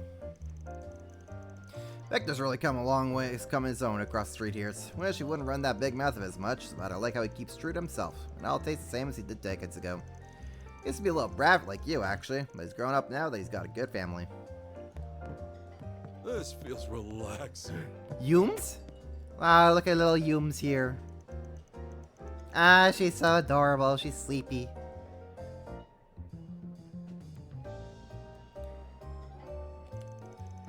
I hope the random element damage can't be triggered when it would lower your damage. I think it may prioritize whatever the monster weakness is first. So, like, if you're up against a monster that's, like, maybe resistant to earth damage, but is weak to, like, let's say time damage, and you do have shard skills that give you both earth and time damage, I think it will prioritize the time damage in that case. I don't see a system where, like, where they would, like, implement... I don't see why they would implement a system where, like, oh, you would hit them with the resistance when you also can have their weakness available. I think it would prioritize weakness, but I haven't tested at that enough yet. Now that's kind of some ways that they've rejected the system here in Daybreak. Gonna catch a cold sleeping there, you know? I'm not. I'm sleeping. Mommy's gonna read to me tonight. Ah, one tuckered herself out. Paulette's right there, so she'll keep an eye on her. Little baby Yums. Mommy's gonna read to me tonight. Yeah, cute. The kid's adorable. Our regulars fill up the place for our evening shift. I do wish they'd take it easier on the spirits, though. Oh, that reminds me. You'll be up early tomorrow night, right? Yeah, out around 6:30. I'll wake Yums up if you need me to. Thank you. I'm sure she'll try to wake up on her own, but you know her. How about I cook you breakfast tomorrow in exchange? That'd be real nice. Sorry for all the trouble. Oh, don't worry about it. Just make sure you get plenty of rest yourself, okay? Yumeo's looking awfully tired, so I think I'll put her to bed too early tonight. I recommend you do the same with your big morning tomorrow. Don't keep yourself up all night. Don't play them video games, Van. And this dude's just out of it.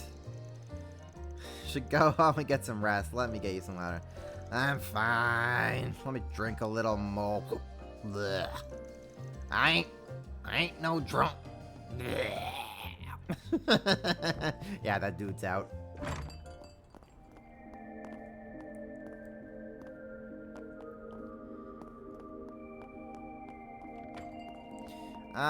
Let's see here. What other NPCs can we find around here? Oh, the kids are always a fun one to keep an eye on. Oh, these two have, like, completely tuckered themselves out. Sakwashina. So Harry was up to his old pranking games again, huh? After pulling one over you, he flew to coup with his bike? Kid's got no shame. I was about to take that line down, so I threw a bucket at him, and it landed clean on his head. He still got away, even after he couldn't see where he was going. Like, how?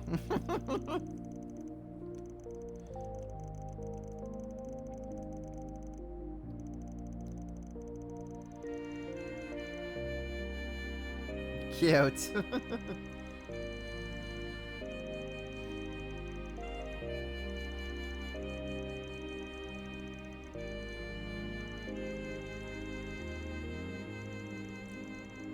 What makes boys so carefree?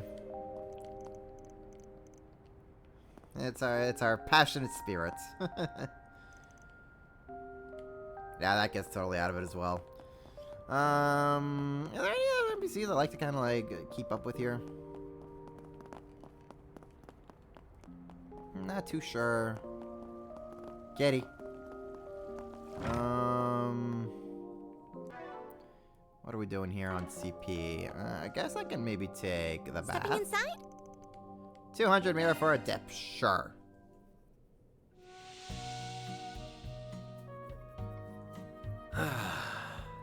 This is perfect.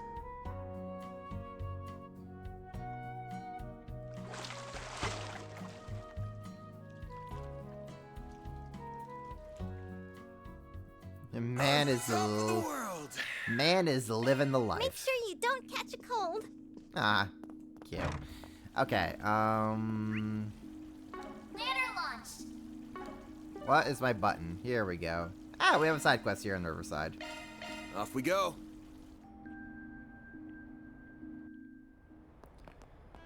The concert hall's probably open by now. Did you hear? Ooh, this place is really pretty at night. I like it. I dig it. Nowhere Nice. better in Riverside than here. So this is the concert hall. Okay. We have... Actually, can we go into the concert hall? Oh my gosh, we can go into the concert hall. All right. Sure. Let's go into the concert and see what's happening. Let's go backstage. Take a peek.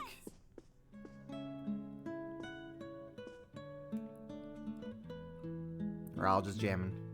When's Elliot going on tour so he could show up in Calvert?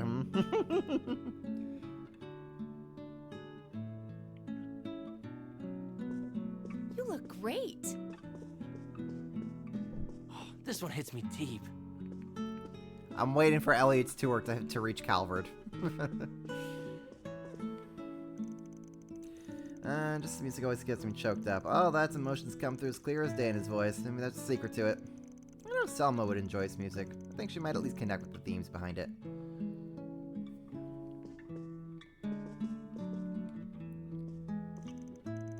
Made it in time. Got it real close with my shift running late. At least it looks like Jess is having fun up there. He's been feeling a little down lately, so it's a relief seeing that he's doing well today. Not too shabby, not too shabby.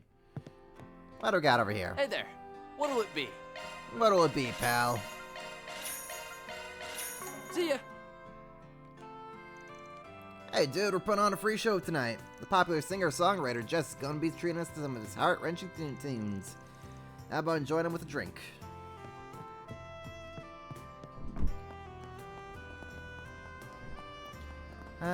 Let's see here. Guess we can knock out the side quest right now. Shino, what you got for me, girl? Oh, Van, do you have a moment? I guess. What's up?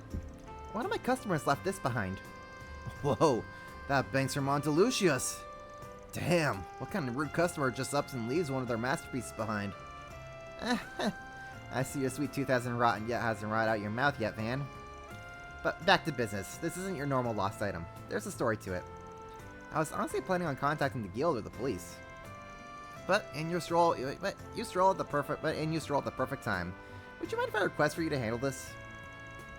This Andalusia bag has a story, huh? That's weird, but I trust you here. It must be real serious. Gotta admit, I'm curious, but should I get involved? We're getting involved, Van.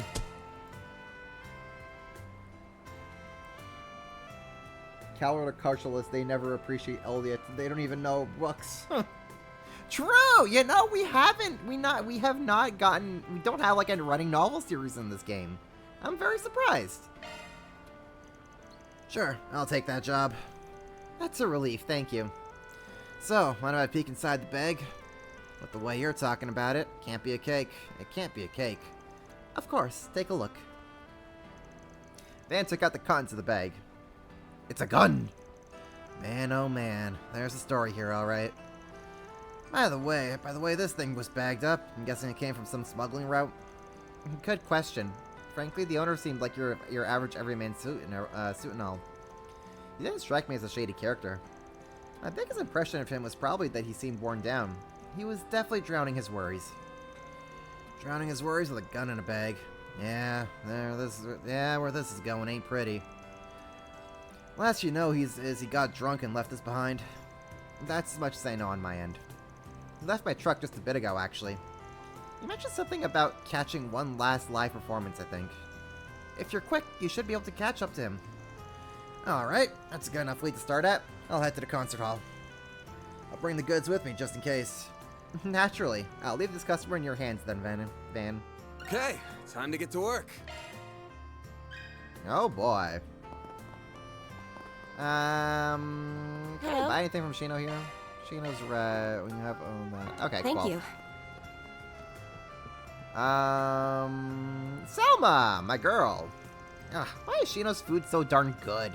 I want to hold off just as I lost a lot of weight, but I can't. I first came across Shino's food truck on Station Street, but I like it more when she's in Riverside. The scenery just adds to it all. I used to just drink at her place, venting all my troubles away. I can't believe it took me all this long to find out her food rang so hard. I like Selma.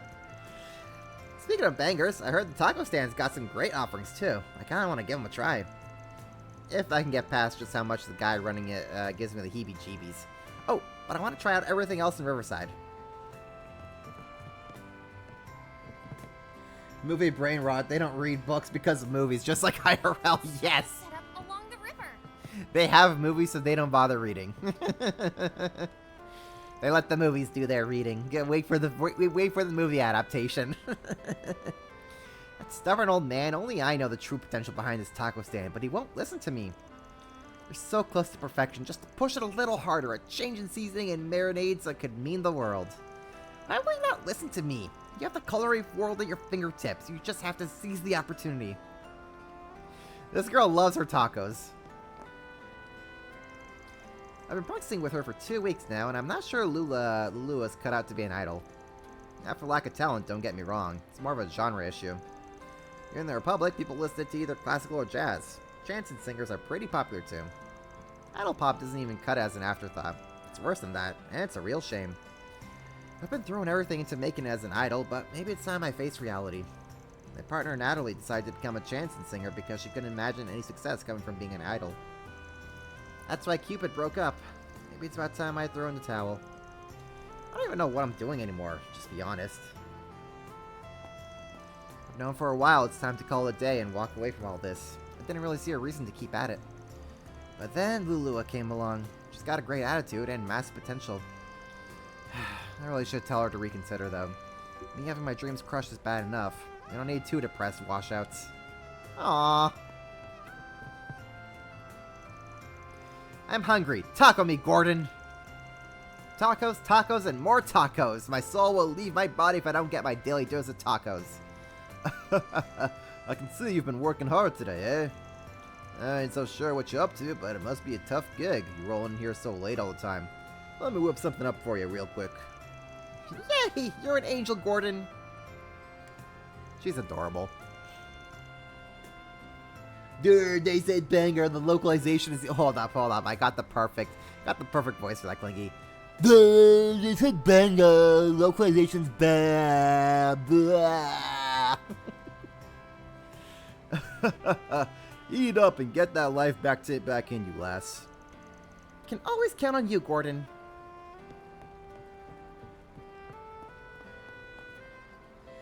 Not to mention, it's messed up the quest that lets you take it so calmly, too, considering.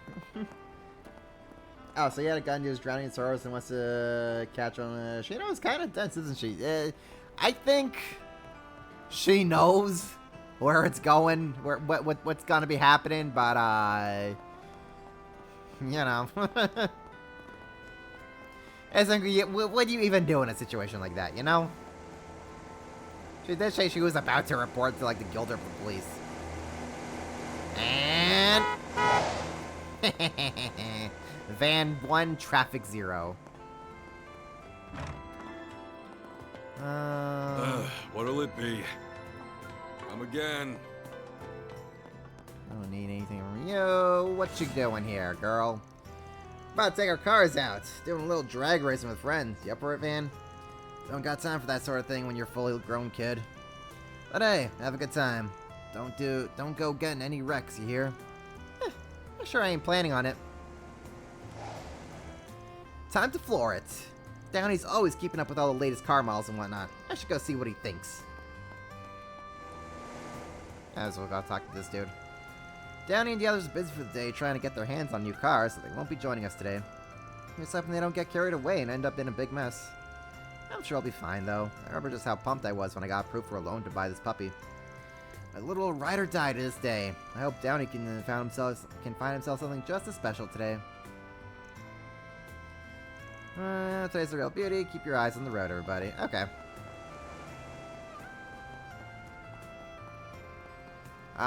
Let's go over into the concert hall.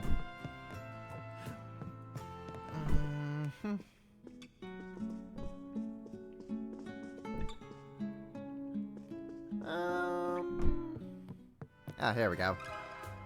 Let me ask you something. Yeah, I think someone like that was here. But I told him Jess was playing tonight. Said the vibe was gonna be chill. Got the feeling they were hoping for something a little heavier. Left without even buying a ticket.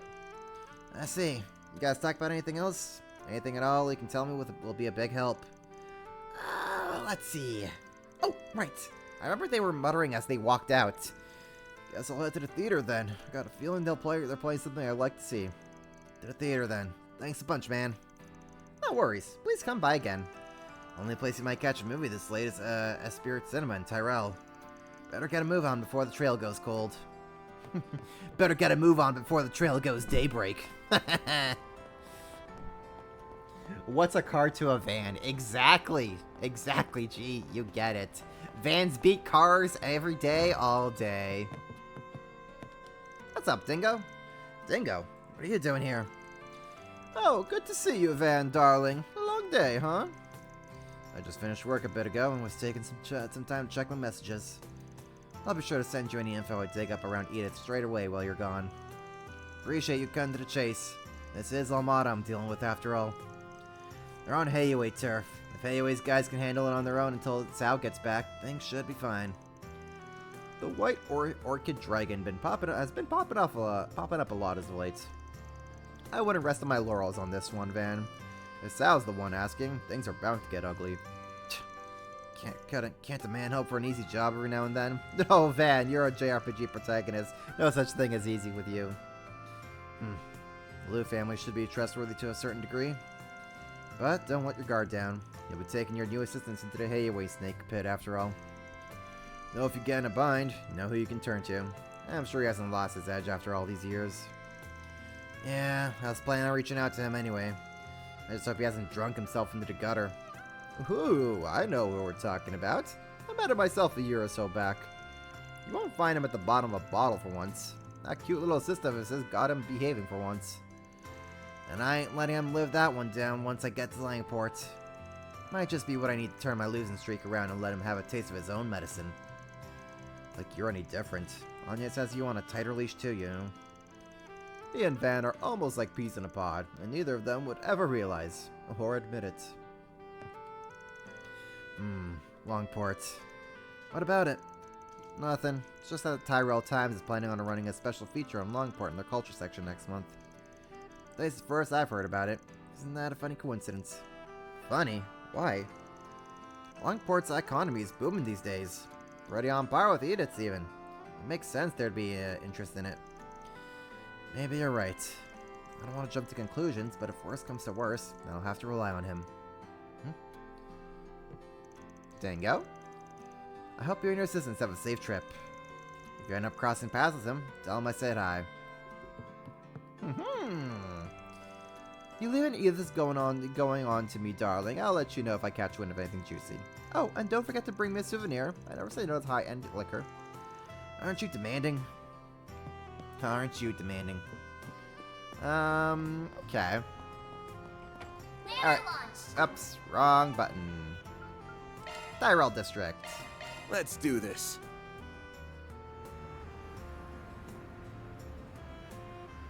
I appreciate that they just kind of limit where you can go in the nighttime activity, because, like, it'd be a pain if you could go wherever you wanted. What's good old Nate here doing? See the movie. Fans are raving about. Get the After control the shopping district, you never catch a break. Yeah, I feel like I'm always swamped with work. Being a detective isn't as easy as it sounds. At least these patrols give me a chance to run into hot babes like you, so it's not all bad. See? Hitting on us? Ew. This guy's a walking, talking department scandal in the making. Huh? What's wrong? Why'd you two get all quiet? Okay, I may be single again, but that just means I'm a free man. Now time to start meeting some new people.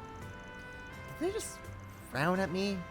Nah, I must be imagining things. Yeah, you go, Nate. You got this, champ. I just thought this guy was a gross playboy. Now that I've talked to him, turns out he is a gross playboy. Shocking.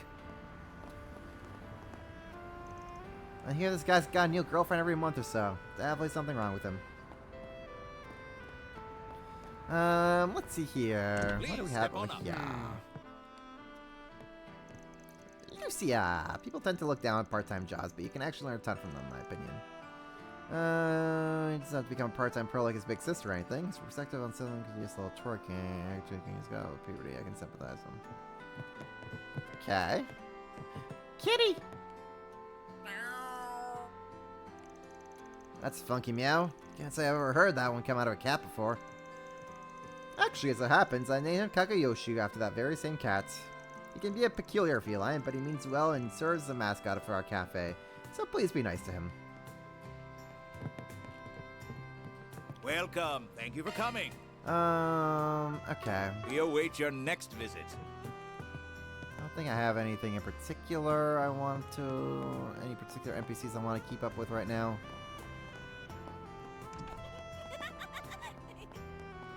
Let's see here. How about some nice cold ice cream? Ice cream, you say?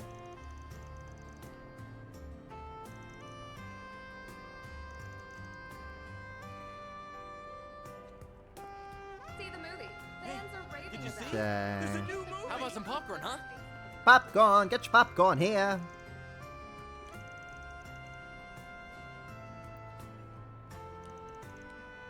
Man always goes to the movies no time it's over there. Hey there. Can I get some What'll popcorn? it be? See ya. This guy's really clapping a lot. Let's see here. We can talk to you. I've seen 3 movies tonight. It's almost curfew back at the dorm. But I can't help myself. Salvatore Gotti's movies are all just so perfect. I never get tired of watching them. And Nike Merceau's performance is so eerie, yet captivating and sober curious. Ah, screw it. I've got nothing to do tomorrow. I'll come back to the theater tomorrow morning and hang out for as long as I can. Ah, she is a movie fan, I see. I should go home now. Watches no less than 5 movies a day. What do we got over here? Nothing too spectacular. This night's just getting started. I think I'm getting this myself in here. Dad's company's being featured in a magazine. Huh. I think I buy myself welcome. here. Proverb of colors, huh? Accuracy plus 50%. I'll buy one more of these. I hope to see you again. Equip. What do we got again? We got red metal. Okay. Shining goggles. Prevents blind.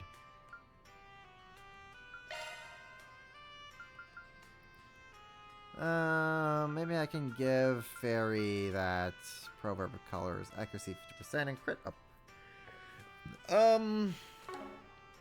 No, preventing blind's pretty good as well.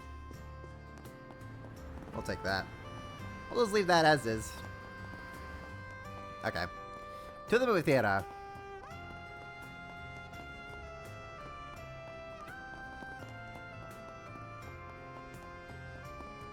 Let's see what we've got.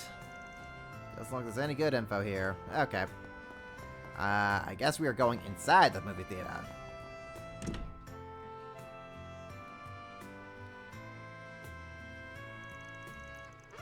Someone as foolish as Nate become a detective? Probably just pure luck. Can never go wrong with a nighttime trip to the movies. What do we got playing tonight? Sober Curious starring Nike Marceau. Oh yeah, I think that woman's got a lot of history with a certain gambler I know. Also playing This Side of Heaven. Wouldn't mind seeing that. Which one should I check out? Or should I just forget about it and move on? You can watch films at Esprit Cinema in the Tyrell District. Select your film of choice at night, you can watch with a friend to better your connection with them. When you select the film during the day, you can choose up to 2 people to see with this betters your connection with them. Okay, cool.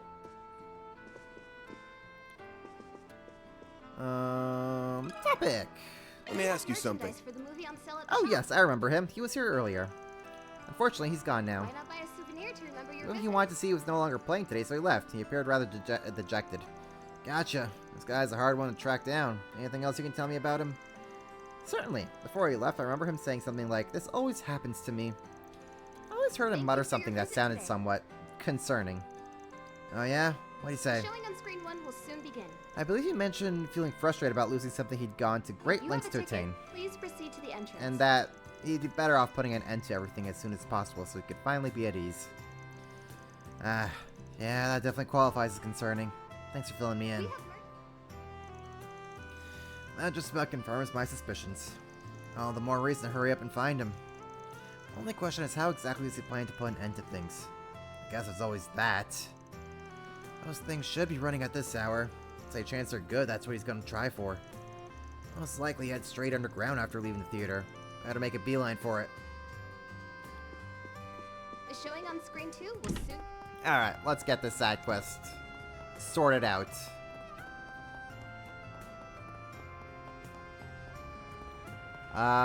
Maybe he's just like walking into a dungeon?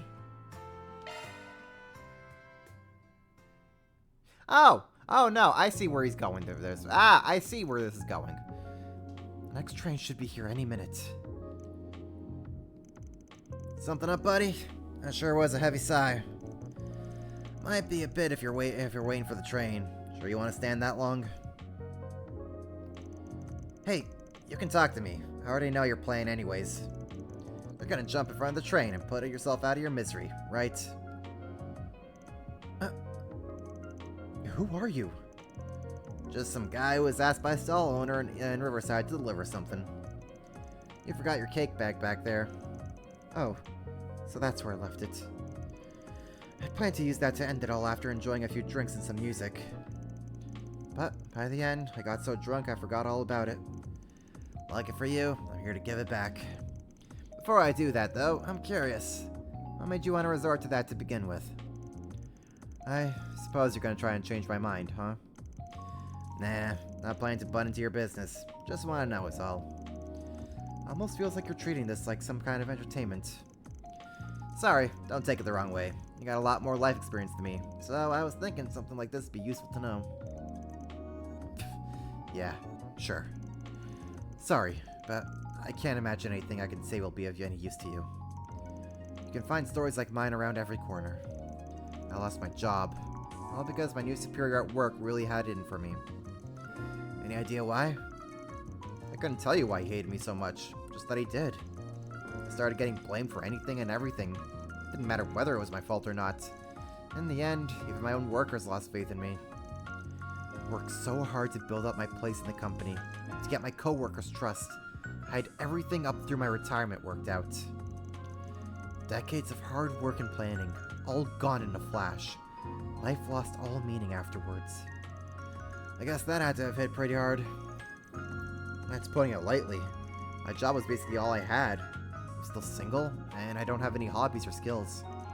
I can't help but wonder where I went wrong. Did I do something to piss off Adios? I know I told him I wouldn't butt in. But the client trusted me with him. That means I gotta at least try to change his mind. Looks like I might have a bit of room to do that, luckily. So, the question is, should I try to convince him the old-fashioned way? Give him the cold shoulder and see how he reacts to that. One of those will hopefully work. Ooh! How are we going about this, folks? Are we gonna do a little therapy session with this guy? Or, are we gonna try and just say good luck? Or at least or at least try to, like, scare him straight.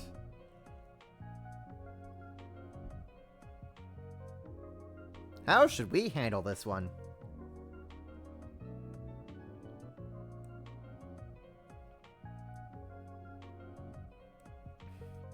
I'll let you all decide. Chat, vote!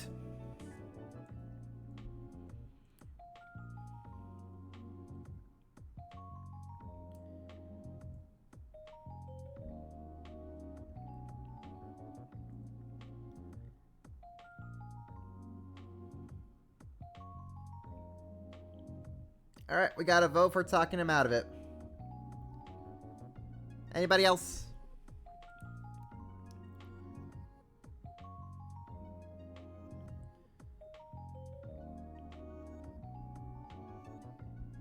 Anybody else? Chat, where we at?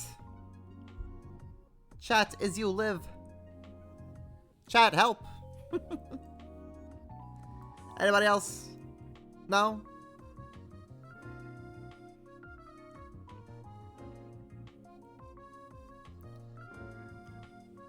I'll give you all a few more minutes to get back to your desks before we just talk him out of it.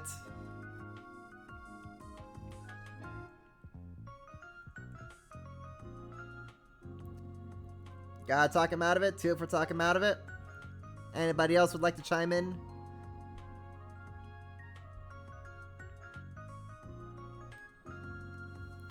If not, we're just gonna talk him out of it. Going once. Going twice. Twice and a half. Thrice. Alright, talking him out of it. Let's try the old-fashioned approach. Let me get this straight. You got fired because the superior of yours blamed you for your stuff you didn't do, right?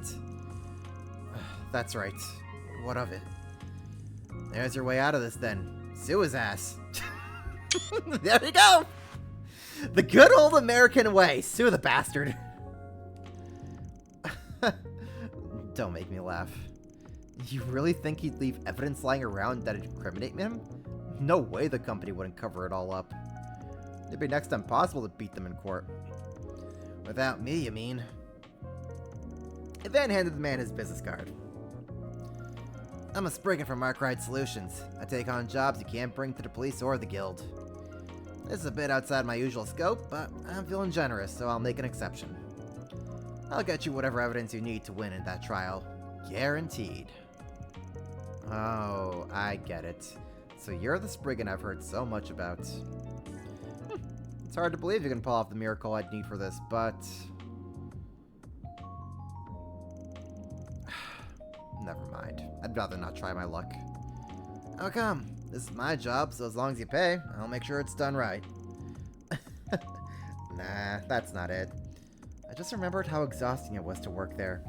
It was like I had to stress about every little detail. You say you can get my job back, but honestly, I'm not sure I even wanted that badly. What was I even thinking? I should be happy to be out, but here I was about to kill myself after losing it. I have no idea what came over me. Hey, things happen. So what's the plan then? If you're not going to try to get your old job back, you're going to find something else to live for. I don't know yet, but I don't think I should rush into a new job immediately. I think I need a little time for myself first. I'll find a hobby, think about what I really want in life, and then I can start searching. Yeah, sounds like a mighty fine idea to me. Good on ya.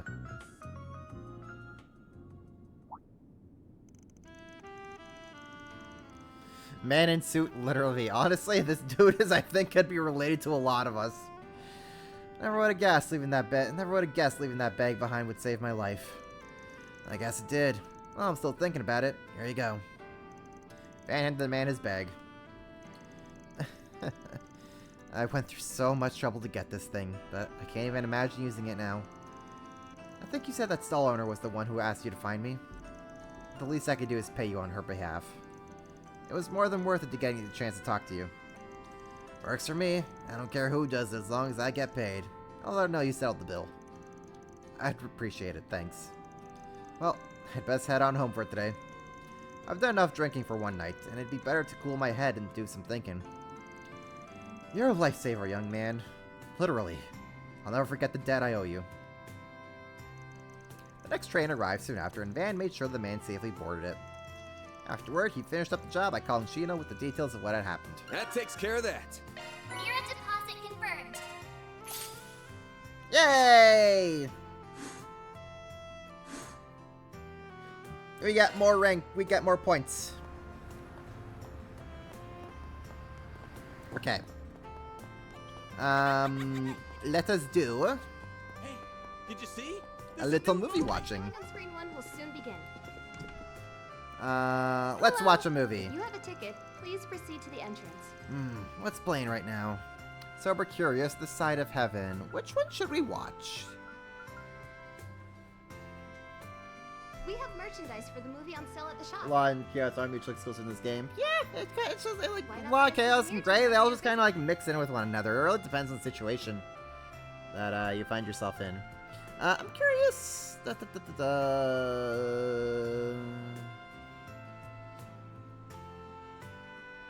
you for your visit today. Hold off. Is there like a way I can Showing tell? on screen 2 will soon begin. Planner launched. Ooh, hello. We can do some Connect events. Is there a way I can like tell what movie is kind of really what about? Let's see here. Do they have any other posters that's not Golden Blood? For the movie on sale at the shop. Sober Curious. Why not buy a souvenir to remember your visit? Oh, Nike Merceau is probably Nike Merceau. That's probably the name they're going for. I did not know that they were referring to a woman there. Okay. Sober Curious. Well, it's the only poster that has it's the only movie that has a poster that's not Golden Blood. So I guess we'll just watch that You one. have a ticket. Please proceed to the entrance. Actually, maybe I can ask. You might be interested to hear each other during the day. My top recommendation would be Sober Curious, which received a nomination for the Thunderbird Film Festival. So it's found a large audience despite a small budget. People like to integrate a portrayal of a medical intern struggles. Why not buy a souvenir to remember your visit? Okay, Sober Curious or This Side of Heaven. I guess we'll go with Sober Curious. You're wondering how that would have played out if you pretend to ignore him. You probably get the same result. Thank you for your visit. But Van would probably just handle it in a different way. Maybe Van's just like, well, see ya, buddy, and then that just causes the guy to just like kind of crack, and then he just kind of laughs about what happened to him. I don't know. I'm sure the result's still the same. Yeah, let's just watch Sober Curious. Tickets for Sober Curious. It'll be 200 Mira for one. Let's grab a seat.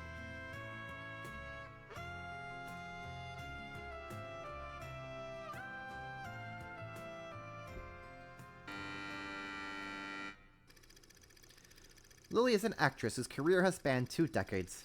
Despite her grueling schedule and the ceaseless pressure that comes with the job, she finds great meaning in her work. She derives satisfaction from the process of transforming into another person, into someone who isn't her. And that feeling pushes her further and further into her career.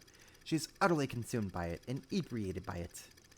And that inebriation gives rise to something new. One day, Lily began to hear a voice inside her head, a voice from another version of herself. And this is but one of many conversations between the two. You have got to be kidding me. They passed me over for her? Who does that little minx think she is?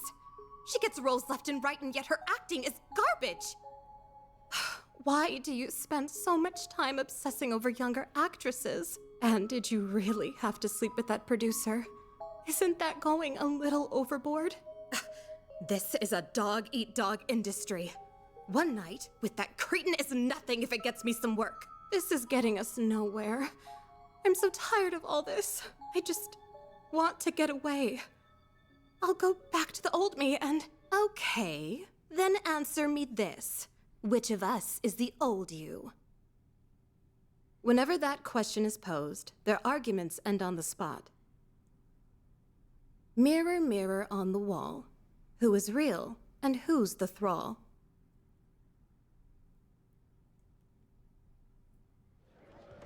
Absolute cinema.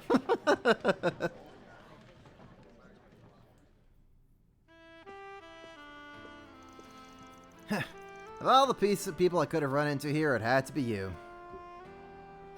Bingo! Can't say I'm all that surprised to see you. This definitely strikes me as your kind of flick. You're not wrong. After all the reviews it got, I had to check it out for myself.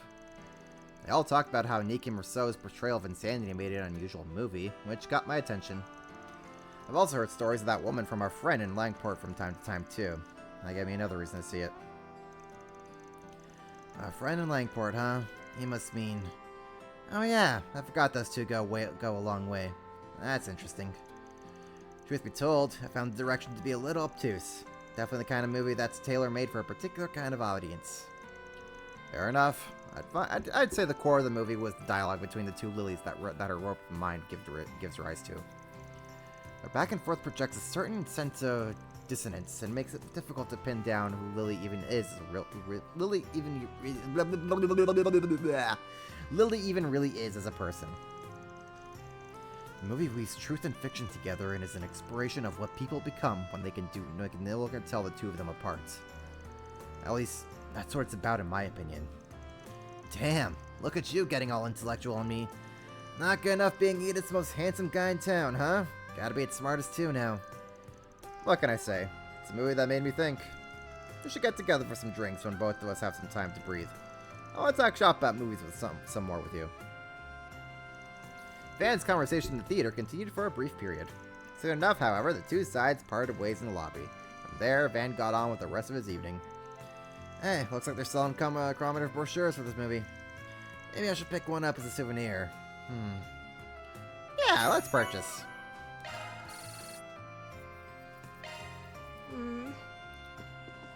That was fun. That's a nice little fun activity that you can do. Next? We can also do a Connect event. We have one with Elaine and one with the Swanee. We're doing the one with Elaine. Getting some Black Swan vibes from this. You never even saw that. Intriguing.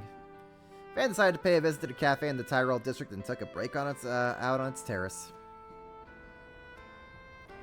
Man's living life, I tells ya. Sometimes a pit stop at a cafe is just what the doctor ordered.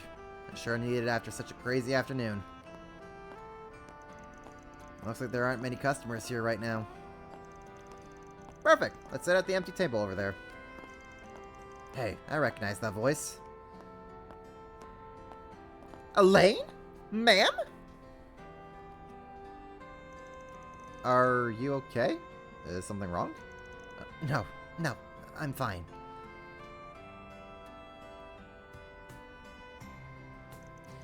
Alright then, ready to start our interview? Yes, ready when you are. Guess she's talking some magazine tonight. Here, Van was worried she was out on a date. First off, I wanted to discuss the whole incident that you resolved in Anchorville the other day. Did a fantastic job apprehending the culprits as negotiations were taking place. Your work was instrumental in diffusing the whole crisis. Thank you, but it wasn't just me who pulled it off. I was with a whole team of people. I'd argue they were the ones who really made it possible. Being promoted to A rank has really driven that point home to me. When we all come together and support one another, we can achieve far more than we could by ourselves. That was true in Anchorville as well. Interesting! Clearly you're a woman who values the fundamentals in life and work. Now, about your family. Obviously they run one of the biggest sweets manufacturers in Zemuria. Well, that's all the questions I have for you. Thank you for taking the time to talk with me tonight. Our readers are going to love learning about all the fascinating things you get up to in your spare time. It was my pleasure. I don't think I had anything at all that insightful to offer, but if your readers will enjoy it, I'm happy to talk. Also, I have to say, you look absolutely radiant as always. I know I've asked you before, but would you be willing to publish a photo book with our company? I think you should really consider it. I'm really sorry, but as a rule, I always turn down offers like that. It's nothing personal. That's a shame. I'm sure it would be a smash hit. The people can't get enough of you, you know. Anyway, I'll let you go now. I've taken up enough of your time as it is. Enjoy the rest of your evening.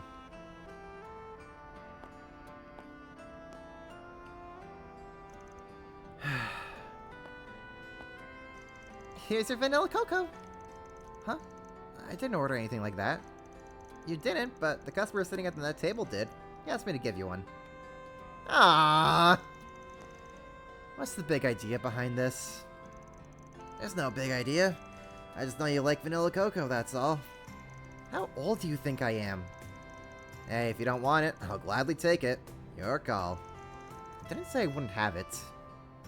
Ah! Van cares! Also, she's very cute when she's drinking her from her mug. You're not wrong. I do still enjoy this. It's a soothing flavor. Renee always makes fun of me for it, but it says I'm still a little kid whenever we got out for drinks. I'd be more shocked if he didn't. Still, you're pretty much the poster girl for the guild these days, aren't you? How many magazine interviews have you done this season? I've lost track. It's no big deal.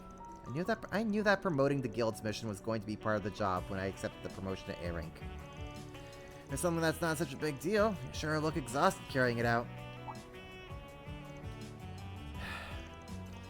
You might be able to play it cool around other people, but you can't fool me, Elaine. As often as these sort of things come up for you, deep down, I know they don't come easy. I'd appreciate if you didn't speak like you understand where I'm coming from, Van. Not after you've been gone for all these years. You're right. That was out of the line. I'm sorry. You don't need to apologize. I wasn't asking you to. You should be more worried about yourself first and foremost.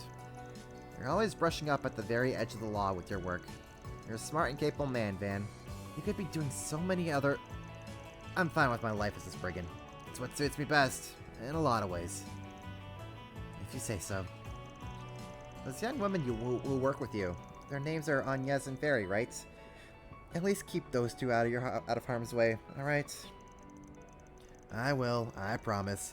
If shit ever really hits the fan, I'll be the one who sticks his neck out and takes care of it one way or the other. Talk like that is another thing I wish you would knock off.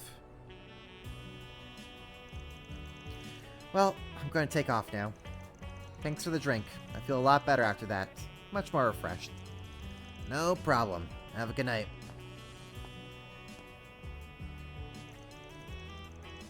Cannon ship! Cannon ship! Why does everyone outrank Estelle and Joshua? Because it's funny. At this point, those two probably really should be A rank, but it's funnier. It's funnier this way, really.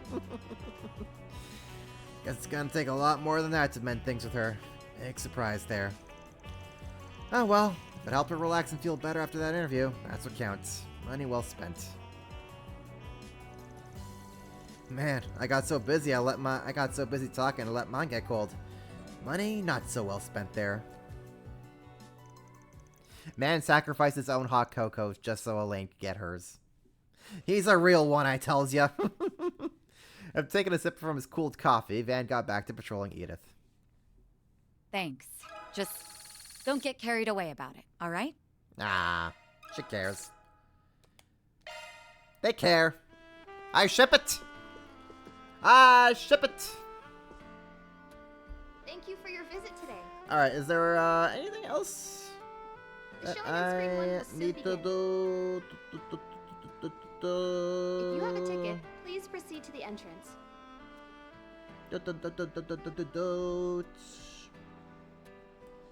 I think we're good. We have merchandise for the movie on sale at the shop. Why not buy a souvenir to remember your visit?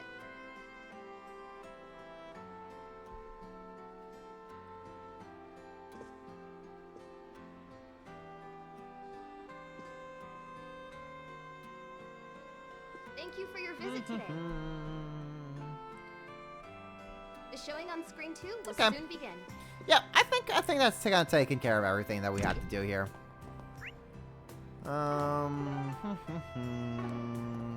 Hey, did you see? So I'll just make a quick save.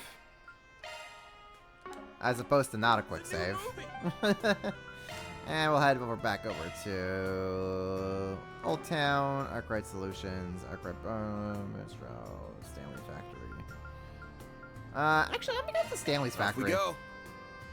Welcome. Thanks for stopping by. Ask me anything. Shop. Really? Ask me anything, please. I want to talk. Customize. Plugins.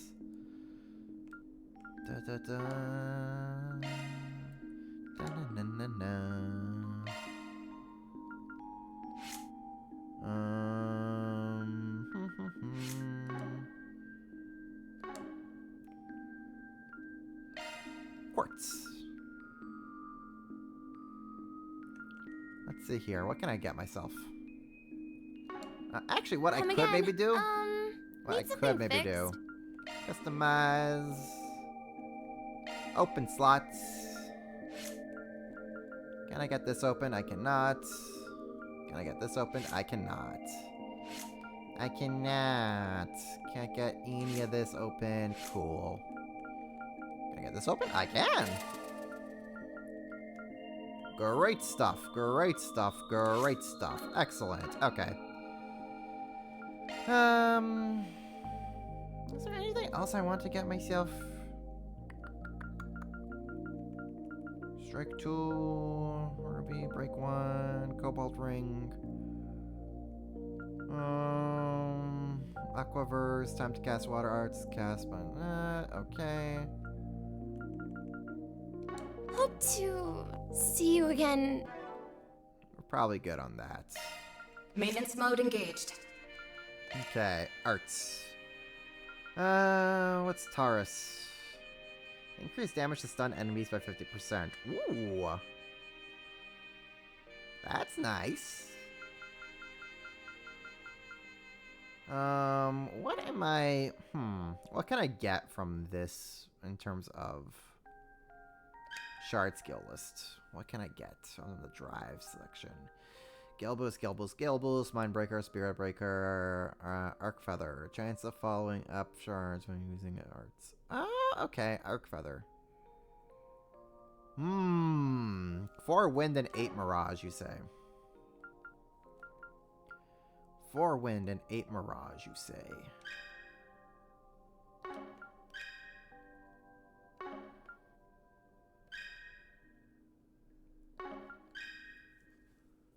Okay. I'm gonna have to probably do a little finagling over there.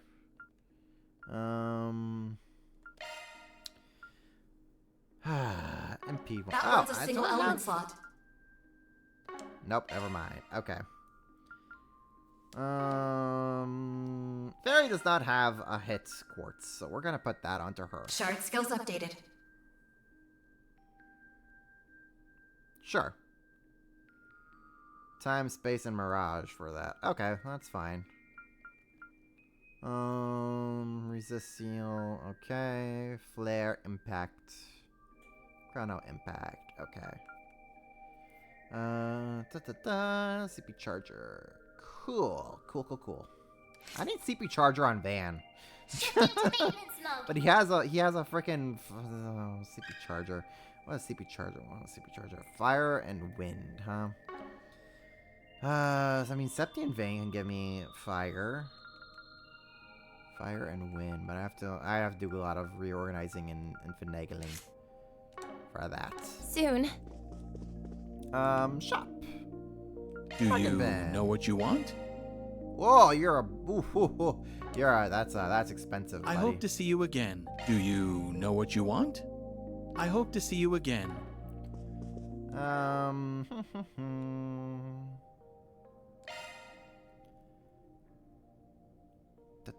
Use arts at a quartz. Change arts driver. Let's see here. Shade, huh? Unopened slots. Arts Arsenal modified. need something fixed? Let's see here. Customize. Plugins.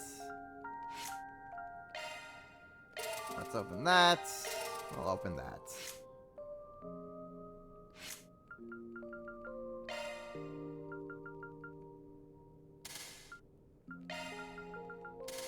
Shade.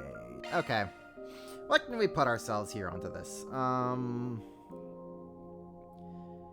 Earthbreaker. Summon 4 stalagmites. Okay. Maybe I'll want Terra onto you, and I'll maybe want...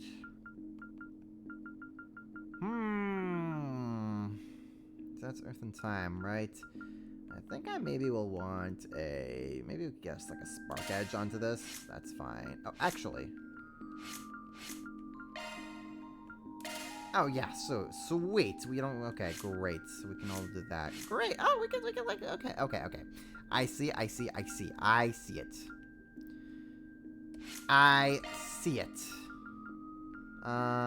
Maybe we could, like, set... Acid Cloud onto you. That's fine. Yep, we can do that.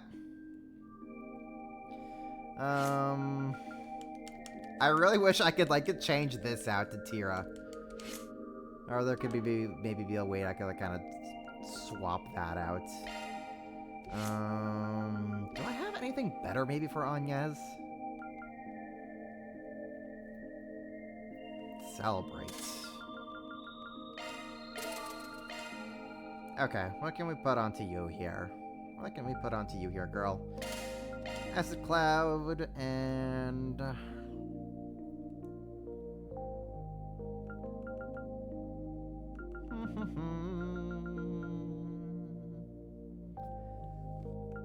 Tira for that, I guess, but let's just have you. We'll keep Aqua with you. Hope to see you again soon. Ask me anything. Actually, Really? one other thing for me to get.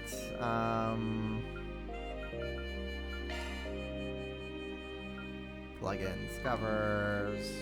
Come again. Can I if you want. Do you know what you want? I hope to see you again. I can't get in this store.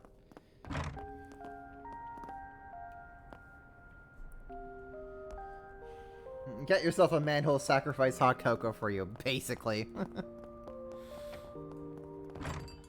Cool. This feels relaxing. Should be good. Hello, Kaiji Tang. I see you.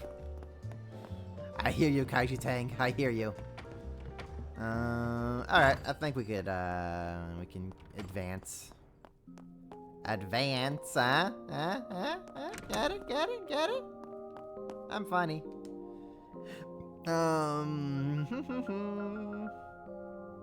Order delivery. What can I get you? Equipment delivery. What can we get ourselves? Aha, I see. What can we sell? Item delivery. Go back anytime. I see. Let's do a little food preparation, I guess. Yep, we're gonna need fairy for those samosa bites. Let's just finish nighttime activities.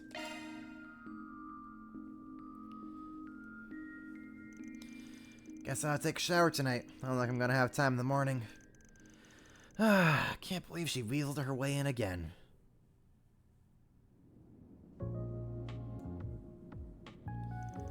It's a 3-day weekend, so as long as we're only staying the one night, I can join you. You mean it? I'm so happy you get to come. I'm happy you get to come too, Fairy. Hello? Are you two even listening to me? We know from the get-go that Almad is involved this time. And my gut's telling me this is gonna be real trouble, so I want you to stay parked right here. That's exactly why I want to come and protect you. I want to know what the people who did this to Ida are after too. And with all I know about what's going on, I don't want to be the only one sitting around in the capital. Besides...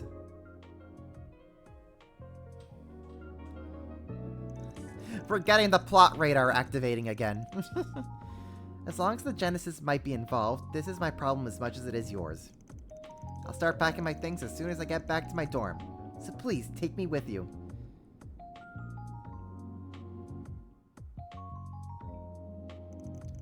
Why does everyone gotta be so damn stubborn?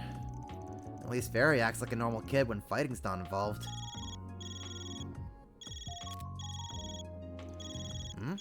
International call? Oh, right.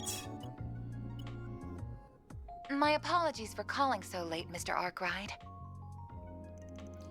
No worries. Figured I'd hear from you soon. Thank you for your understanding. Who is this? Now then, do you have time for last month's data review? We can reschedule if I've caught you at a bad time. I'm gonna be out of town for a few days starting tomorrow, so let's just get out of the way. Guess this ain't gonna be a fun one. Is something the matter? Nah, let me send you the stuff. Thank you. Ma'am? The data has been successfully transferred. First, allow me to see how your stun caliber and hollow style have fared in combat. I will also be checking Mare's usage records. Busy as ever, I see. Oh, what's this? Your vital data shows extreme deviations in the latter half of the month, as well as a number of unusual hollow activations. Mr. Arkwright, is there something you're not telling me? Oh, you know, just, turning into a demonic monster when the spooky wookies activate. Don't worry about it. It happens to everybody, right? Let's not talk about this ever again.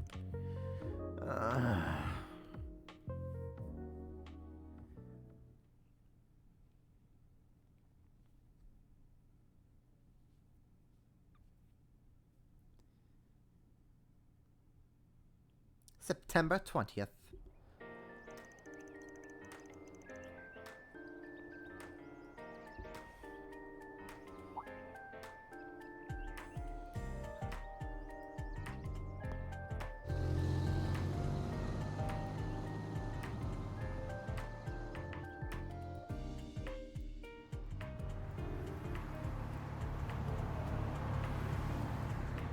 We're on the highway to hell. Where we're going, we don't need words. We don't need roads. Whoa, we're going so fast. The dial says 1,200 seals per hour. That's even faster than when we drove to Creel. Should be in before noon at this rate. Ah, nothing beats a ride on the expressway.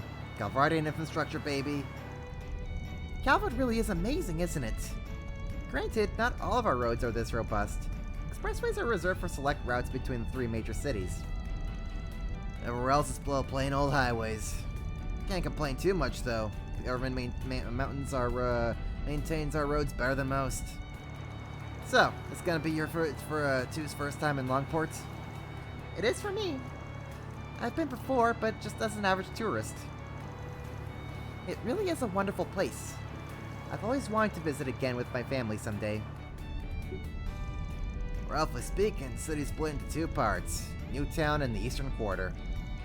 For the sake of convenience, our hotel's in the Eastern Quarter. We stayed in Newtown when I was there. Given our client this time, figured this would be easier. Not like I got the mirror to afford a fancy Newtown hotel anyway. On our budget, Van? Oh, hell no. Plans to have the hotel be our home base while we knock out some jobs in town. That'll be the same as usual. And while we're doing that, we gather information. Spot on, kiddo. Now you're getting it. Alright, another thing. Apparently the head of the Liu family, the house that Kit Sao is affiliated with, wants to meet us in person. Someone even more important than the purple guys from yesterday? Yeah, he's a rising star in the ranks of Heiwei. Usually I'd stay clear of guys like him. But if we gotta meet up, may as well try and squeeze him for more info. Here's hoping he's a bit of a senile old coot. Oh, Van. Back on topic, we're only in Longport for today and tomorrow. Once Sal gets back from Crossbell, we can skedaddle. That's the plan anyway. Wouldn't surprise me if we have to extend our stay a bit. If that happens, you'll be heading back by train like we agreed, yeah? Right. Can't afford to miss my classes. As long as I catch the last train tomorrow evening, I'll still be able to make it back in time. You really did your research. I wanted to make sure I could help you both as much as possible. Then let's bust this case wide open.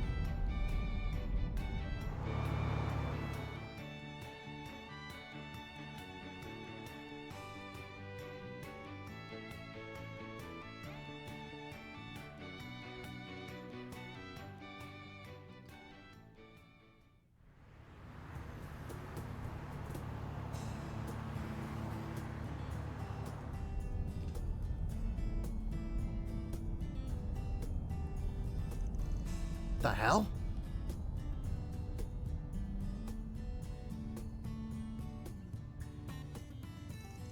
I wonder what happened. I'm gonna go ask around.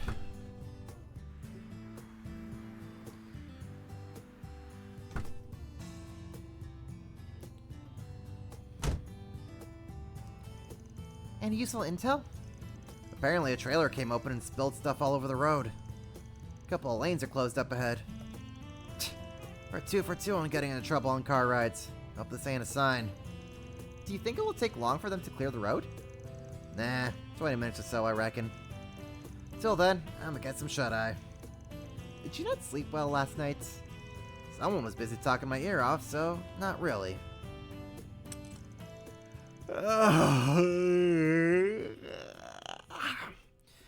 Give my shoulder a shake when things start moving. Is he asleep already? I've heard expert warriors can fall asleep at will. Van's something else, isn't he? Ah, we have voiceover budget. Now that Van is asleep, we can afford to pay for the voice actors again. He acts cold and pragmatic, but never compromises on his ideals. Even when he tries to keep you at arm's length, you can always tell he has your best interests at heart. Not to mention that he has the combat experience and skills of a seasoned veteran. But the way he navigates a battle is nothing like how my brother or father would. Sometimes it feels like he knows everyone and can get along with them too. For better or worse. It kinda adds this air of mystery to him, doesn't it? I really hope I can get to know him better. Yep, and there goes our voiceover budget. You know, I was thinking the same thing about you. Huh? You're a normal person, but you jump into dangerous situations like with us like it's nothing. You support us in battle and stand up for what you believe in too. Seeing all that makes me want to try even harder. You're giving me too much credit. I'm just acting on instinct. Still, I'm glad that I was able to help you both. If you have any trouble figuring out things out in the city, please let me know. And even though I spend so much time at the office, my grades are pretty good. I can help you study too. Really? Oh, that'd be great! My math homework from Sunday school is super hard and Hey there. You girlies know what's going on? Ah, who's this douchebag? You mean the traffic jam? Apparently a trailer spilled and some lanes have been closed. The road should be clear in 20 minutes or so. That's so, huh? What a drag. But maybe I found my diamond in the rough. You on vacation or something? We're on a business trip. Okay. Anyway. I'm off work today myself and could use a little company. Wanna hang with the champ? Red flags! Red flags! Huh? Excuse me? You've got to be kidding me. You don't recognize the face of the Red Comet. I don't know a warrior by that name. Which corps are you from? The Red Constellation? Imagine this jackass being part of the Red Constellation. Whew. Surely would eat him alive. I don't think it's that kind of nickname. I've only heard it in passing, but I'm pretty sure it belongs to a Z1 driver. What's a Z1? This can't be happening. Maxim Lugon. Listen up. My name is Maxim Lugan. Lugan. Okay. I'm the man who did the impossible and won the Z1 Grand Prix, the apex of racing competitions, 3 years in a row. I've got it all. Looks, wealth, incomparable talent. Tyrell Entertainment magazine named me Calvard's most eligible bachelor over a bunch of famous actors. I'm the most desired man in the entire country. I see. That sounds really neat, mister. That's it. Let me show you how great I am. Get out of the scrap heap on wheels and I'll show you a real... The hell you think you're doing? What? Van? When did he wake up? Never thought I'd see a hotshot like you trying to hit on kids. Meld and Buzz Raider are gonna have a field day with this one. Is a fight starting or something? Wait, isn't that... It's Maxim Lugan! Hold on, I ain't letting that slide so easy. You think you could just walk up, mouth off to a guy's true love and get away with it? Van? My baby's the only one for me. She came to me in a low moment, but I fixed my ingrid up real good. My ingrid up good. I should've known. Huh? Sure, she ain't fresh off the line or nothing, but I bet you I've spent more on my baby than you on your ETWS. I believe you, alright? Go with me already. Wow, he's really serious about this. Rue the day you crossed Maxim Lugan.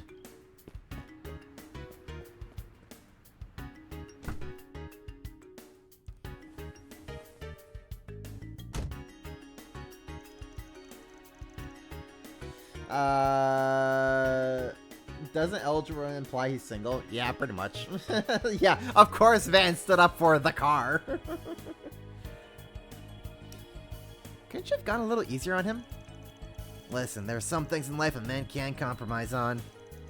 Anyway, don't go lowering the window for strangers. Could have been a thief for all you knew. I'm sorry, I'll be more careful next time. Thankfully he wasn't the dangerous type. Not in the fighting way, at least. Bingo was right in the mirror about him being a big-headed jackass. You're familiar with him, then? Of course. If you're into cars, his name is everywhere. Shame not the best driver out there, just so happens to be the worst kind of guy. I didn't even know him, but I still feel kind of let down. Now imagine how I feel. Oh, look! Traffic's finally moving again. About time. Listen, Van spent a long 2 years making sure that his baby was up to spick and span after Walter destroyed the first one. The road feels so empty now that we aren't surrounded by cars. Good thing, too. Gotta make up for all that lost time. Van! A fast vehicle is approaching from our 6.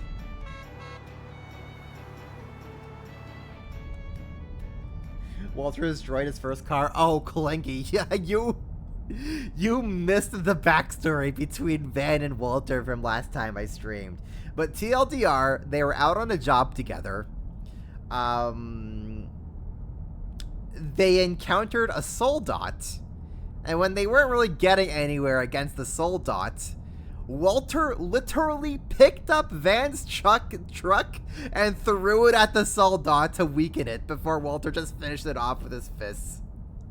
It was the funniest story ever, man, and because of that, Van wants absolutely nothing to do with Walter after that. It was hilarious. They even showed us like a still of Walter literally holding up Van's car with one arm. It was the funniest image ever. The guy's with a big head.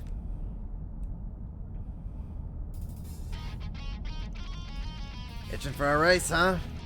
Hold on tight, kiddos. What? Let's go!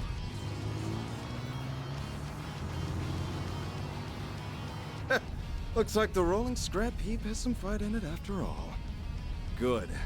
I'll show you why I'm the best there is.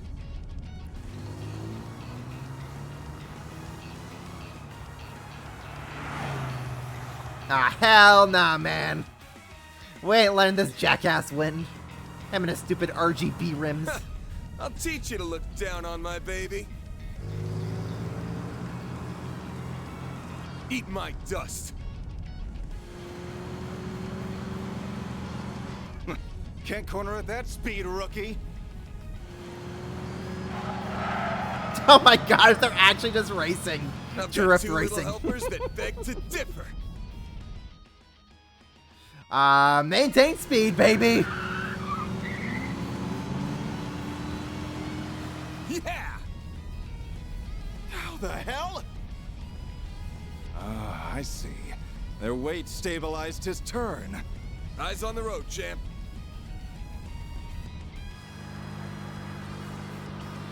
Let's go! Wait for the right moment.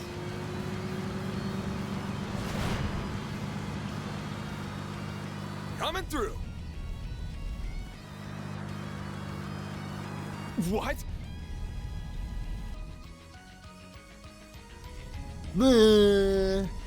Still stuck back there? Don't think he'd try off-roading again. Lame. Didn't think he'd give up so easy. You're kidding me! Miss me? Crazy bastard weaved between the buses.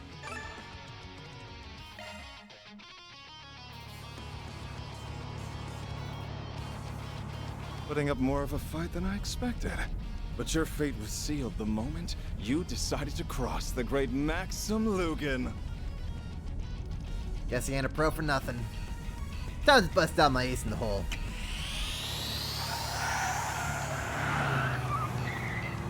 Does the car fly? Is that a turbocharger? Those things are brand new. This is getting interesting. I'll just have to... Dogs! Shit!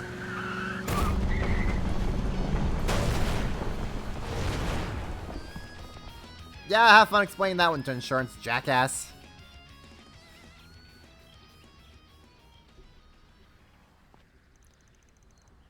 Are the foxes alright? It looks like they got away safely. I suppose monsters aren't the only creatures that cause accidents. Let's hope they've learned their lesson to stay away from the road. Right. Well, at least he was considerate enough of the foxes. So, could be worse, I guess. Tough break, huh? I don't need your pity. You and your Ingert one. Come on now. When a car goes off course, the driver bears the responsibility. That's the rule. You all can go. The engine's fine, and I can handle her basic repairs myself.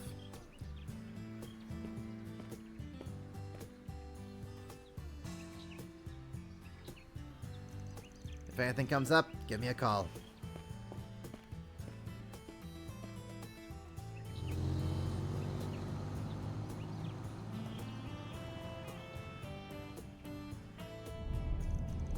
I feel kind of sorry for him. Me too. I didn't think he'd accept defeat like that. Stuff like that is what makes you a champ. Maybe he's got some good in him after all. After all that racing, we should get into Langport on time.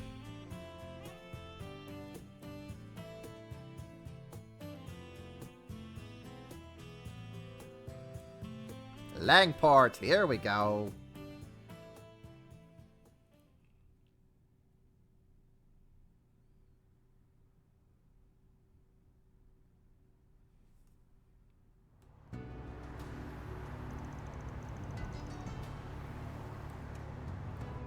I'm digging the music. Oh, that looks nice. Langport, the dazzling city. Here we are. It's so pretty. That drive was just as stressful as the one to Creel. But hey, we're here and we're on time. First things first. I wonder who it is. You've got to be kidding me. This is Mr. Van Arkwright, I presume? I believe Sal mentioned it already, but I'd like to be the first to meet you.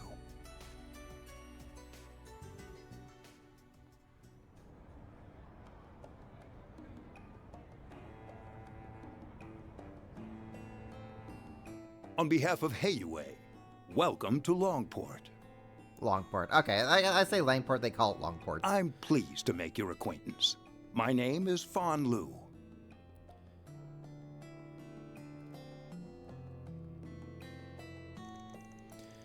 You're in line to be an elder of Heiyue, and Sao's family branches off of yours, yeah? That's right. I also serve as vice president of Kowloon Financial Bank. What's that? Calvert's second largest bank, and one of the most prestigious in all of Zemuria. Thanks to their foreign and immigrant connections, they are an institution with a great deal of political power. Wow! You're quite the learned young lady. Thank you, sir. Surprised a big shot like you wants to meet small fry like us. Did a little birdie tell you when we arrived? It's only natural that we of Heiyue would know what's happening in our own home city. Ubiquitous as we are, it would be strange for someone to catch us unawares. Though our size as an organization does come with its fair share of challenges, mind you. Sao said something similar. Simply put, when this many people are part of the same organization, there are bound to be differences of opinion. Don't worry, we didn't call you here to adjudicate some petty internal squabble. No, our issue at hand is far more delicate, to say the least. Likely more so than you realize. Which is why we're here to sniff things out before you bring down the hammer. Precisely.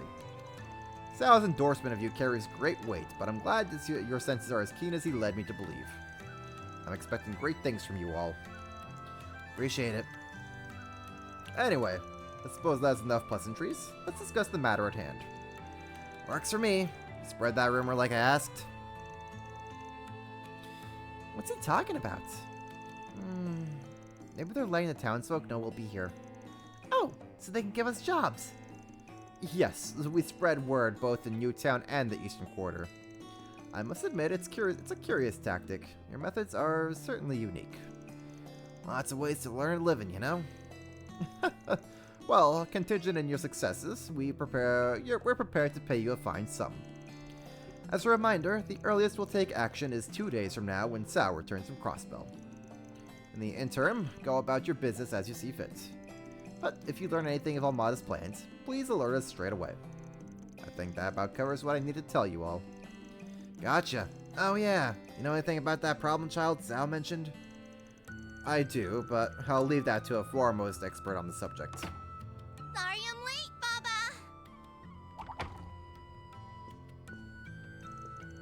Baba. Normally I'd scold you, but your timing was impeccable. Say hello to our visitors from Arkwright Solutions. Oh, they're here already? Sorry for keeping you waiting. I've been looking forward to this. Sao doesn't speak highly of people too often. Hold the phone. He didn't mention there'd be 2 cuties and a stud. It's a pleasure to meet you. It's nice to meet you too. What she said? Ditto. So you're also from the Liu family? Ashen Liu. That's right. My name's Ashen. Ashen. I'm guessing you want to know about everyone's favorite red-haired menace. Well, you're in luck. He and I grew up together. I'll leave you kids to your fun. I've got another meeting to get to. And by the way, you're all welcome to lodge here for the duration of your stay. Thanks, but no thanks. I already booked ourselves a room in the Eastern Quarter. You're ever the curiosity, Spriggan.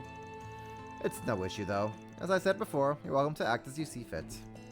I look forward to good news, everyone.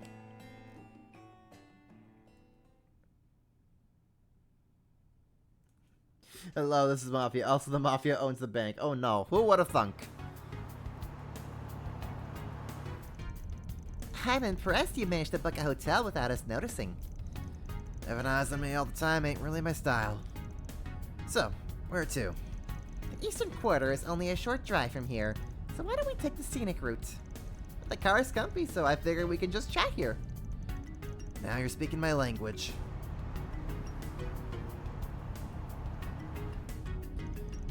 We're being followed. Don't mind them. Baba's just overprotective. Given why we're here, I can't really blame him. It's annoying, but you're right. I'm more than ready to be rid of Almada. Would you mind telling us more about the situation? Sure. Longport is Hayway's turf, but we'll allow just about anyone to do business here. For example, folks from Edith and the Central East often set up shop around town. Makes sense. Lots of money to be made in the country's second biggest city. And Almada wanted a piece of the pie. Last month, they made their move. A new business in Newtown called the Messeldam Trading Company. Before we knew it, there were suspicious people all over the city. But there's more to it. Almada's not even packing the streets with their own members. They hired thugs part-time from all over to come in and start fights. So far, they've mostly targeted stores and young people in the Eastern Quarter, but nowhere is truly safe. That's awful. Sending out hired grunts to do their dirty work, huh? That's weird. Never shied away from throwing their people to the wolves before. I suspect they're saving their numbers for when the real conflict begins. Until then, they'll continue attacking Hayway. It's a war of attrition. At the end of the day, they're just a bunch of wannabes buzzing around like flies. Hayway's in no real danger, so we've been letting them struggle in vain. Unfortunately, not everyone is happy with that mindset. Your childhood friend? Lay it on me. What's this guy's deal? His name is Aaron Way. He's 19 years old and was born and raised here in Longport. He's proficient in martial arts, the Gekka style, one of the East's three big schools, specializing in swordsmanship and hand-to-hand combat. And one time, he even took down a rowdy group of sailors all on his own. Whoa, that's awesome! People have taken to giving him silly nicknames like the Prodigy of Longport and the Crimson Khan. For as free of spirit as he is, he really does care about the community. Honestly, it's no wonder why everyone in the Eastern Quarter loves him. He sounds very charismatic. You're telling me. I just wish he learned to rein it in every now and then. Still, Baba and the others thinks he can make a name for himself in Hayway if he decides to join. If he doesn't get himself killed first, that is. As you can imagine, he hasn't taken kindly to outsiders roughing up his people. The other day, he and his friends attacked a large gang of Almada's grunts all by themselves. They retaliate yet? Strangely enough, no. They haven't launched a single attack since then, let alone tried to get revenge. We have no way of knowing what they're scheming. To make matters worse, Aaron sees this as an opportunity to finally drive Almada out of town for good. But I can't imagine they're going to go quietly. If he's as hot-blooded as you say, you're right to worry. I want to see his skills in action. Well, if you hurry, you may get to see something special. Let's head over to the Eastern Quarter.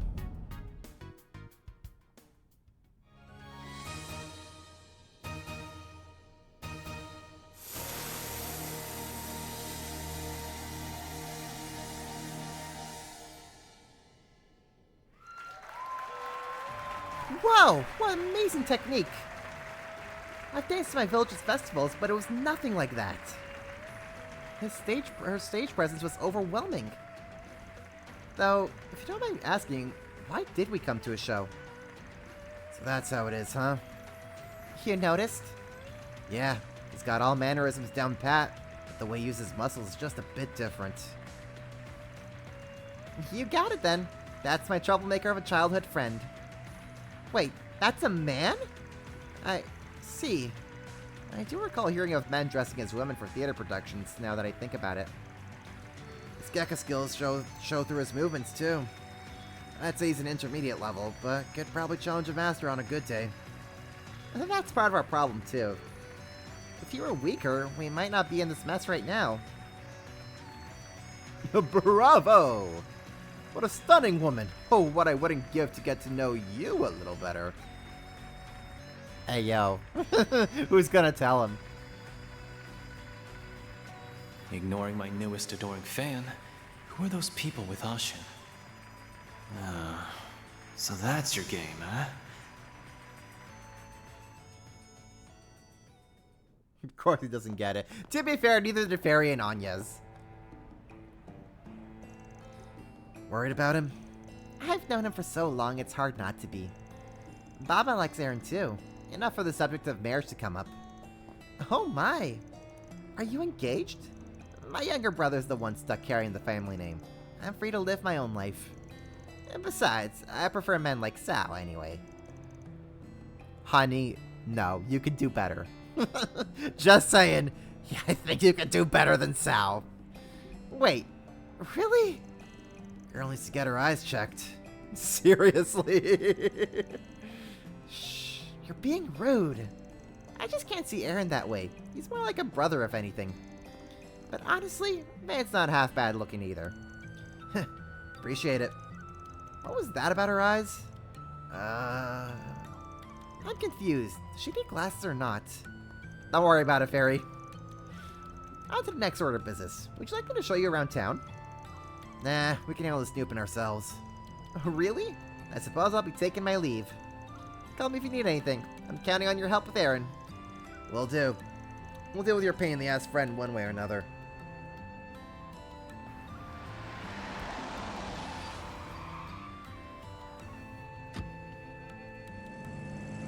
That was more of a detour than I was expecting. Let's check in at the hotel and grab some grub. A short drive later, Van, Agnes, and Fairy arrived at the hotel. Oh, that's a lot of food. I would down all of that.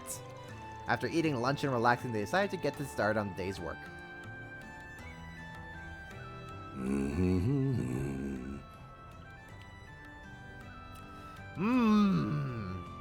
Something tells me this guy can throw some hands if he needs to. Hello there, youngster. Is this your car? Sure is. She's a beaut, son. But she's in trouble if you don't treat her right. See, the ocean air blows through this city. How would the wind hurt a car? Oh, you mean the salt in the air will corrode the paint? What do you say I wax her down to protect her from the elements, For you, I'll go as low as 1,000 mira. Gotta respect the hustle. Why not?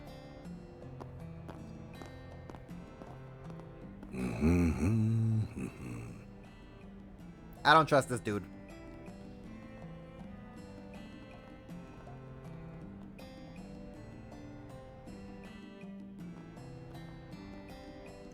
I don't know, man. I don't trust him. He's gonna, like, rig the car or something. There's so many people here. It was like this when I visited as well. I'm surprised, though, Van. You knew exactly where to find the hotel. What can I say? I spent a couple of months here back when I was starting out, and I've been back a few times for work. But all my info is out of date. All we need now is fresh leads. Right. Information concerning Almada's dummy company. And anything we can find out about Aaron. Don't forget the Genesis. The one Agnes has must have been reacting to something. For all we know, everything could be connected anyway. That'll be clear once we get to work, so let's mosey. Roger that. We're right behind you. The bulletin board here is right on the main street, if I'm remembering right.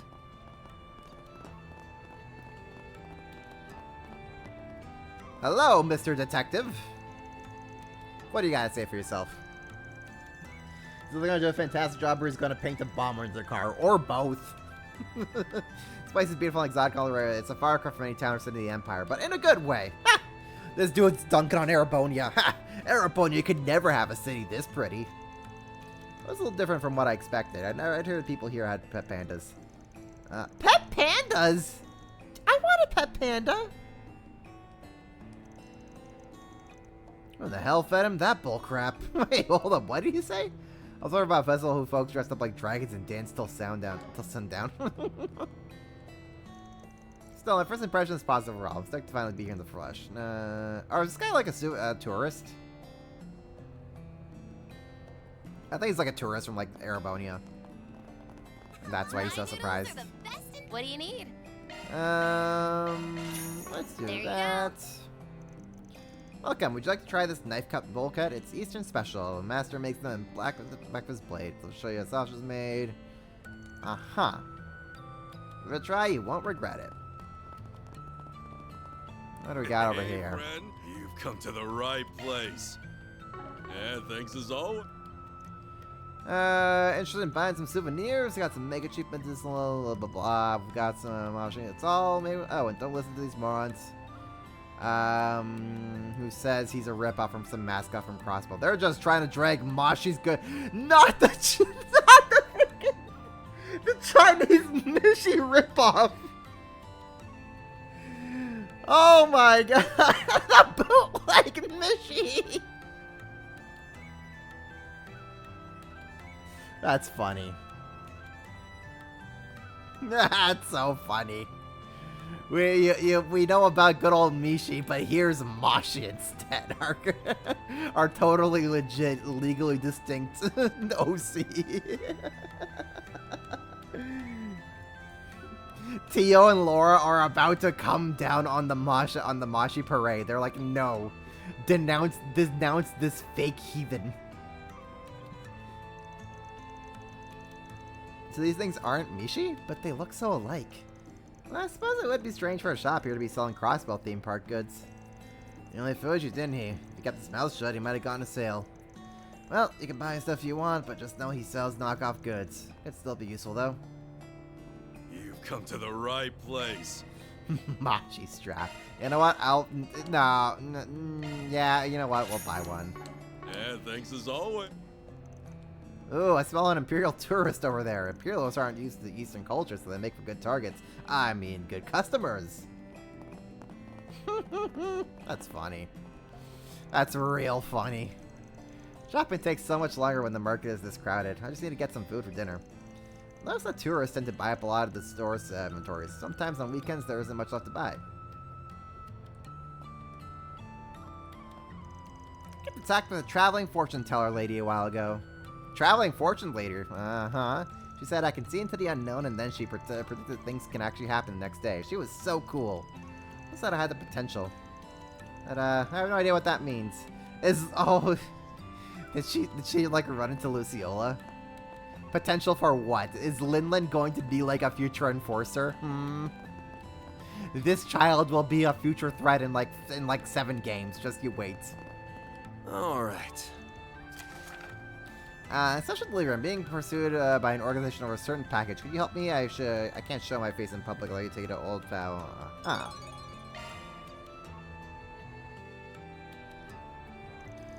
don't see anything that looks super urgent. Me neither. Have our pick of the litter. Is something the matter, Van? Nah, I was just thinking back on old times. When I first came here, I was just a greenhorn. Now I'm the one leading greenhorns on my return trip. Life comes at you fast, in both good and bad ways. Abi once said the very same thing to me. I had no idea what he meant, and I still don't, but that's okay. I always love hearing wise old men sayings. I'll pretend I didn't hear the old man part. Anyway, let's get to work. Probably run into some familiar faces along the way. This must be the eastern quarter. Let's take a look-sees over here. This place is really pretty, though. What do we got over here? Ah! The church! This guy deserves to be fleeced. The potential means she has a persona. Ah, yes, of course. Linlin will be the protagonist of Persona 6. Eventually, they'll announce that. Eventually.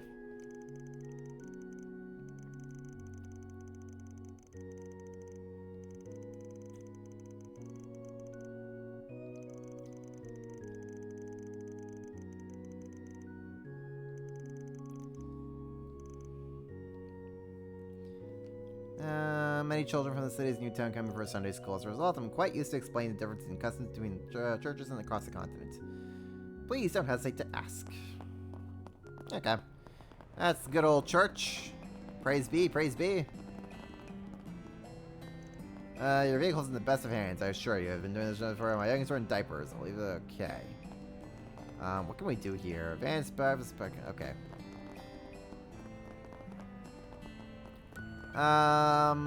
Let's see here. I can't wait.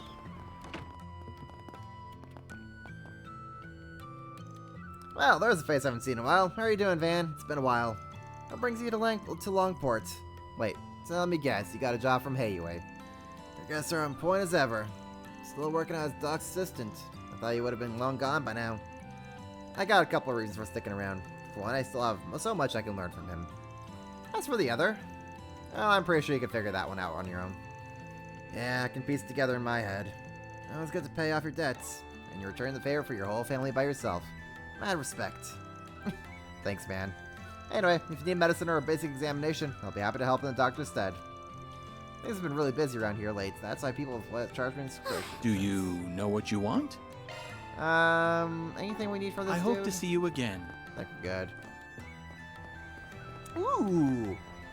We're just kind of like looking out in the distance with all this water and like boats and stuff. That's cool. I wouldn't mind like chilling in a city like this, just getting to be by the water side. It'd be nice.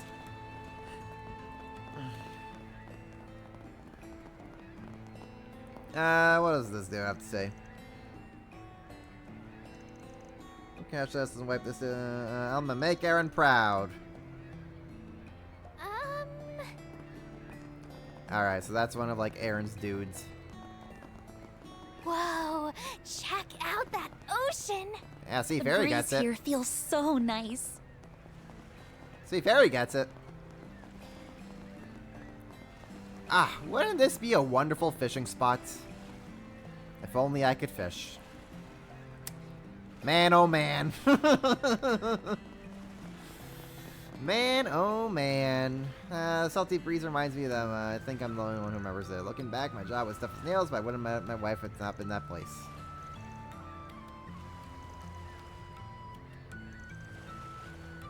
No clue what happened. I see. Back when the mine was still around, I was young and filled with hopes and dreams. I worked there so I could earn and save money. I was hoping I could make a name for myself. In the end, everything I lost. I lost everything. Let's see here. I guess we could do the quest. Objective set. I can do the side quest while we're here.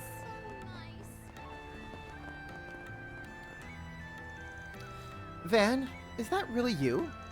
Oh, it's been much too long. Have you gotten taller? You have, haven't you? I, don't think so. Wasn't that long ago since I last dropped by. Who's this nice lady, Van? This is Pow. She helped me big time when I was just starting out. She ran an inn back in the day, but she closed it down. How's the time been treating you? Quite well, in fact. It's nice to take things easy for once. Though I still lend an ear to those in need. I rather enjoy helping the young ones along their journey. You sound just like someone I know. There's a wise old lady in a village near mine. Makes me feel warm and fuzzy knowing there are other people just like her. Hey, we're here to look into that Neil guy's request. Good to hear. He's in quite a bind, so he could use your help. So, you a friend of yours or something? Not quite. Neil's a traveler of sorts. He had a troubled look on his face, so I called out to him. That's when I learned he was being pursued by Heiwei. It all seemed like a big misunderstanding, so I wanted to assist him however I could. What? How did he become a target of Heiwei? Did he do something bad? I think it'd be faster if you heard the details straight from the horse's mouth. Also, you never know who may be listening in out here. How about we meet in the room back at the Guiha Fendian? Doubt Heiwei would be able to eavesdrop on us there. An excellent idea. I'll tell Neil to head straight over there. Or would that be a problem? Do you want me to contact him now or later? Well... we're accepting.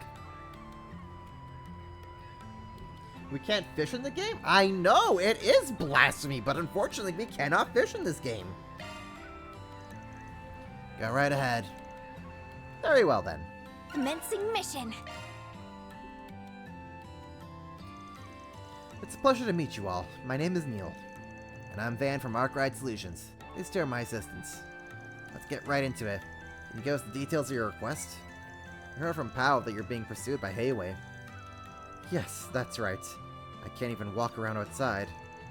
And it's all because of the stupid package. Can you tell us what's inside of it? Yeah, I checked the contents when I got it, and it's full of Central Eastern sweets. However, when I looked into it with Pow, we discovered it had been a detachable bottom, which hides a white powder. I think it's some kind of narcotic. A narcotic? Anyways, banned the trade of drugs in Longport. No wonder they're after you. I can tell you aren't a dealer based on how you're talking about this. So how do you get your hands on that case? It's a long story, but I don't mind telling if it'll help. This all started 4 days ago when I was still in the Central East.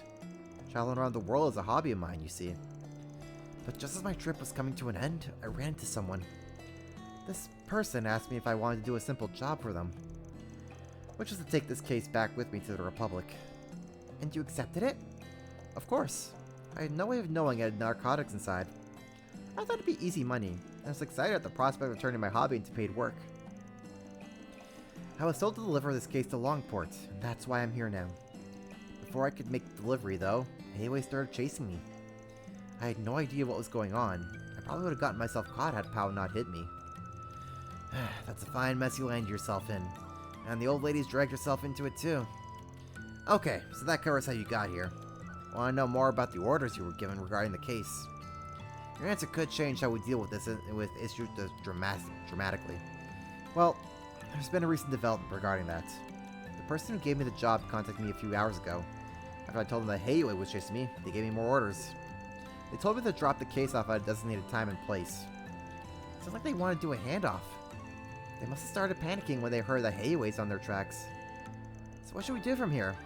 Simple. Take the goods and do the exchange in this state, and instead.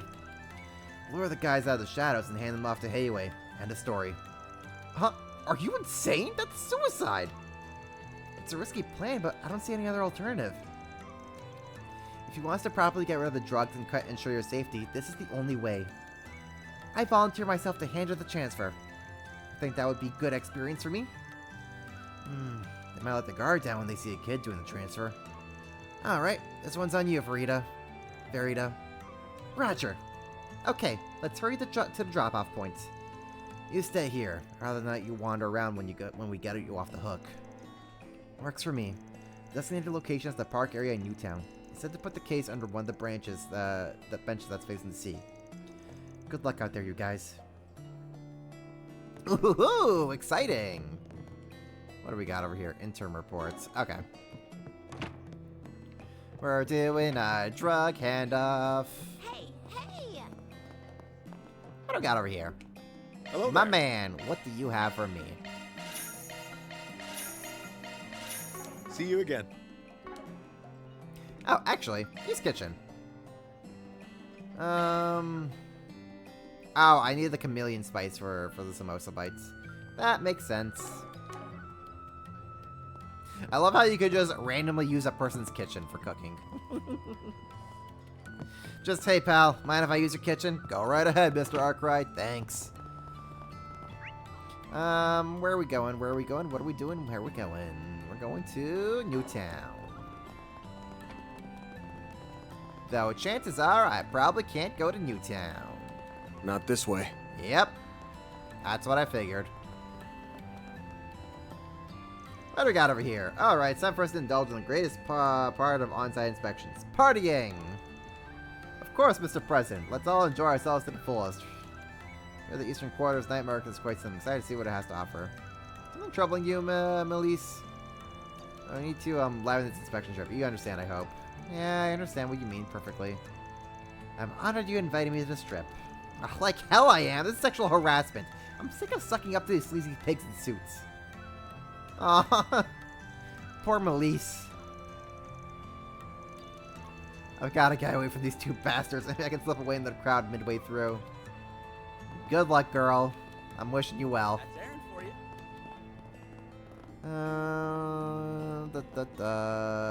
Who else can we go chat with? What is that?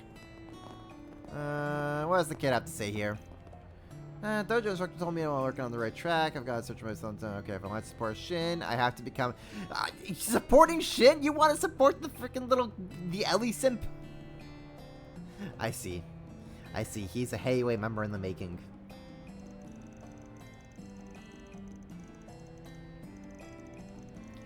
He mentioned the name Shin, didn't he?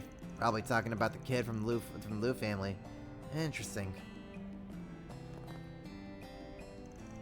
Shin's around the same age as me, but he already got his path figured out. He's not going to be the future elder. I heard he used to be a snot as brass, but he's grown up since then. Can't wait for him to get back from his study trip. Uh-huh. Hello. Study trip. It's so cramped here. This must be the Easter. Stay close to me, you two. I don't want to lose my assistance. Let's chat with you. Let us Hello trade there. some items. Come again. Buy Hello rare there. items. Come again. Hey man, how's it hanging? Man, what's it been, 4 years? Come on, I was here 2 years ago for work. Oh, me and my memory. You still day drinking or what? Hey, I'm living on the straight and narrow now. Nearly getting swindled while drunk out of my gourd was the last straw. If you hadn't bailed me out, I probably wouldn't have this store or much else to my name. Nowadays, me and booze only get together once the moon is up. Not that the wife really sees a difference in when I'm doing it. Well, at least you got that going for you. Old girl's all well and good, but what about you? Strutting around town with a doll in each arm. Asshat, you know that ain't how it is. Hello. Good afternoon. Anyways, we're here to tell you, we're here to ask you about something. Take a look at this. Ever seen anything like it? Oh, why'd you take a picture of it? I won't always be safe to show people the real thing. Can't say I have. It's clearly quite old and of superb craftsmanship, though. Is it a pocket watch? Nah, it's an Orbit. No rumors about any like this floating around? Anything helps? It was way back, but there was some rumor about a fancy Orbital watch being sold off. Then, there's a long stretch of no news at all. Until just recently. I heard of something matching that description being sold down by the docks. An idea who sold them in the first place? Couldn't tell you. But maybe the fact that even I don't know ought to tell you something. No kidding. An expert like you is totally in the dark. Something must be going on here. Well, whatever it is, thanks for the tip. Anytime. Good luck out there, Van.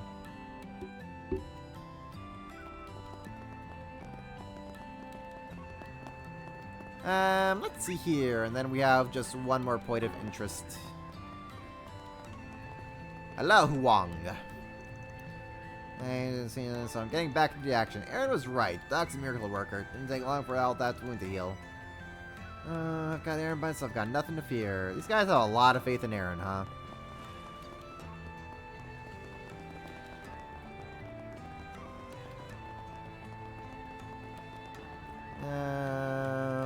Yes, you're a side quest lady. The breeze here feels so nice. What do we got over here? Oh my... Okay, I recognize that NPC. Where is he? I recognize one of them. Where's the other one? Well, well, look what the cat dragged in. You should know better than to come to a place like this. Hey, girlies. How's Bowie's Buys used to as a drink? Yeah, I'll treat you to the taste stuff. What? Up, and Fairy's just gonna clobber this dude. Maybe go some buff, you're gonna break it! Go easy on them, kiddo. Just a couple of lousy drunks. Are you sure? Seriously? Again with this? There she How many is! times do I have to tell you not to bother folks? Hello, Miss Hall. How you doing? It's been God, how long? God, how long? Sky the Third from the Gambler Jack minigame. And even then, that was more of just like a what the hell is happening type of situation. Aw, come on, Hall. We're just trying to spook him. Little one nearly took my arm off clean off. And what if you deserved it? She's right, you know. What kind of loser almost gets their arm broken by a kid? That guy.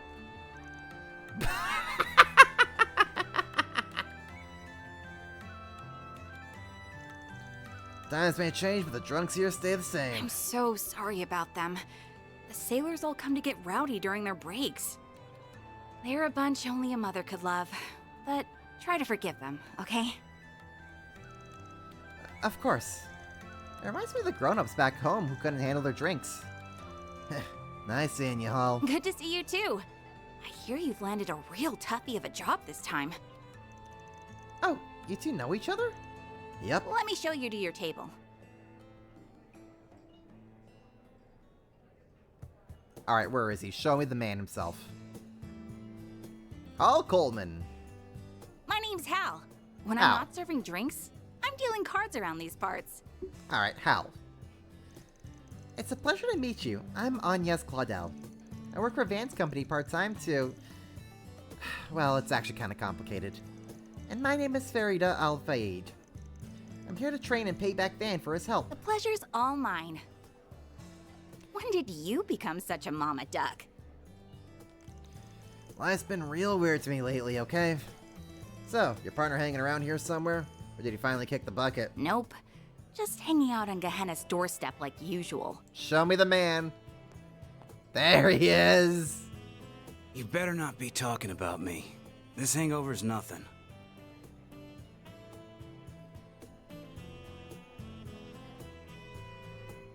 You really been 2 years already? Since last meeting in person, yeah. Times really are changing, huh? The lone wolf's got himself some pups. Shut it. Jack Trevor, that's his name? Name's Jack. Jack Trevor. Some may know me as Gambler Jack. Ain't a gambler out there who doesn't know my name. Yeah, you have 2 whole books to yourself, buddy. It's nice to see you. It's nice to meet you, sir. Wow, you must be quite skilled. I know it's hard to believe it, but he's telling the truth. These two have a real reputation as a gambling duo. Ooh, that's exciting. Call it a duo, but it's more like I'm on a leash here. Got a problem with that? They travel around to casinos all over the place, which lets them trade all the info they pick up along the way. Being an informant is just a side gig. Then what's your real job? Alcohol enthusiast? Gambling's a real job. Uh-huh. Sure. Anyway, what did you want to ask about, Van? 2 years back, I started hearing about some guy, but apparently he's a real local celebrity these days. Name's Aaron Way. Ring any bells? Ever the lucky sleuth, aren't ya? As it happens, this bar is one of his usual haunts. Really? Can you tell us about him? According to Ashin, he sounds like quite the character. He's always one bad fight away from ending up injured, but that never say die attitude is part of his charm. You'll be hard-pressed to find anyone talking poorly about him here. He's a hot-blooded guy for sure. It'd be easy to brand him as a no-good gang leader. But honestly, those kids would be way worse off without him. Even the old folk give him kudos for keeping things in line. Ain't that something? Pretty good gambler, too. Sometimes he'll challenge me and Hal to a game. Believe it or not, he wins a third of the time. You're kidding! Don't talk like you haven't given me a run for my money, Mira, too. The more I hear about Aaron, the more he reminds me of Van. The difference is Aaron's actually got looks. Now that I think about it, Van's what you get if you combine Jack and Aaron. What the hell's that supposed to mean? Let's talk about what's really wrong here. Jack's face? Fair, but I mean something important. Come on! But you guys know the Messeldom Trading Company, right? Tell me, what are the odds Aaron gives up on running them out of town? 0. The way I see it, you got 2 options. 1, take care of business before the kid goes and does something crazy. 2, make him compromise with you. Both sound rather difficult. And how's they doing? They're more unhinged than Aaron, that's for sure. Word is the thugs they're hiring are the worst of the worst.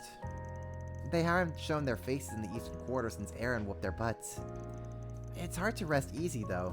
With them still hanging around the other districts, they're clearly planning something. I know the guild's got their eyes peeled, but I'm not sure there's much they can do. Speaking of which, I hear you've been getting buddy-buddy with the Bracers lately. What's up with that? You gonna visit the branch in town? Ramadi must have told you, huh? I'm just picking up some slack for them, that's all. Whatever you say. With all this going on, I've gotta wonder what Heiwei is thinking. We're more or less safe since the bar is a neutral zone, but otherwise, Heiwei runs the show around here. And let me tell you, some of their elders are real monsters.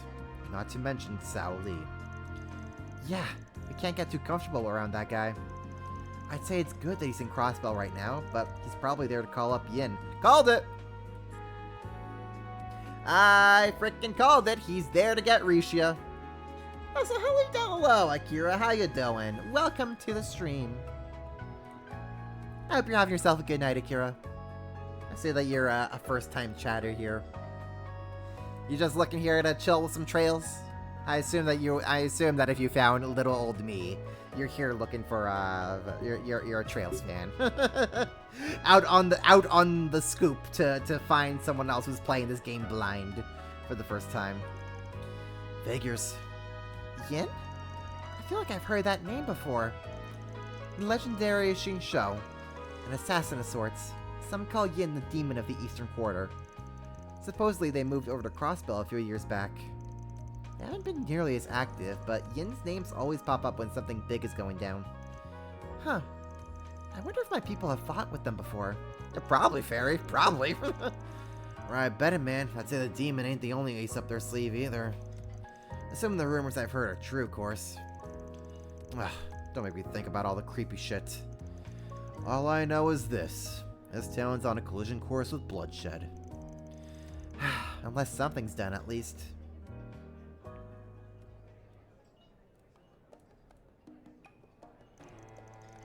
Jill, will you finish up Daybreak? Nice! Let me know if you hear anything, alright? Will do. You're staying at Guiha Fondinian, yeah? Shame we couldn't squeeze in a game or two. Gotta save that for off hours. Don't want to corrupt the kiddos, you know? Please visit again sometime. I'll make sure you get a warm welcome next time. Thank you, we will. I want to hear lots of old stories about Van. Oh, I've got some real juicy ones. Better keep those to yourself, you hear? Okay, I think that's all the info we're gonna get here. Next stop is Newtown. Wasn't that the first place we went to when we arrived in Longport? Yep, it's just over the bridge, so we can walk right over there, right on over. I don't need to take the car. Huh? I wonder who that is. Hello again! Oh, it's Ashen. It's Ashen. Didn't think we'd be hearing from you again so soon. Did the situation take a turn for the worse? No, don't worry. That's not what I'm calling. I actually want to give you all a request. Oh, gotcha. Give me the details on the side the job's right for us. Alrighty, here's the rundown. There's a problem in a tourist area that's mentioned by Heiwei. A dangerous monster showed up out of nowhere, so tourists are being put on hold. You need us to take care of it? I heard Heiwei's on guard because of Almada, so I'm guessing their hands are a bit tied at the moment. And if they turned out to the guild, it seemed like they couldn't handle problems on their own turf. Got an image to protect, right? You got it. Think you can handle this? I'll pay above the guild's rates. Well, I think it meets our standards, so we've got a packed schedule. I gotta see if we have time to fit it in. Oh, of course.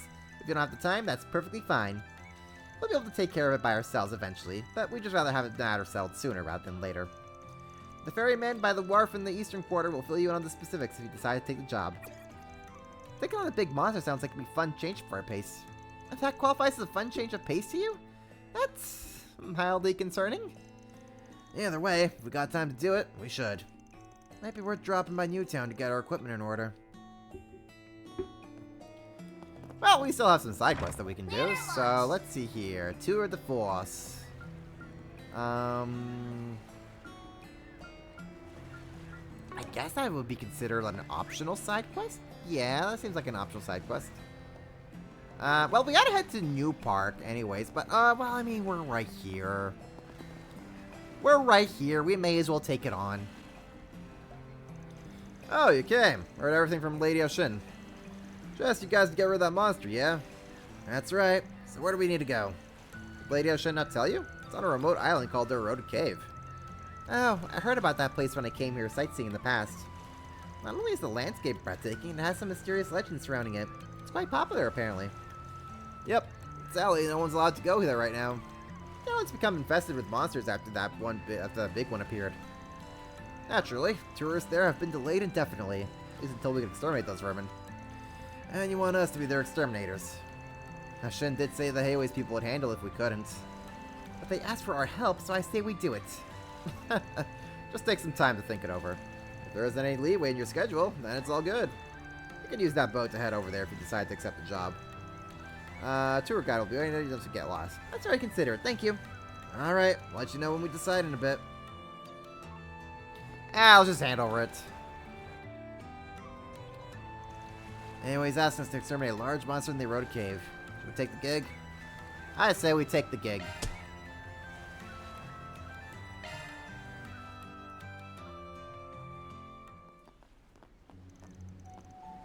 This place is beautiful. You can say that again. Hello! You must be the fixers who took our request. Welcome to the eroded cave. My name is Quan, and I'll be serving as your guide today. Nice to meet you. Likewise. Now then, allow me to lead you to the cave. Please take a look at the two passageways. Over the years, the waves have dissolved the brittle parts of the surface rock, which created these two holes in the... Hey, hold up on a sec. Is this just me, or are you giving us the tourist treatment? I thought you were supposed to take us to the monster. Oh, I have every intention of doing so. However, we want to provide a little treat to you, since you're Heiwei's honored guests. Lady Ashin requested that we give you the full tour of the cave. Well, that was, nice of her, I guess. I certainly won't object. Isn't it a little dangerous to be doing this, though? I'm sensing a lot of monsters around here. Are you sure it's safe for you to take along, ma'am? Oh, don't you worry about a thing. Our tour company is run by Heiwei, so all of its employees, including myself, are Heiwei operatives. I can kill 3 men in the blink of an eye. Just try me. I'm certainly not the strongest in the organization, but I can hold my own in a fight. It's when did Langport have badass tour guide ladies? Anyway, sure has a lot of interesting people in their employ. Though it is a little chilling to see how much influence they have in this town. Anyway, let me give you a little more about the eroded cave. Have you heard about the famous legend involving it? Well, we heard of it, but we don't know any of the particulars. Wonderful! Allow me to explain then. This is a story that's been passed down for many generations. At the heart of the eroded cave lies a precious treasure, the Wind Spirit Stone. Ooh, that's a cool name.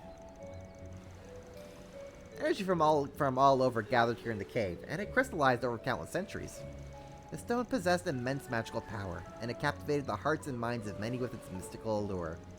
Both humans and monsters alike were drawn to it. Soon enough, the land became infested with powerful demonic beasts that had been granted the favor of the stone. That sounds bad! Are the people of Longport okay? Yes, they were fine. Despite the danger, many Jaegers and bandits traveled here in search of the stone. However, none of them returned, and shortly thereafter, travel to this island was strictly forbidden for many years. What a terrifying legend! I wasn't expecting it to be so dark. And now you're guiding us right into that same hotbed of monsters. Correct! There's a lot of nasty little beasts out and about, which makes the story all the more believable. You don't have any issues with them being here. The real problem is the large one that is roaming deep within. If we get ambushed along the way, we'll just have to make short work of them. I've never seen a tour guide with such nerves of steel. Too bad she ain't gonna be much of an asset, cause we're the ones who'll be doing the monster bashing. That's fine, we're more than up to the task. I like your enthusiasm. Now, let us commence the tour in earnest. We'll be heading through the left passageway. Oh, if you ever need to return to the city, just let me know. Quan is now accompanying the party. Can I play as Quan? Here goes. I don't know if I can play as Quan. Here goes. I think we're good on our stats. Yeah, we're good on the stats. Let's get to work. Combat over. Processing data. Don't forget about your charge. It should be safe for now. Easy peasy. Alright, what are we at? What are we doing? What are we fighting?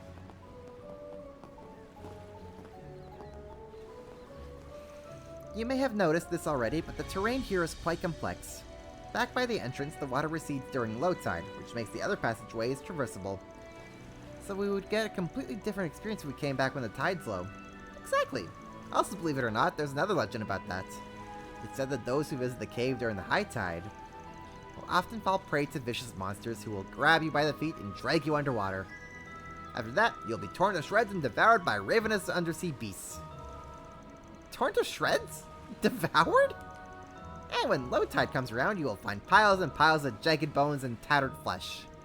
That's why some call this area Aquatic Hell. It's the first obstacle of the eroded cave. Oh, I get it. The cave must be testing the courage and willpower of anyone who comes here. That's a pretty damn grotesque bit of fiction. Sure you ain't that you sure that ain't a little much for your average tourist? Not at all. Professor Salsa they find it thrilling. Oh, there's also the tale of a young man who surpassed the legends. Would you like to hear about it, that one? I'd be lying if I said I wasn't curious. Oops, maybe we should save for another time. Oh dear, we appear to be surrounded. Not for long. Let's mop the floor with these chumps. Right. I'm not sure if they're monsters from the legend, but I don't need confirmation that bad. Let's beat them up. I got your backs. What do we got? Earth and wind, huh?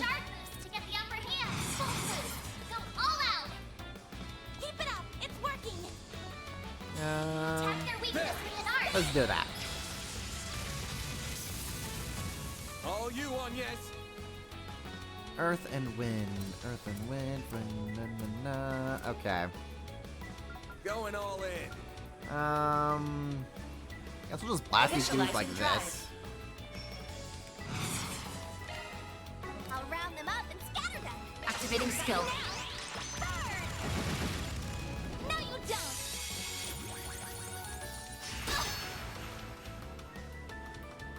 That's right. Sit right there. A chance. Yeah, that'll work, I guess. This'll hurt. I'll dice you up.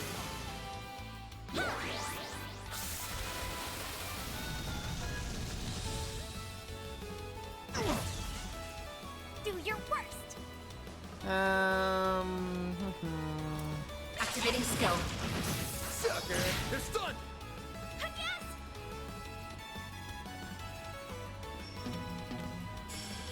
Activating skill. I'll just give this guy a little whack whack.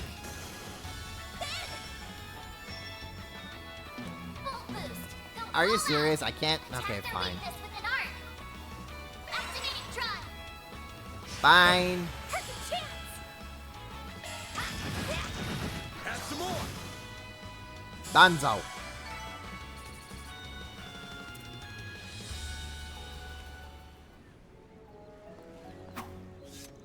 Phew. Excellent work, everyone. I had heard you were all tough, but I didn't realize you were that strong. Well, thank you, but honestly, I feel like I was having trouble keeping up with them in that fight. You say that, but your footwork was way better than ours. You weren't being held down by the terrain at all. Anyhow, there are a lot more monsters here than I thought. Just getting to the big baddie ain't gonna be a walk in the park. Yeah, but I don't mind. I'll have fun walking around and taking in the view. Let's keep it up, you guys. I'm glad you're enjoying yourself. By the way, I have rescue equipment on hand in case everyone falls into the water. So if you're worried about that, don't stress. Just enjoy the tour. Alright. Try not to get eaten and devoured by the sea monsters. Art's work best on this end. Looks like the game's on you. Take this.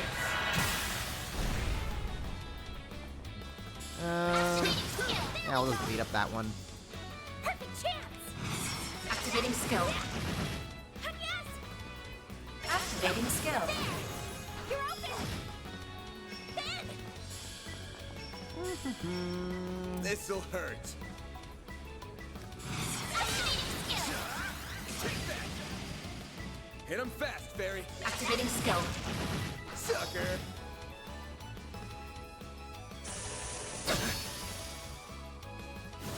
I'm surprised Fairy doesn't just shoot something from her range. Activating skill. You're open. Perfect chance.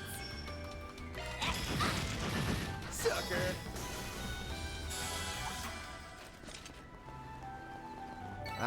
Man's getting hit a lot here. I should probably get him healed up. Thanks for the grub. Give him a cheese. Give him a cheese, dog. And some noodles. I am stuffed. Let the man eat. You did perfect, Fairy. What are we doing on... How are we doing on things? I see. That's a lot of monsters.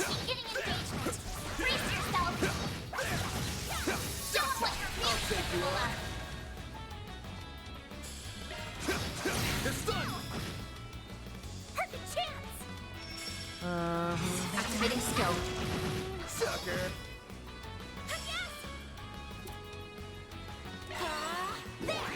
All you on, yes. Here goes. This'll hurt. Take that.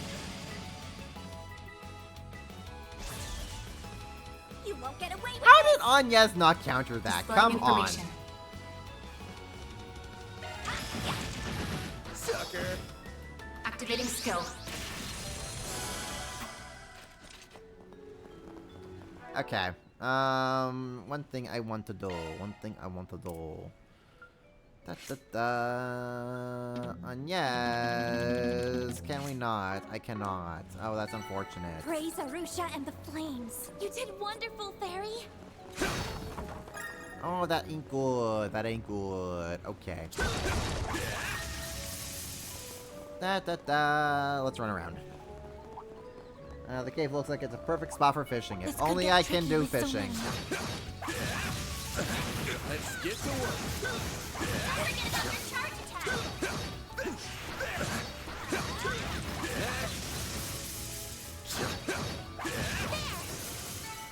That's how it goes. Then learn Heated Roar. Not too shabby.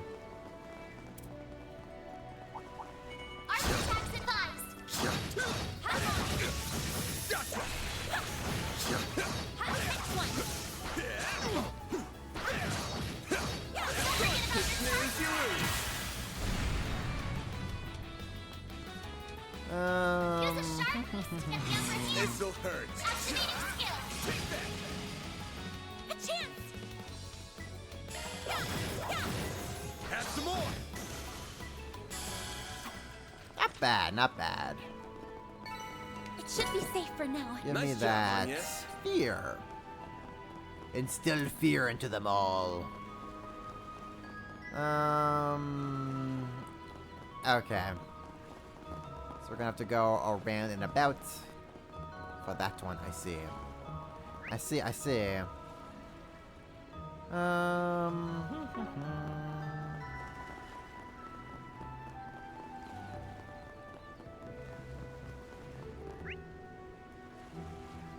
Yes, because I cannot go over. Well, actually.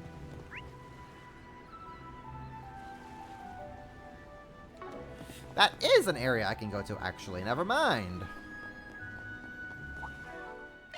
Let's also make sure Fairy isn't dying. Da-da-da. I'm stuffed. That was yummy.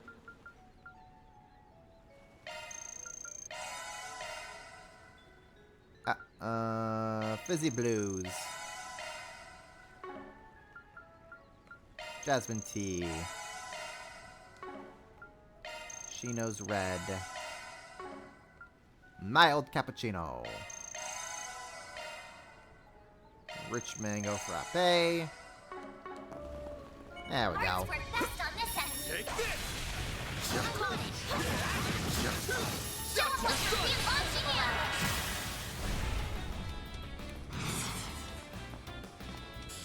This'll hurt. Take that. Perfect chance. Have some more. Activating skill. Sucker! You did a dumb thing when I was trying to cook and stuff through this game. I Oh? can live with this. You were What dumb thing did you do? Do tell me.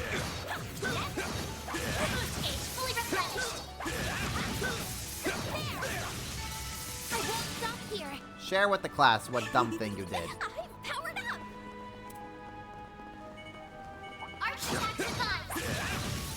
Let's get to work. Big crab. Show them what you're really capable of. Take this.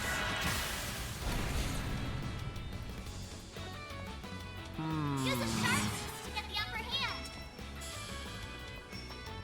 This'll hurt. Protect us. I can do that. I can do that. Yeah. Over here. All for you. Activating skill. Get him fast, Fairy.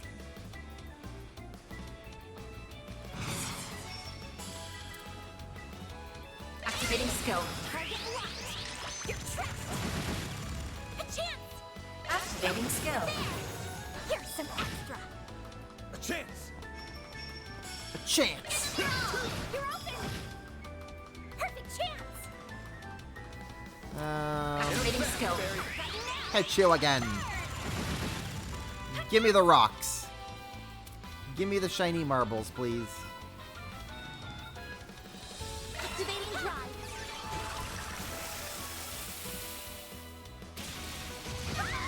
Got your number. You'll pay for that. What are you to? Weak to earth, eh? This'll hurt.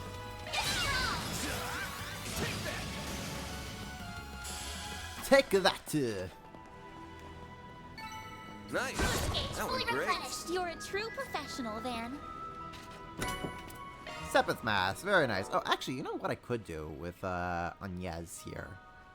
Orbment, arts. Let's try it out. That for. Let's go with Amber. Arts driver switched. Is it Amber, or did I want to do? Switching to maintenance mode.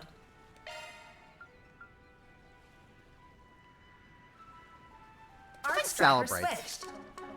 Let's ever switch out to celebrate. Architect's advice. Menacing battle. Proceed with caution. There. Don't forget about your charge attack. All right, Use a sharp to get the upper hand. let's hit you with a big one. Hit him fast, Fairy. All right, yeah. So I do believe the game prioritizes elemental weakness with the additional element damage. Good luck. Yeah. So that's There neat. we go. A chance. Acid cloud, acid cloud. Here goes. Whoa, that's some big damage. That's some This'll big hurt. damage. I'll dice you up. Hit him fast, Fairy. Activating skill.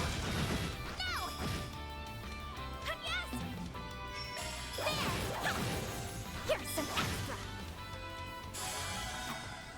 Good stuff. Fully replenished. I can live with this. You were a great help on Yellow pendulum. Okay. We got that out of the way. Carrying on. Collecting them, and that was it. Wasn't until near the end that you actually let your characters eat them. Oh, I see. So you fell into the same trap that I did at the start of this, where I thought if you just like hovered your cursor over it, that would give you the gourmet points. No, you have to actually consume the darn thing.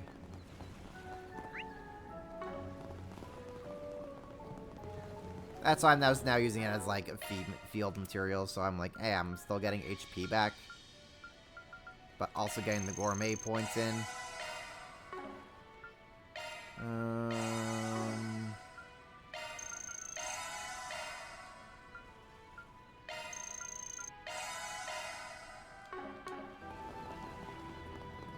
It is a little bit annoying that you have to actually consume the darn thing, but it's like we're kind of like going back into the Sky days.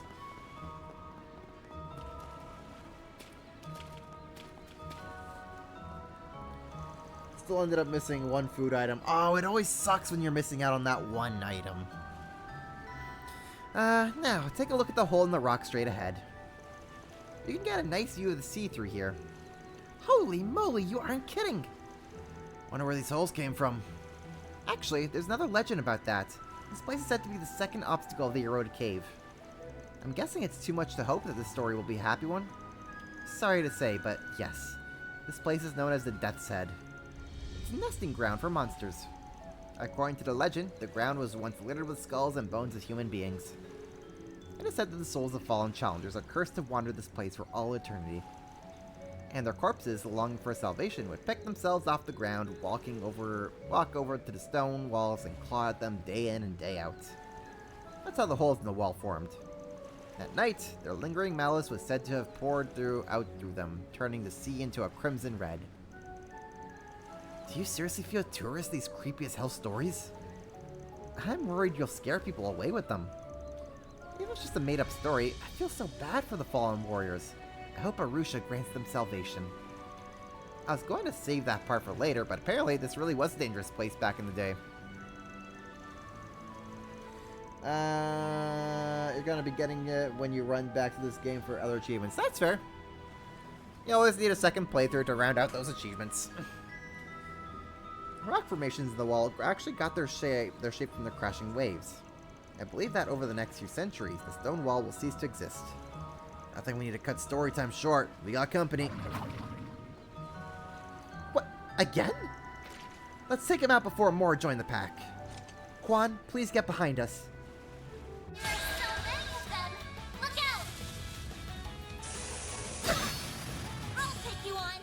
Alright, on yes. What can you do here, girl? What can you do here? Ask Cloud. Protect us! Certain arts will be more effective. Activating drive. My move now. Sucker. Got a whole slew What's of heated them. ward? Temper, HP regen on turn. Strength up, huh? Got a whole slew of them. I say. Take Well, that. hit him with that. You won't get away with this! That certainly was nice. A boost would work here. Breathe onto us! Like hell you are.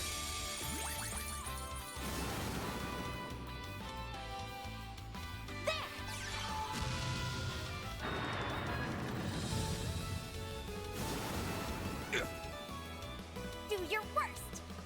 A boost would work here. Activating skill. Hit you guys with that.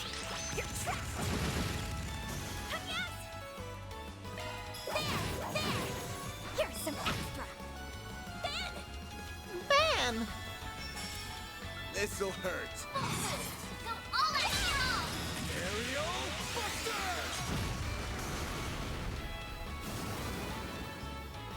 Haha. Nerd. You won't get away with There we go. That's what we're talking about. There we go! Weak to fire and wind, eh? Fire and wind, you say? Easy. Initializing drive. This'll hurt. Take that.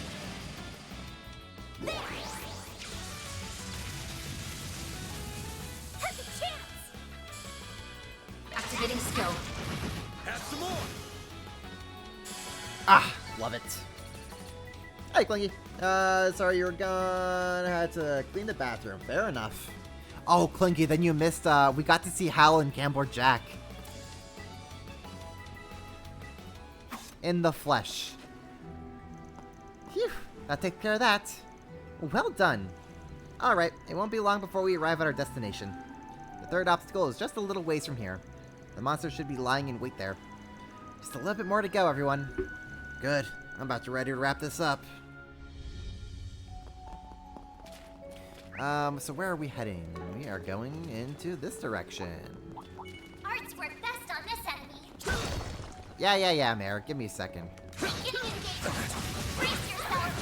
Show them what you're really capable of. There we go.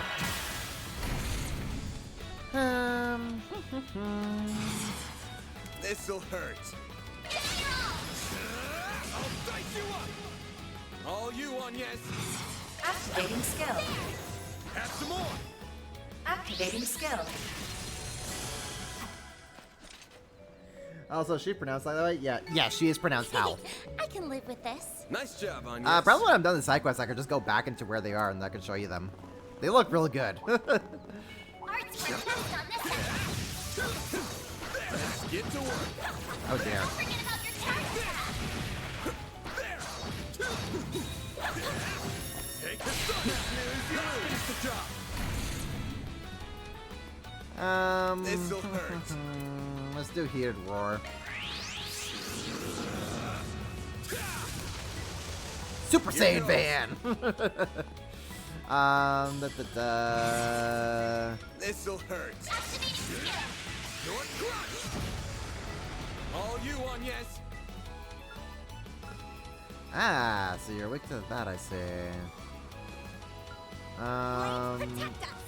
Saint Arrow, Spark Edge. Initializing drive. Yeah, we'll just do that.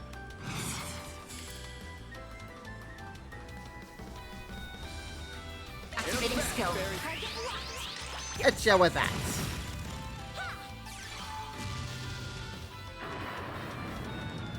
A chance. This'll hurt. I'll dice you up. Eat it. Ah, I love having that follow-up attack shard skill on Van. That went great. You kick butt, Van. It makes things so much easier. That looks like a nice chest.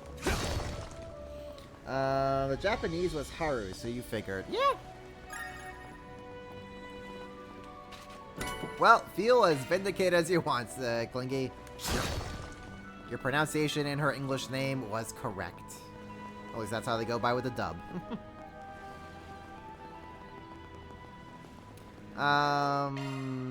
Let us. I am stuffed. Let's make sure we're not dying. That'd be a great start. Art's work best on this enemy. Gotcha. Let's get to work. Unleashing shark strike.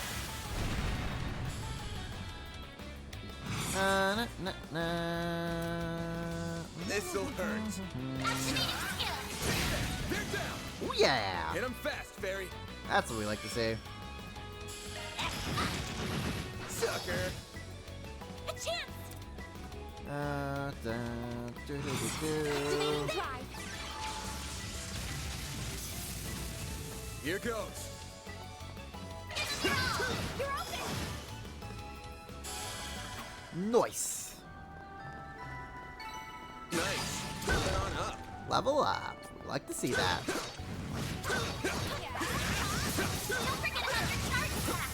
Gotcha. I meant to hit you with a charge attack. Thank you very much.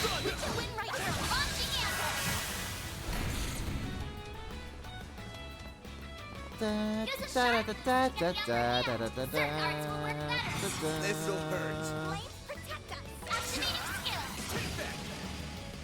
Hit 'em fast. Is this Fairy. thing weak to water? It's not. Interesting. Interesting. Going all in. Activating skill.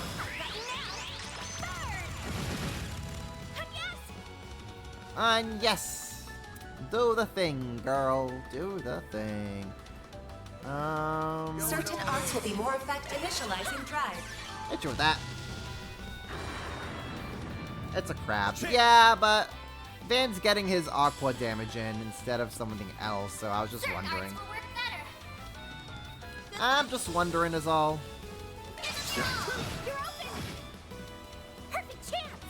Zero arts. What can Fairy do here?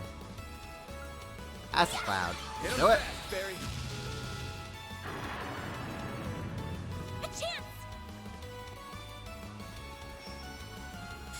Activating skill. Sucker.